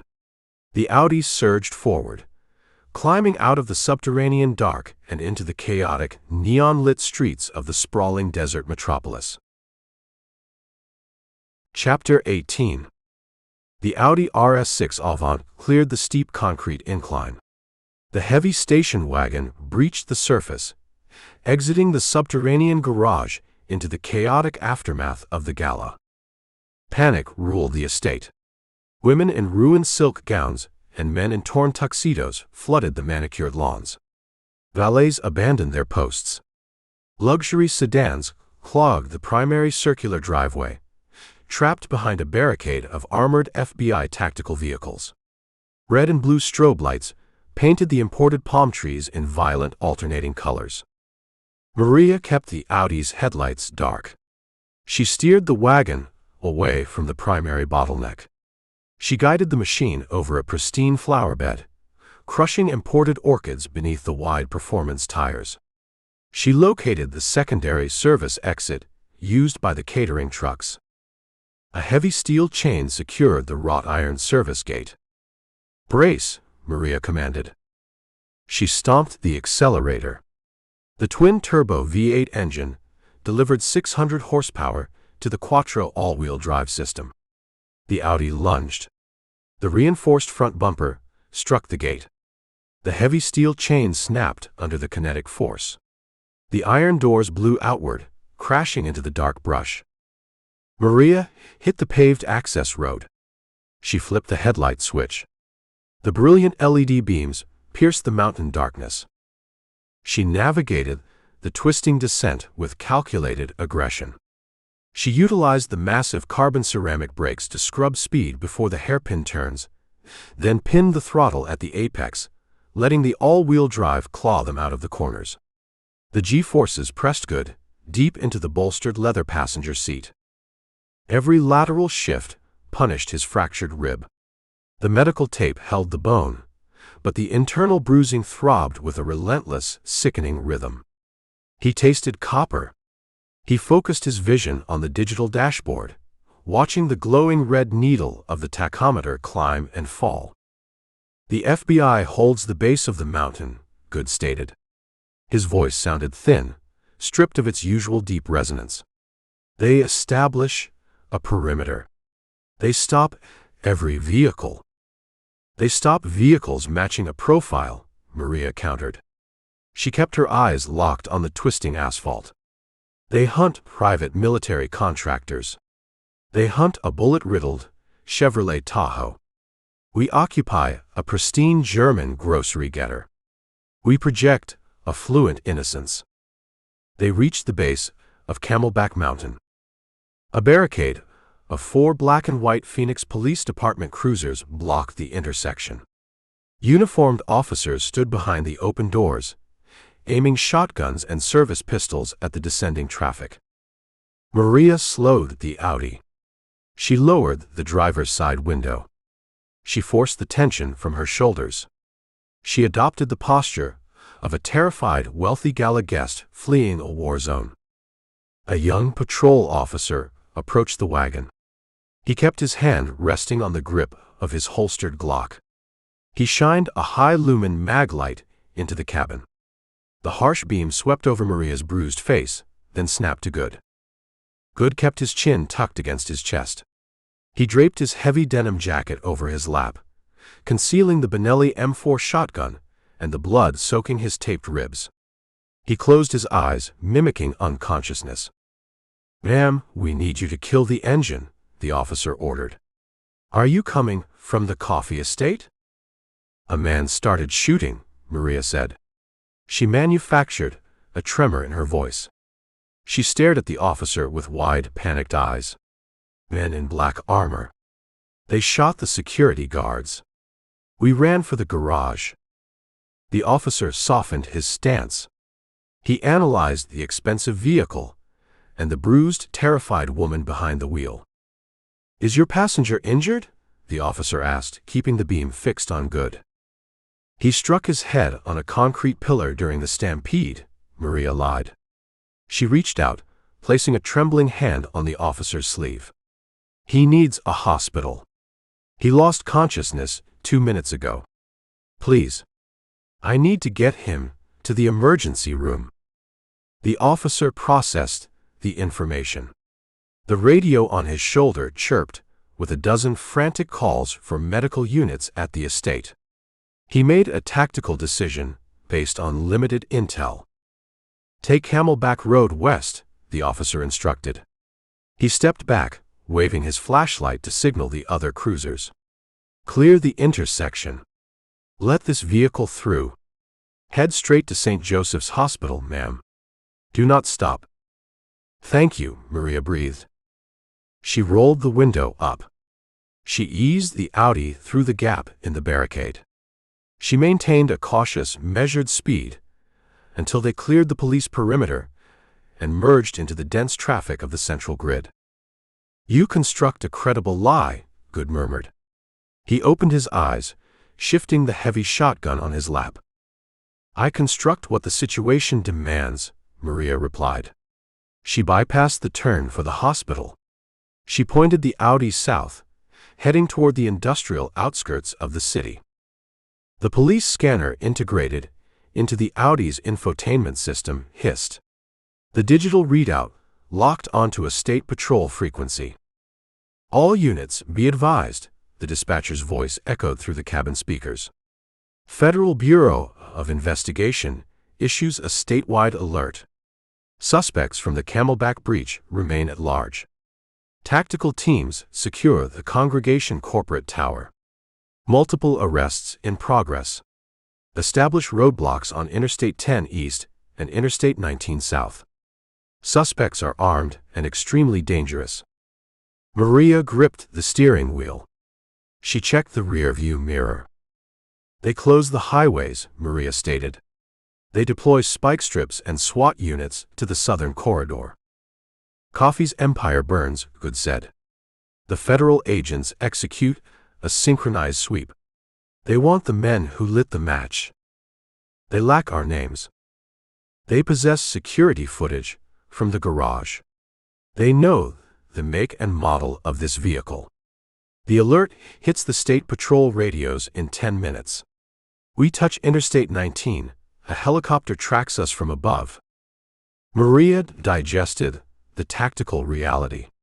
She navigated the Audi through a maze of dark, empty surface streets, pushing the vehicle toward the southern edge of the sprawling metropolis.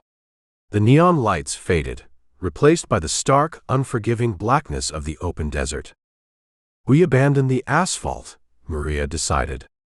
She steered the heavy wagon off the paved thoroughfare. The Audi hit a rutted, unpaved utility road running parallel to a massive high-tension power line.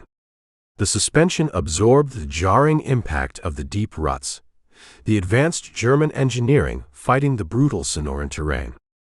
They drove blind. She killed the headlights, relying on the pale silver glow of the moon to read the topography. The desert reclaimed them. The temperature dropped.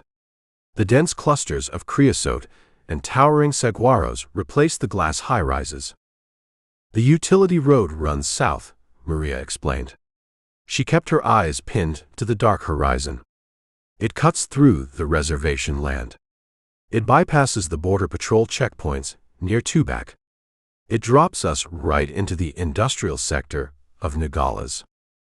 The vehicle sits low, Goode observed. He felt the undercarriage scrape against a submerged boulder. The sound of metal grinding on stone set his teeth on edge.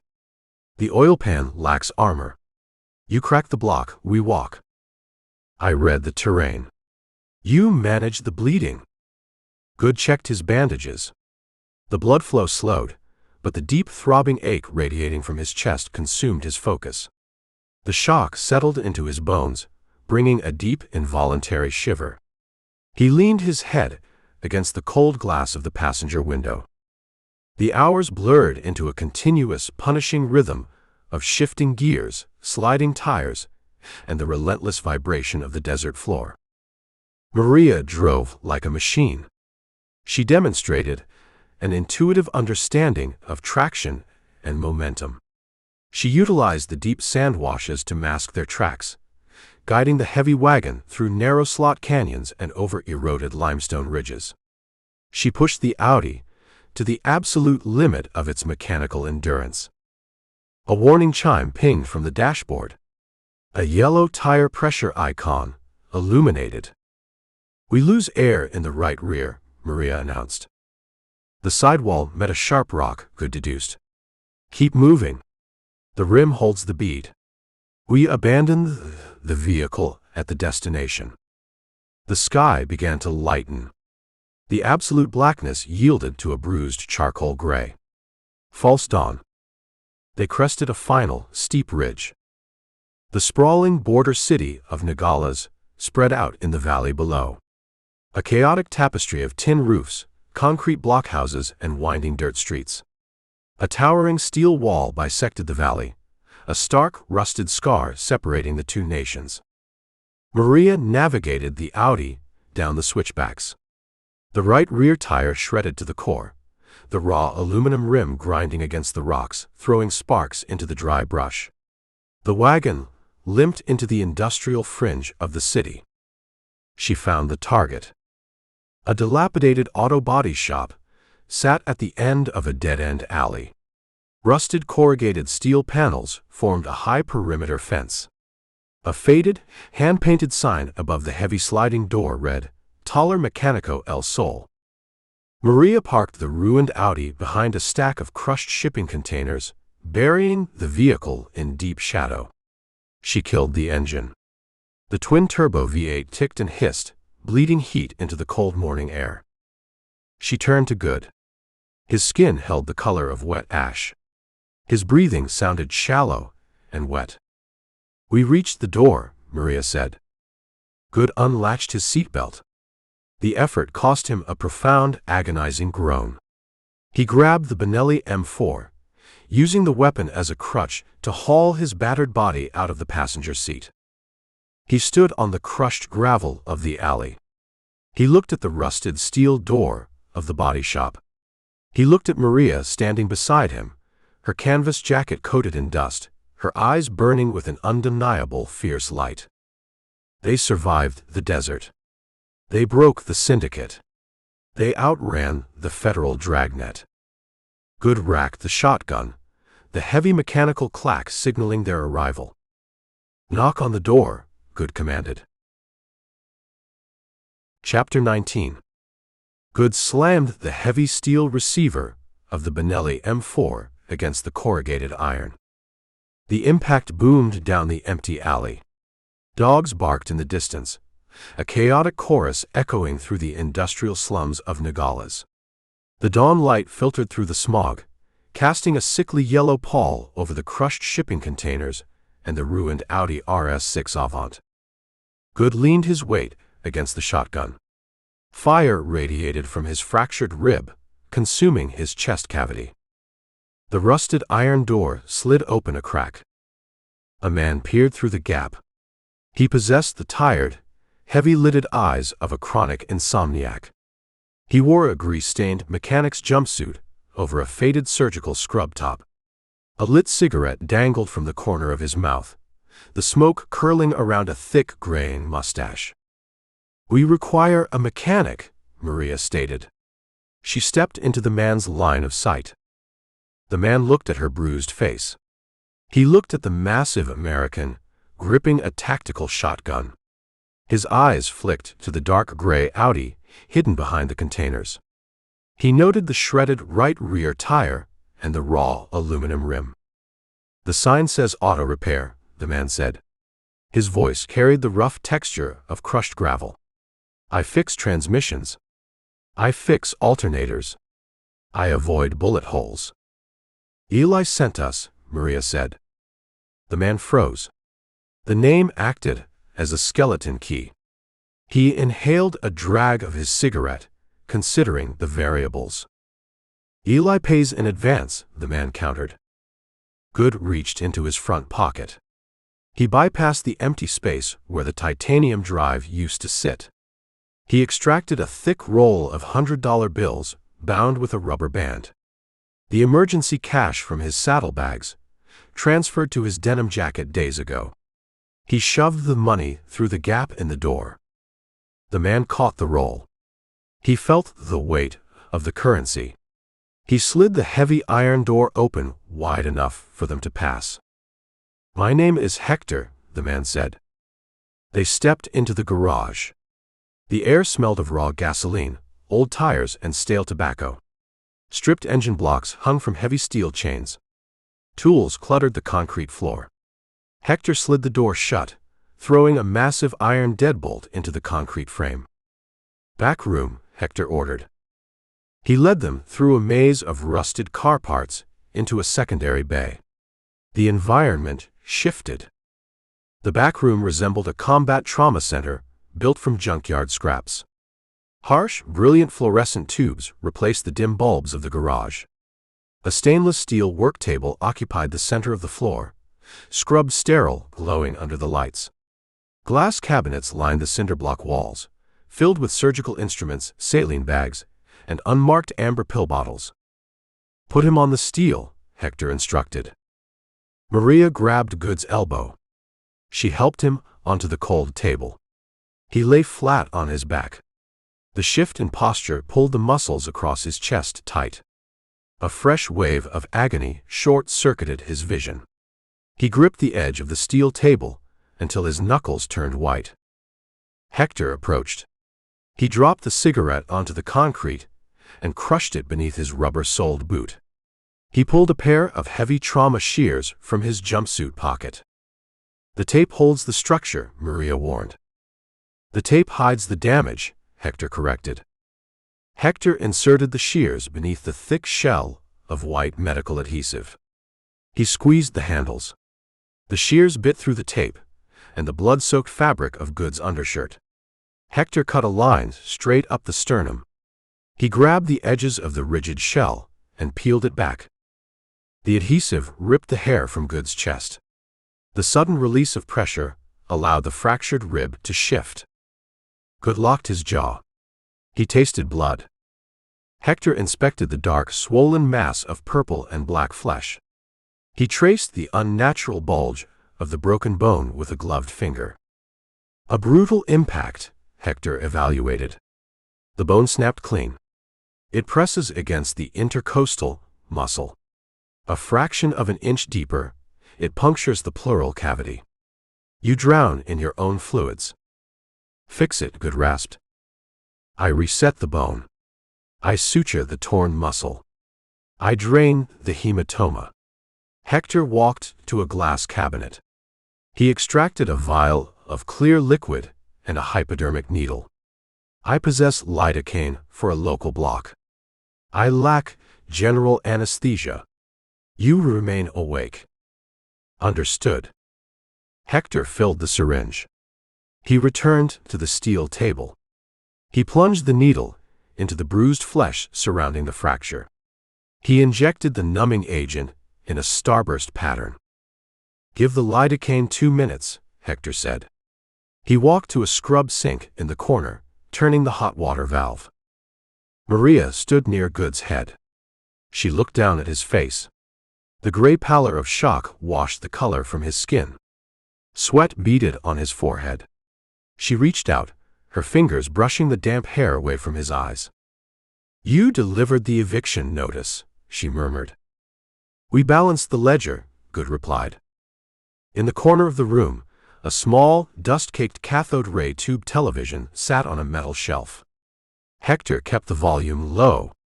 A Mexican news channel broadcast the morning headlines. Maria turned her attention to the screen.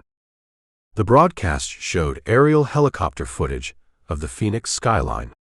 The camera zoomed in on the towering glass structure of the congregation headquarters. A dozen federal armored vehicles blocked the surrounding streets. Agents in tactical gear hauled cardboard boxes of hard drives and paper files out the front glass doors. The screen cut to a secondary location. The Camelback Mountain Estate. The news ticker at the bottom of the screen scrolled the breaking details in Spanish. Arresto de alto perfil. Juez federal alias coffee detenido. The camera showed a chaotic scene in the estate driveway. FBI agents escorted a man in a ruined, blood-stained tailored suit toward a black tactical SUV. Elias Coffee. His right hand sat wrapped in thick white trauma bandages. The silver hair hung limp across his forehead. The courtroom god looked utterly broken. Maria stared at the image. The crushing weight she carried since the day the PMCs murdered her father began to fracture. The syndicate crumbled. The architect faced a concrete cell. The broadcast reached the border, Hector noted, scrubbing his hands with iodine soap. The American news networks report a massive data leak. Offshore accounts. Water rights fraud. A multi-billion-dollar syndicate dismantled overnight. Hector dried his hands. He snapped a pair of blue latex gloves over his fingers. He approached the steel table. He picked up a stainless steel scalpel. The lidocaine deadens the surface, Hector warned Goode. It fails to reach the bone. You require an anchor. Maria unbuckled the heavy leather gun belt from her waist. She folded the thick leather strap and placed it between Goode's teeth. Goode bit down. He braced his body against the cold steel. Hector made the incision. The scalpel sliced through the purple flesh. Blood pooled instantly. Hector grabbed a pair of surgical retractors, pulling the muscle aside to expose the jagged white edge of the fractured rib. Goode gripped the edges of the table. Fire exploded in his chest, bypassing the local anesthetic, burning raw and absolute in his nervous system. The leather belt groaned between his teeth. Hector worked with brutal efficiency. He grabbed a pair of heavy bone forceps. He clamped the steel jaws around the fractured segment. He applied leverage, forcing the bone back into its natural alignment with a sickening, wet snap. Goode blacked out. The darkness offered a brief, merciful sanctuary. He floated in a void devoid of pain, devoid of corporate syndicates, devoid of burning desert highways. A sharp, metallic clatter dragged him back to consciousness. He opened his eyes. The harsh fluorescent lights blinded him. He tasted old leather and copper. He spat the belt from his mouth. Hector stood near the sink, dropping bloody instruments into a metal basin. Goode looked down at his chest. A neat row of black nylon sutures closed the incision over his ribs. Thick white gauze covered the wound, held in place by a fresh, tight wrap of medical bandages. The agonizing, sharp spikes of pain vanished, replaced by a deep, manageable, throbbing ache. The bone holds, Hector said. He stripped the bloody latex gloves from his hands. You rest flat for 5 days. You run, you fight, or you lift heavy objects the sutures tear. We lack 5 days, Maria stated. A heavy fist pounded against the corrugated steel door in the main garage. The rhythmic, demanding strike of a police baton against hollow metal. Hector froze. The color drained from his face beneath the dirt and grease. La Policia Federal, Hector whispered. They run the morning patrols in the industrial sector. They look for stolen vehicles. They look for cartel activity. The pounding resumed, louder this time. A voice shouted in Spanish, demanding entry. They saw the Audi, Maria deduced. The cartel puts a bounty on expensive American vehicles crossing the border at night, Hector said. He backed away from the steel table. The police collect the bounties. They seize the cars. They shoot the drivers. Goode swung his legs over the edge of the steel table. The room spun. He locked his elbows, fighting the vertigo, forcing his body to remain upright. He reached for the Benelli M4, resting near his boots. Maria beat him to the weapon. She snatched the shotgun from the floor. She checked the action, ensuring the chamber held a heavy buckshot shell. She leveled the barrel toward the doorway leading to the main garage. "Stay on the table," Maria commanded Goode. She turned her dark eyes to the mechanic. "Open the front door. Keep your hands visible." "They carry automatic rifles," Hector protested. "I carry a 12-gauge, Maria countered. "Open the door." Hector swallowed hard. He walked out of the surgical room, moving through the maze of stripped engine blocks toward the front entrance. Maria followed, staying deep in the shadows, letting the mechanic take the light. Goode sat on the cold steel. He drew the Sig Sauer pistol from his hip holster. He racked the slide, resting his elbows on his knees, aiming the black muzzle at the doorway. He prepared to provide covering fire. Hector reached the main door. He threw the heavy iron deadbolt. He slid the corrugated steel back 3 feet. Morning sunlight spilled into the garage, illuminating the dust motes dancing in the air. 2 federales stood in the alley. They wore dark blue tactical uniforms and heavy body armor. They carried M4 carbines slung across their chests. The lead officer peered into the gloom, spotting the ruined Audi RS6 Avant parked behind the shipping containers. The officer pointed a gloved finger at the wagon. He spoke rapid, aggressive Spanish, demanding the keys and the registration.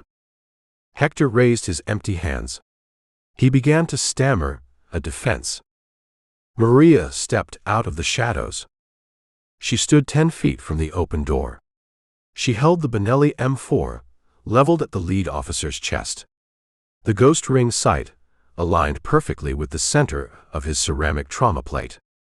The 2 federales froze. Their hands hovered over the grips of their rifles.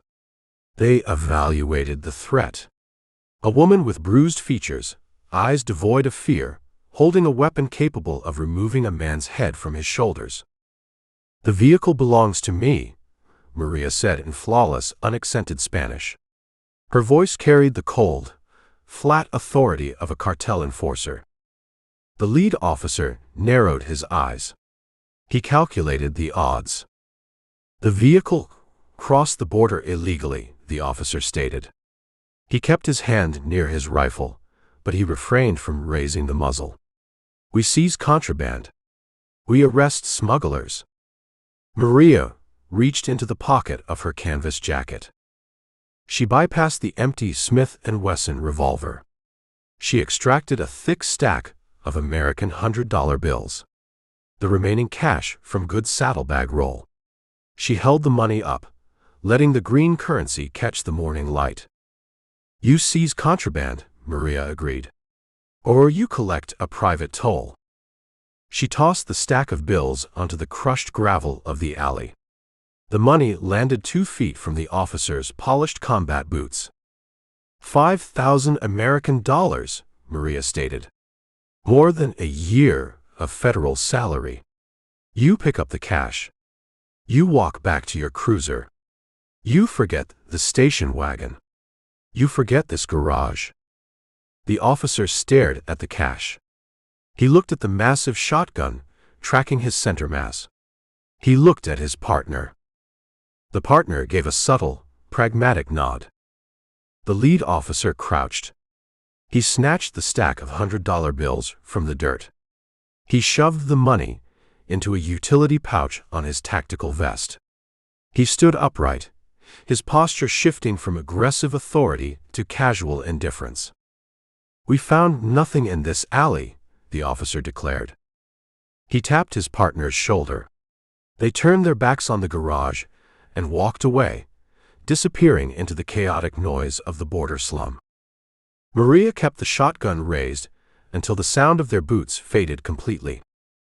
She stepped forward. She grabbed the heavy iron handle of the corrugated steel door. She hauled the metal shut, throwing the massive deadbolt back into the concrete frame, sealing the garage in shadows once again. She walked back to the surgical room. Goode sat on the edge of the steel table. He lowered the Sig Sauer, engaging the decocker with his thumb. He slid the weapon back into the leather holster. Maria leaned the Benelli against the cinder block wall. She approached the steel table. She looked at the fresh white bandages wrapped around his chest. The tension holding her spine rigid dissolved. The adrenaline crash hit her, a sudden, exhausting wave of relief. She reached out. Her cold, bloodied fingers brushed the back of his hand. "The federal prosecutors hold the ledger," Maria said quietly. The syndicate collapsed. The executioner vanished. "The accounting sits balanced," Goode agreed. "My father had a terrible eye for real estate," she said. A ghost of a smile touched the bruised corners of her mouth. "But he was an excellent judge of character." Goode looked at her in the harsh fluorescent light. "He would have called you a good man," she finished. Goode offered no response. He accepted the title. He reached down, adjusting the heavy leather gun belt on his hip.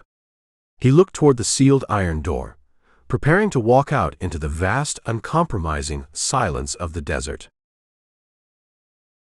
Chapter 20. Hector tossed the bloody surgical instruments into a stainless steel basin. The metal clattered against metal, a harsh, abrasive sound in the quiet room. He turned the faucet. Scalding water blasted the steel.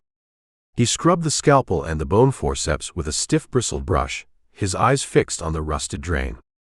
"The federales return at the shift change," Hector stated over the rushing water. "They take the $5,000 to a cantina. They buy tequila. They brag. The captain hears the story. He decides a dark gray Audi station wagon holds a higher market value than a single bribe. He brings a tactical unit to kick my door off the hinges." Goode sat on the edge of the steel table. He pulled a clean, faded gray t-shirt over his head, a garment Hector provided from a locker in the main bay. The cotton stretched tight over the thick layer of fresh gauze and bandages wrapping his ribcage. Every movement required calculation. A sudden twist threatened to pop the black nylon sutures holding his intercostal muscle together. "We leave the Audi," Goode said. He slid off the table. His boots hit the concrete. His knees held the weight. "The Audi possesses a shattered window, a destroyed rear wheel, and a profile active on every federal police scanner north of the border," Hector pointed out. He shut the water off. He dried his hands on a grease-stained rag. "The car represents a liability. I keep it. I strip the twin-turbo V8. I sell the carbon ceramic brakes to a cartel lieutenant in Hermosillo. The chassis disappears into the crusher. We require transportation," Maria said. She leaned against the cinder block wall, her hands buried in the pockets of her canvas jacket. Hector tossed the rag onto the counter. He walked past them, exiting the surgical room. Goode grabbed the Benelli M4 shotgun. He followed the mechanic into the main garage bay, Maria trailing a step behind. The morning sun baked the corrugated steel roof, raising the ambient temperature inside the building to a suffocating level. Hector stopped in front of a massive mound of canvas tarps piled in the deepest corner of the shop. He grabbed the heavy olive-drab fabric and hauled it backward, raising a cloud of ancient dust. The tarp revealed a 1998 Ford F-250 heavy-duty pickup truck. The machine lacked any aesthetic grace. Sun-faded white paint flaked from the steel quarter panels, revealing patches of brown rust. A heavy steel brush guard dominated the front grille. The original bed sat replaced by a custom-welded flatbed constructed of diamond plate steel and iron diamond tubing. 7.3-liter power-stroke diesel, Hector announced. He slapped the heavy steel fender. Mechanical injection. 0 computer modules for the federales to track. It features a manual transmission, manual locking hubs, and a 100-gallon auxiliary fuel tank mounted behind the cab. A man drives from Nogales to Guatemala without stopping for diesel. Goode approached the truck. He placed his hand on the hood. The metal felt cold. He opened the driver's side door. The interior smelled of old tobacco, vinyl, and diesel exhaust. The bench seat featured a massive tear secured by silver duct tape. A long-handled gear shifter rose from the bare metal floorboard. He popped the hood release. Goode walked to the front of the truck and lifted the heavy steel hood. He inspected the engine bay. The block sat coated in a layer of grime, but the belts looked new. The dual batteries displayed fresh terminal connections. Zero signs of leaking coolant. Zero oil spray on the firewall. The machine lacked beauty, but it possessed a brutal, enduring mechanical integrity. The suspension handles the weight, Goode observed, eyeing the heavy leaf springs over the front axle. I reinforced the frame, Hector confirmed. It hauls 2 tons of cargo over unpaved mountain passes. It ignores the asphalt. It belongs in the dirt. Goode slammed the hood shut. He turned to Maria. We trade the Audi, Goode said. We give him the remaining cash from the saddlebag roll. We take the Ford. Maria nodded. She possessed zero attachment to the German station wagon. Hector walked to a battered metal desk near the rolling door. He retrieved a set of brass keys attached to a frayed paracord lanyard. He tossed them to Goode. The title sits in the glove box, Hector said. The name on the paper belongs to a dead man in Sonora. The license plates trace back to a stolen farm truck in Chihuahua. You pass the border checkpoints heading south. The guards wave you through. You head north. They strip the vehicle to the frame. We intend to move south, Goode confirmed. Move now, Hector advised. The sun reaches the top of the sky. The heat breaks engines. The federales finish their tequila. The window closes. Maria walked to the passenger side of the Ford. She opened the heavy steel door, tossing Eli's canvas duffel bag onto the cracked vinyl floorboard. She climbed into the cab. Goode stepped up to the driver's side. He slid the Benelli M4 behind the bench seat. He climbed behind the steering wheel. The physical exertion pulled at the sutures in his chest. He ground his teeth, finding the ignition slot with the brass key. He twisted. The starter motor engaged. The massive diesel engine cranked twice, then fired. A cloud of black soot erupted from the tailpipe. The 7.3-liter block settled into a loud, rhythmic, mechanical clatter. The entire cab vibrated with raw, unrefined torque. Hector grabbed the chain hoist for the main garage door. He hauled the corrugated steel upward, flooding the bay with the blinding white light of the desert noon. Goode shoved the heavy clutch pedal to the floor. He dropped the transmission into first gear. He released the clutch, guiding the heavy truck out of the garage and into the crushed gravel of the alley. He did not look back. Hector released the chain. The steel door slammed shut, sealing the garage, erasing their presence from the mechanic's ledger. Goode steered the Ford through the labyrinth of the industrial slum. He avoided the main commercial arteries of Nogales.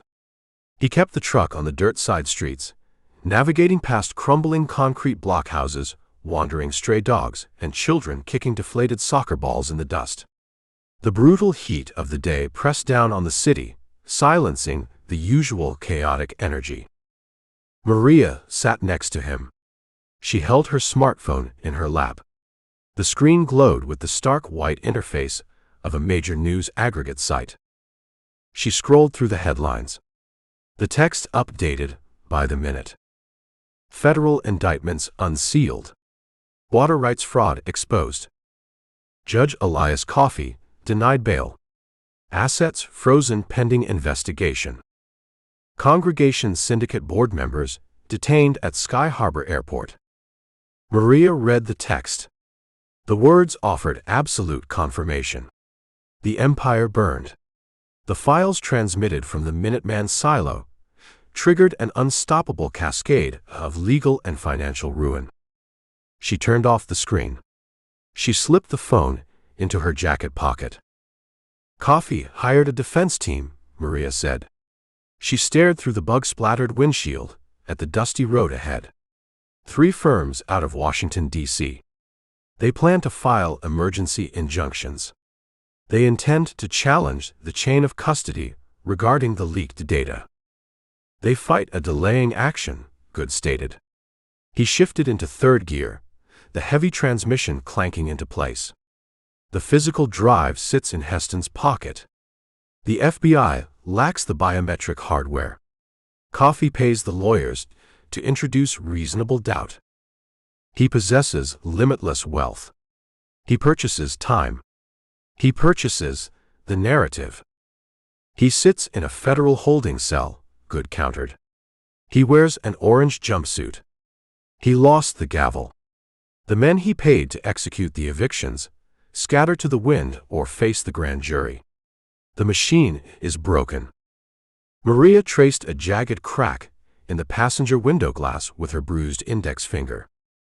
When we transmitted the files, Maria said quietly, what happens if the federal prosecutor leading the charge is just another name waiting for a price? What happens if Coffee purchases the courtroom? Goode gripped the steering wheel. The heavy hydraulic steering required constant correction. He looked at the sprawling infinite expanse of the Sonoran Desert stretching out before them, a hostile ocean of rock, sand, and heat. Then we keep driving, Goode said. We keep carrying the backup files. We keep reciting the names. We tell the story in every town, to every reporter, to every agent until somebody with a badge and a spine decides to make it right. She stared at him for a long moment. The hard, defensive shell she constructed the day Isaac Heston kicked her front door open finally cracked. The grief remained, but the raw, unadulterated anger subsided, replaced by a profound, enduring resilience. She recognized the truth in his statement. Justice rarely manifested as a sudden, clean victory. It required a relentless, brutal campaign. It required endurance. She reached out across the bench seat. Her cold, bloodied fingers brushed the back of his right hand, resting on the gear shifter. My father had a terrible eye for real estate, she said softly. The ghost of a smile touched her lips. But he was an excellent judge of character. Goode kept his eyes on the road. He would have called you a good man, she finished. Goode offered no response to the title. He accepted the weight of it. The sun began its descent. The blinding white heat of the afternoon surrendered to the bruised, violent colors of the desert twilight. The sky burned orange, deep violet, and crimson. They reached the southern edge of the border city. The concrete buildings and the rusted corrugated steel shacks fell away. The dirt road widened, turning into a rugged, unpaved artery plunging deep into the heart of the Mexican state of Sonora. The neon signs of Nogales flickered to life behind them. Electric pinks, harsh greens, and glowing blues painted the smog hovering over the city. The mechanical heartbeat of the border town pulsed against the encroaching dark. Goode reached down to the dashboard. He pulled the heavy plastic knob, activating the headlights. Twin beams of warm yellow halogen light pierced the gathering gloom, illuminating the dust swirling over the dirt track.